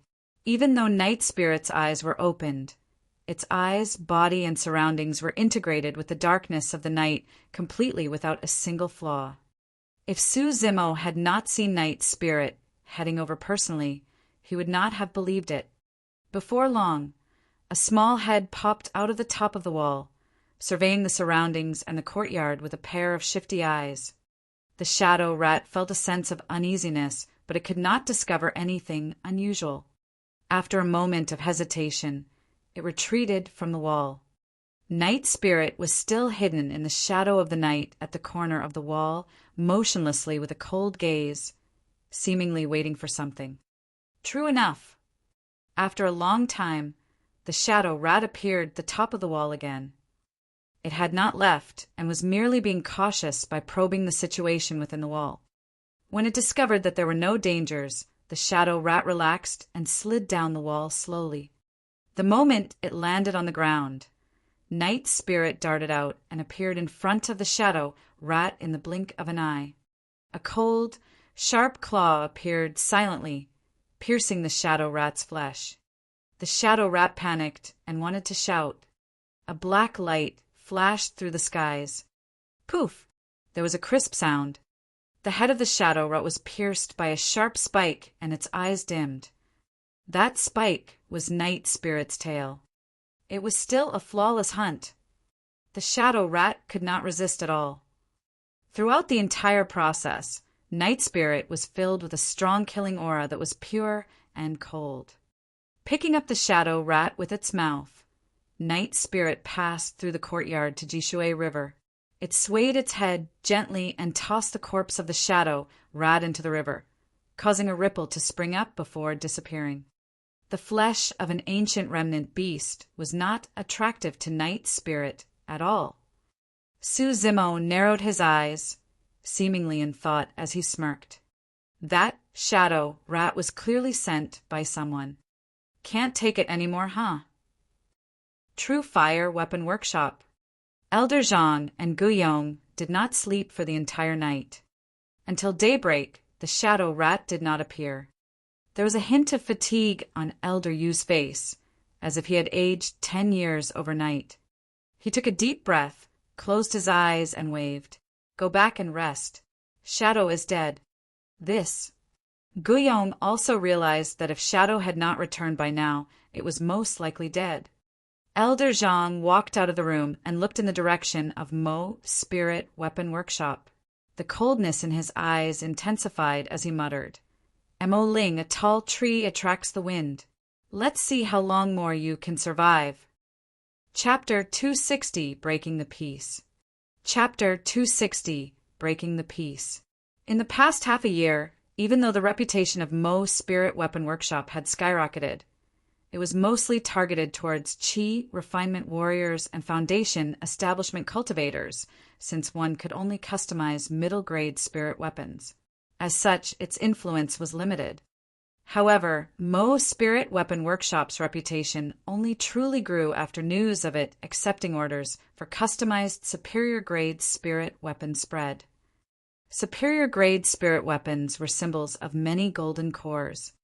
Usually the first thing that a Foundation establishment cultivator would do after forming a core would be to raise the grade of their spirit weapons.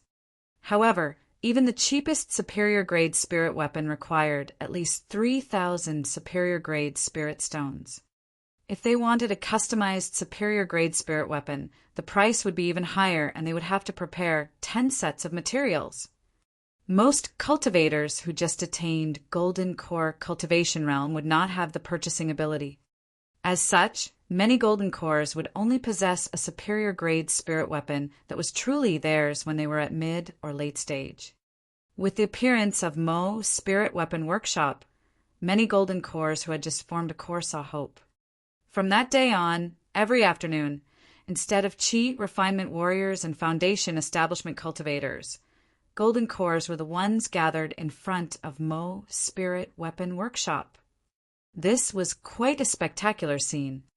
In the capital, other than the Emperor of Great Zhou, there was no one else who could have such a great influence. Furthermore, even these Golden Cores did not dare to violate the rules of Mo Spirit Weapon Workshop lest they were disqualified from being able to customize superior-grade spirit weapons. What's the background of this Mo Ling? How arrogant of him to let us Golden Cores wait outside. Can't you see that even perfected being Lu has been coming here for 7 days straight? If a late-stage Golden Core like him is obeying the rules, we had better wait as well. True geniuses often have weird temperaments. This person must be inordinately proud of his abilities. Spring came and autumn passed. In the blink of an eye, Su Zimo had already stayed in the capital for a year and a half. There was only 1 year left before the sect competition. To cultivators, a year and a half passed extremely swiftly. However, for Su Zimo, he was transforming at every moment of the year and a half. It was a transformation in all aspects. In terms of weapon refinement, Su Zimo was becoming more skilled and his understanding of it deepened as well. His unique 1,000-tempered finger technique was also being trained to absolute perfection through continuous practicing. After the 1,000-tempered finger was perfected, Su Zimo had confidence of refining supreme-grade spirit weapons with 100% certainty. With sufficient resources of spirit stones, Su Zimo's cultivation was also increasing steadily as he approached perfected foundation establishment. Of course, what delighted Su Zimo the most was that the essence energy of the dragon egg in his body was half gone. With another year, Su Zimo could refine all the essence energy of the dragon egg completely. Given the way things were going, he would be able to attain greater mastery of the organ's refinement section by then as well. At greater mastery of his organ's refinement section, and if Su Zimo no longer concealed the existence of his demonic chi, a complete release of his power of bloodline would be able to crush all foundation establishment cultivators. Of course, that was not realistic unless Su Zimo wanted to be the butt of all criticism.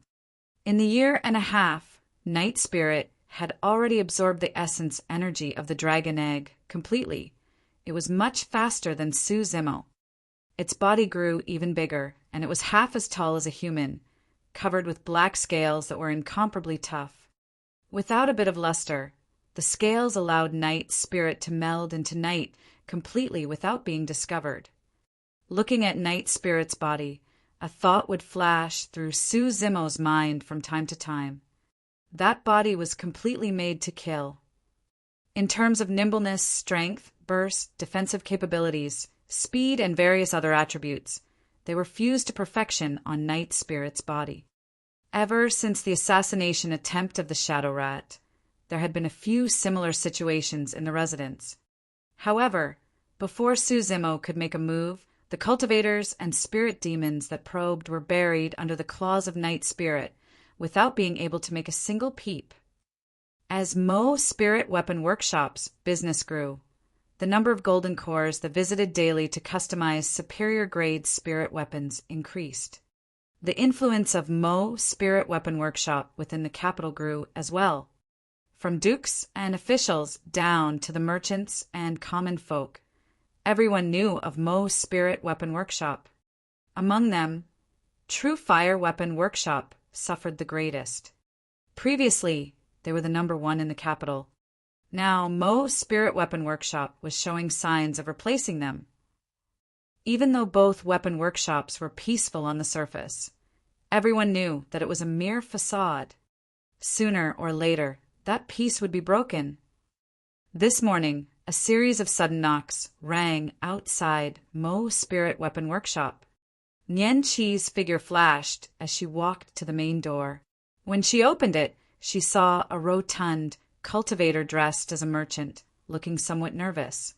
Fellow Taoist, spirit weapon customization only begins at noon. You're too early, Nian Qi said. And no, I'm not. The merchant waved hurriedly and coughed. I am the owner of this residence. Ah. Nian Qi was stunned. Let him in. Right then, Su Zimo's voice sounded. Nian Qi turned to the side, and the merchant hurriedly bowed and expressed his thanks. He walked carefully into Mo's Spirit Weapon Workshop, as if the land belonged to someone else, not him. Here's the rent for the remaining 2 years. Have a look. Su Zimo placed a storage bag on the table and pushed it in front of the merchant. Flustered, the merchant waved his hands hurriedly. No, how can I accept your rent? I don't deserve it, fellow Taoist. Su Zimo smiled and asked, Is there anything else other than the rental? Yes. The merchant's face was uneasy as he rubbed his hands and said with a trace of pleading in his eyes, I hope that you can help me forge a superior-grade spirit weapon, fellow Taoist.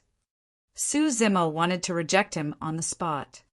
However, he thought about how he might not have had a place to stay in the capital if not for this person's residence. Furthermore, a superior-grade spirit weapon was nothing much for him. After pondering for a while, Su Zimo nodded and agreed to it. Returning to his secret chamber for weapon refinement, Zimo took out the weapon tripod and began refining the weapon. The merchant requested for a flying sword, the most common and simplest of customized spirit weapons. Even so, Zimo was not sloppy about it and completed every single step with utmost seriousness. At the tempering stage, a flash of inspiration appeared in Zimo's mind, unraveling every single doubt he had repressed for the past half a year in his mind. The 1,000-tempered finger technique was perfected. Accompanied by tinkling sounds, Zimo's fingers were as light as elves, striking the body of the sword as the impurities within were purged bit by bit. After tempering was over, Zimo realized that he might be able to create his first supreme-grade spirit weapon. Spirit gathering began. 1 spirit pattern. 2 spirit patterns. It was almost effortless for Zimo for the first 2 spirit patterns. At the 3rd spirit pattern, Zimo encountered some obstacles. However, he still managed to complete it successfully after a couple of attempts with his spirit perception. Taking a deep breath of air, Zimo did not stop there and chose to attempt condensing the 4th spirit pattern. Chapter 261, Life Exchange. Chapter 261, Life Exchange. Time trickled bit by bit. It was almost noon, and Zimo had yet to come out of his secret chamber. The merchant was getting impatient as he paced around the courtyard endlessly, frowning with a grim expression. At this moment, he felt a sense of regret in his mind. From his point of view, the reason why Zimo did not appear for such a long time must be because the weapon refinement had failed. 2 years of rent was equivalent to 6,000 superior-grade spirit stones. That was equivalent to 2 superior-grade spirit weapons. Coupled with the one he had just customized, he had made a loss of 3 superior-grade spirit weapons. Just for the sake of getting acquainted with a weapon refinement master, I threw in 3 superior-grade spirit weapons. What a loss! The merchant was frustrated internally. Afternoon. Zimo finally came forth from his secret chamber, looking visibly fatigued. It seemed to have drained him significantly. When the merchant saw this, he was even more certain of his speculation. Fellow Taoist, where's my superior-grade spirit weapon? The merchant approached with a fake smile. Zimo shook his head. I didn't refine a superior-grade spirit weapon. True enough. The merchant retracted his smile, and his face darkened. Without waiting for Zimo to continue, he interrupted. Fellow Taoist Mo, the 2 years of rental that I did not collect from you along with the loss I made for this superior-grade spirit weapon. Let's talk about compensation. Compensation. Zimo furrowed his brows, gradually realizing what was happening. A look of mockery flashed in his eyes, and he asked, Does that mean that you don't want this supreme-grade spirit weapon, then? Ow! Supreme-grade spirit weapon. The merchant was stunned, wondering if he had heard wrongly. Nian Qi's beautiful eyes were widened in disbelief as well. Zimo flicked his palm open, and a fresh flying sword laid calmly, exactly the way the merchant had specified. He injected spirit energy into it, and a bedazzling spirit light shone from the sword. For rays of spirit patterns flashed consecutively, almost blinding the merchant. F4 spirit patterns. The merchant was so frightened that he fell to the ground on his, but, remarking with a trembling voice as his jaws dropped, a supreme-grade spirit weapon. After a long time, an ear-piercing shriek echoed in every corner of the residence. The merchant's eyes shone with excitement.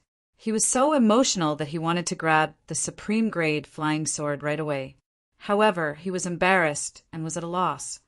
It was no wonder why the merchant lost his composure. Golden cores had a lifespan of 500 years. Typically, with the passage of time, golden cores would deepen in their cultivations and accumulate more resources, eventually obtaining 1 or 2 superior-grade spirit weapons. However, other than the top factions of Tianhuang mainland, most golden cores might not even obtain a single supreme-grade spirit weapon in their entire lives. Fellow Taoist Mo, Sir Mo, the merchant said with a fawning smile, "You're the best weapon refinement master. Please don't stoop to my level. I was only spouting nonsense just now. Please don't take it for real." Even though the merchant was a golden core, the moment Su Zimo could refine superior grade or even supreme grade spirit weapons, their statuses were already reversed. Take it. After making the most critical step of progress on his weapon tempering technique, Su Zimo was in a great mood and could not be bothered to get calculative with this person. "Sir Mo, this residence belongs to you from this day forth. Feel free to live as you please." The merchant was smiling so widely it was about to bloom as he took over the supreme grade flying sword. His residence could only sell 100,000 superior grade spirit stones at most. However, a supreme grade spirit weapon cost 500,000 superior grade spirit stones at least. No matter how he looked at it, this transaction was a huge gain for him. The light had shone at the end of the tunnel. With high spirits, the merchant left Mo's spirit weapon workshop. On that very day, an earth-shaking piece of news spread throughout the capital quickly. From today on, Mo's spirit weapon workshop would no longer refine superior-grade spirit weapons. Instead, they would customize supreme-grade spirit weapons. What did it mean by customizing supreme-grade spirit weapons? It meant that Mo's spirit weapon workshop was extremely confident that they could refine supreme-grade spirit weapons. Throughout history, there had never been weapon refinement masters who would dare to boast of such a thing. Of course, the rules of customizing supreme-grade spirit weapons in Mo's spirit weapon workshop were very different from previous rules. First, Mo's spirit weapon workshop would only customize a single supreme-grade spirit weapon each month. It would not open for business at all other times. Second, at the start of each month, Mo's spirit weapon workshop would conduct an auction, and the highest bidder would obtain the chance to customize a supreme-grade spirit weapon for the month. Third, the cultivators would have to prepare 30 sets of materials for the supreme-grade spirit weapon. When the news spread, the capital exploded instantly. Many Golden Core's experts appeared one after another, exiting from their seclusions in a bid to head to Mo's spirit weapon workshop. The allure of a supreme-grade spirit weapon was too great for Golden Cores, but there was no market for it. Given Su Zimo's capabilities, he only needed one set of materials to refine a supreme-grade spirit weapon every afternoon. With that, he could refine 30 supreme-grade spirit weapons in a month. That was a terrifying figure. If all of them were placed in the market, it would cause a huge stir and might even cause many troubles. As a result, the price of supreme-grade spirit weapons would drop as well. Therefore, Su Zimo thought up another method. To outsiders, he would only refine a single supreme-grade spirit weapon each month. However, in reality, Su Zimo would make use of the 30 sets of materials to refine a supreme-grade spirit weapon daily and continue to raise his weapon refinement technique.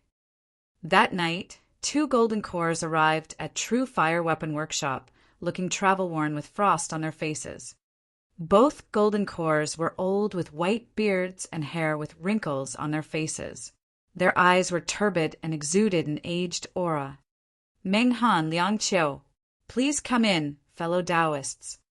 Elder Zhang went forward and quickly welcomed them into the back hall. "Elder Zhang, it's been many years since we last met. How have you been?" Meng Han nodded and cupped his fists. "Heis." Elder Zhang shook his head and gave a long sigh. Liang Qiu said, "Don't worry, Elder Zhang. Our purpose for this trip is to resolve this matter for the sect. You can rest assured." "That's right. The 2 of us don't have much lifespan left.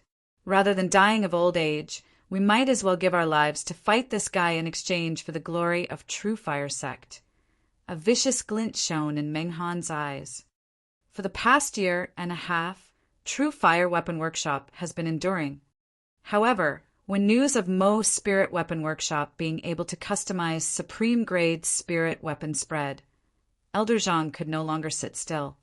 The influence of Mo spirit weapon workshop was growing. If it was allowed to develop further, it would not only affect the business of True Fire Weapon Workshop. Even True Fire Sect's reputation would be damaged severely. True Fire Sect sent 2 golden cores to the capital right away.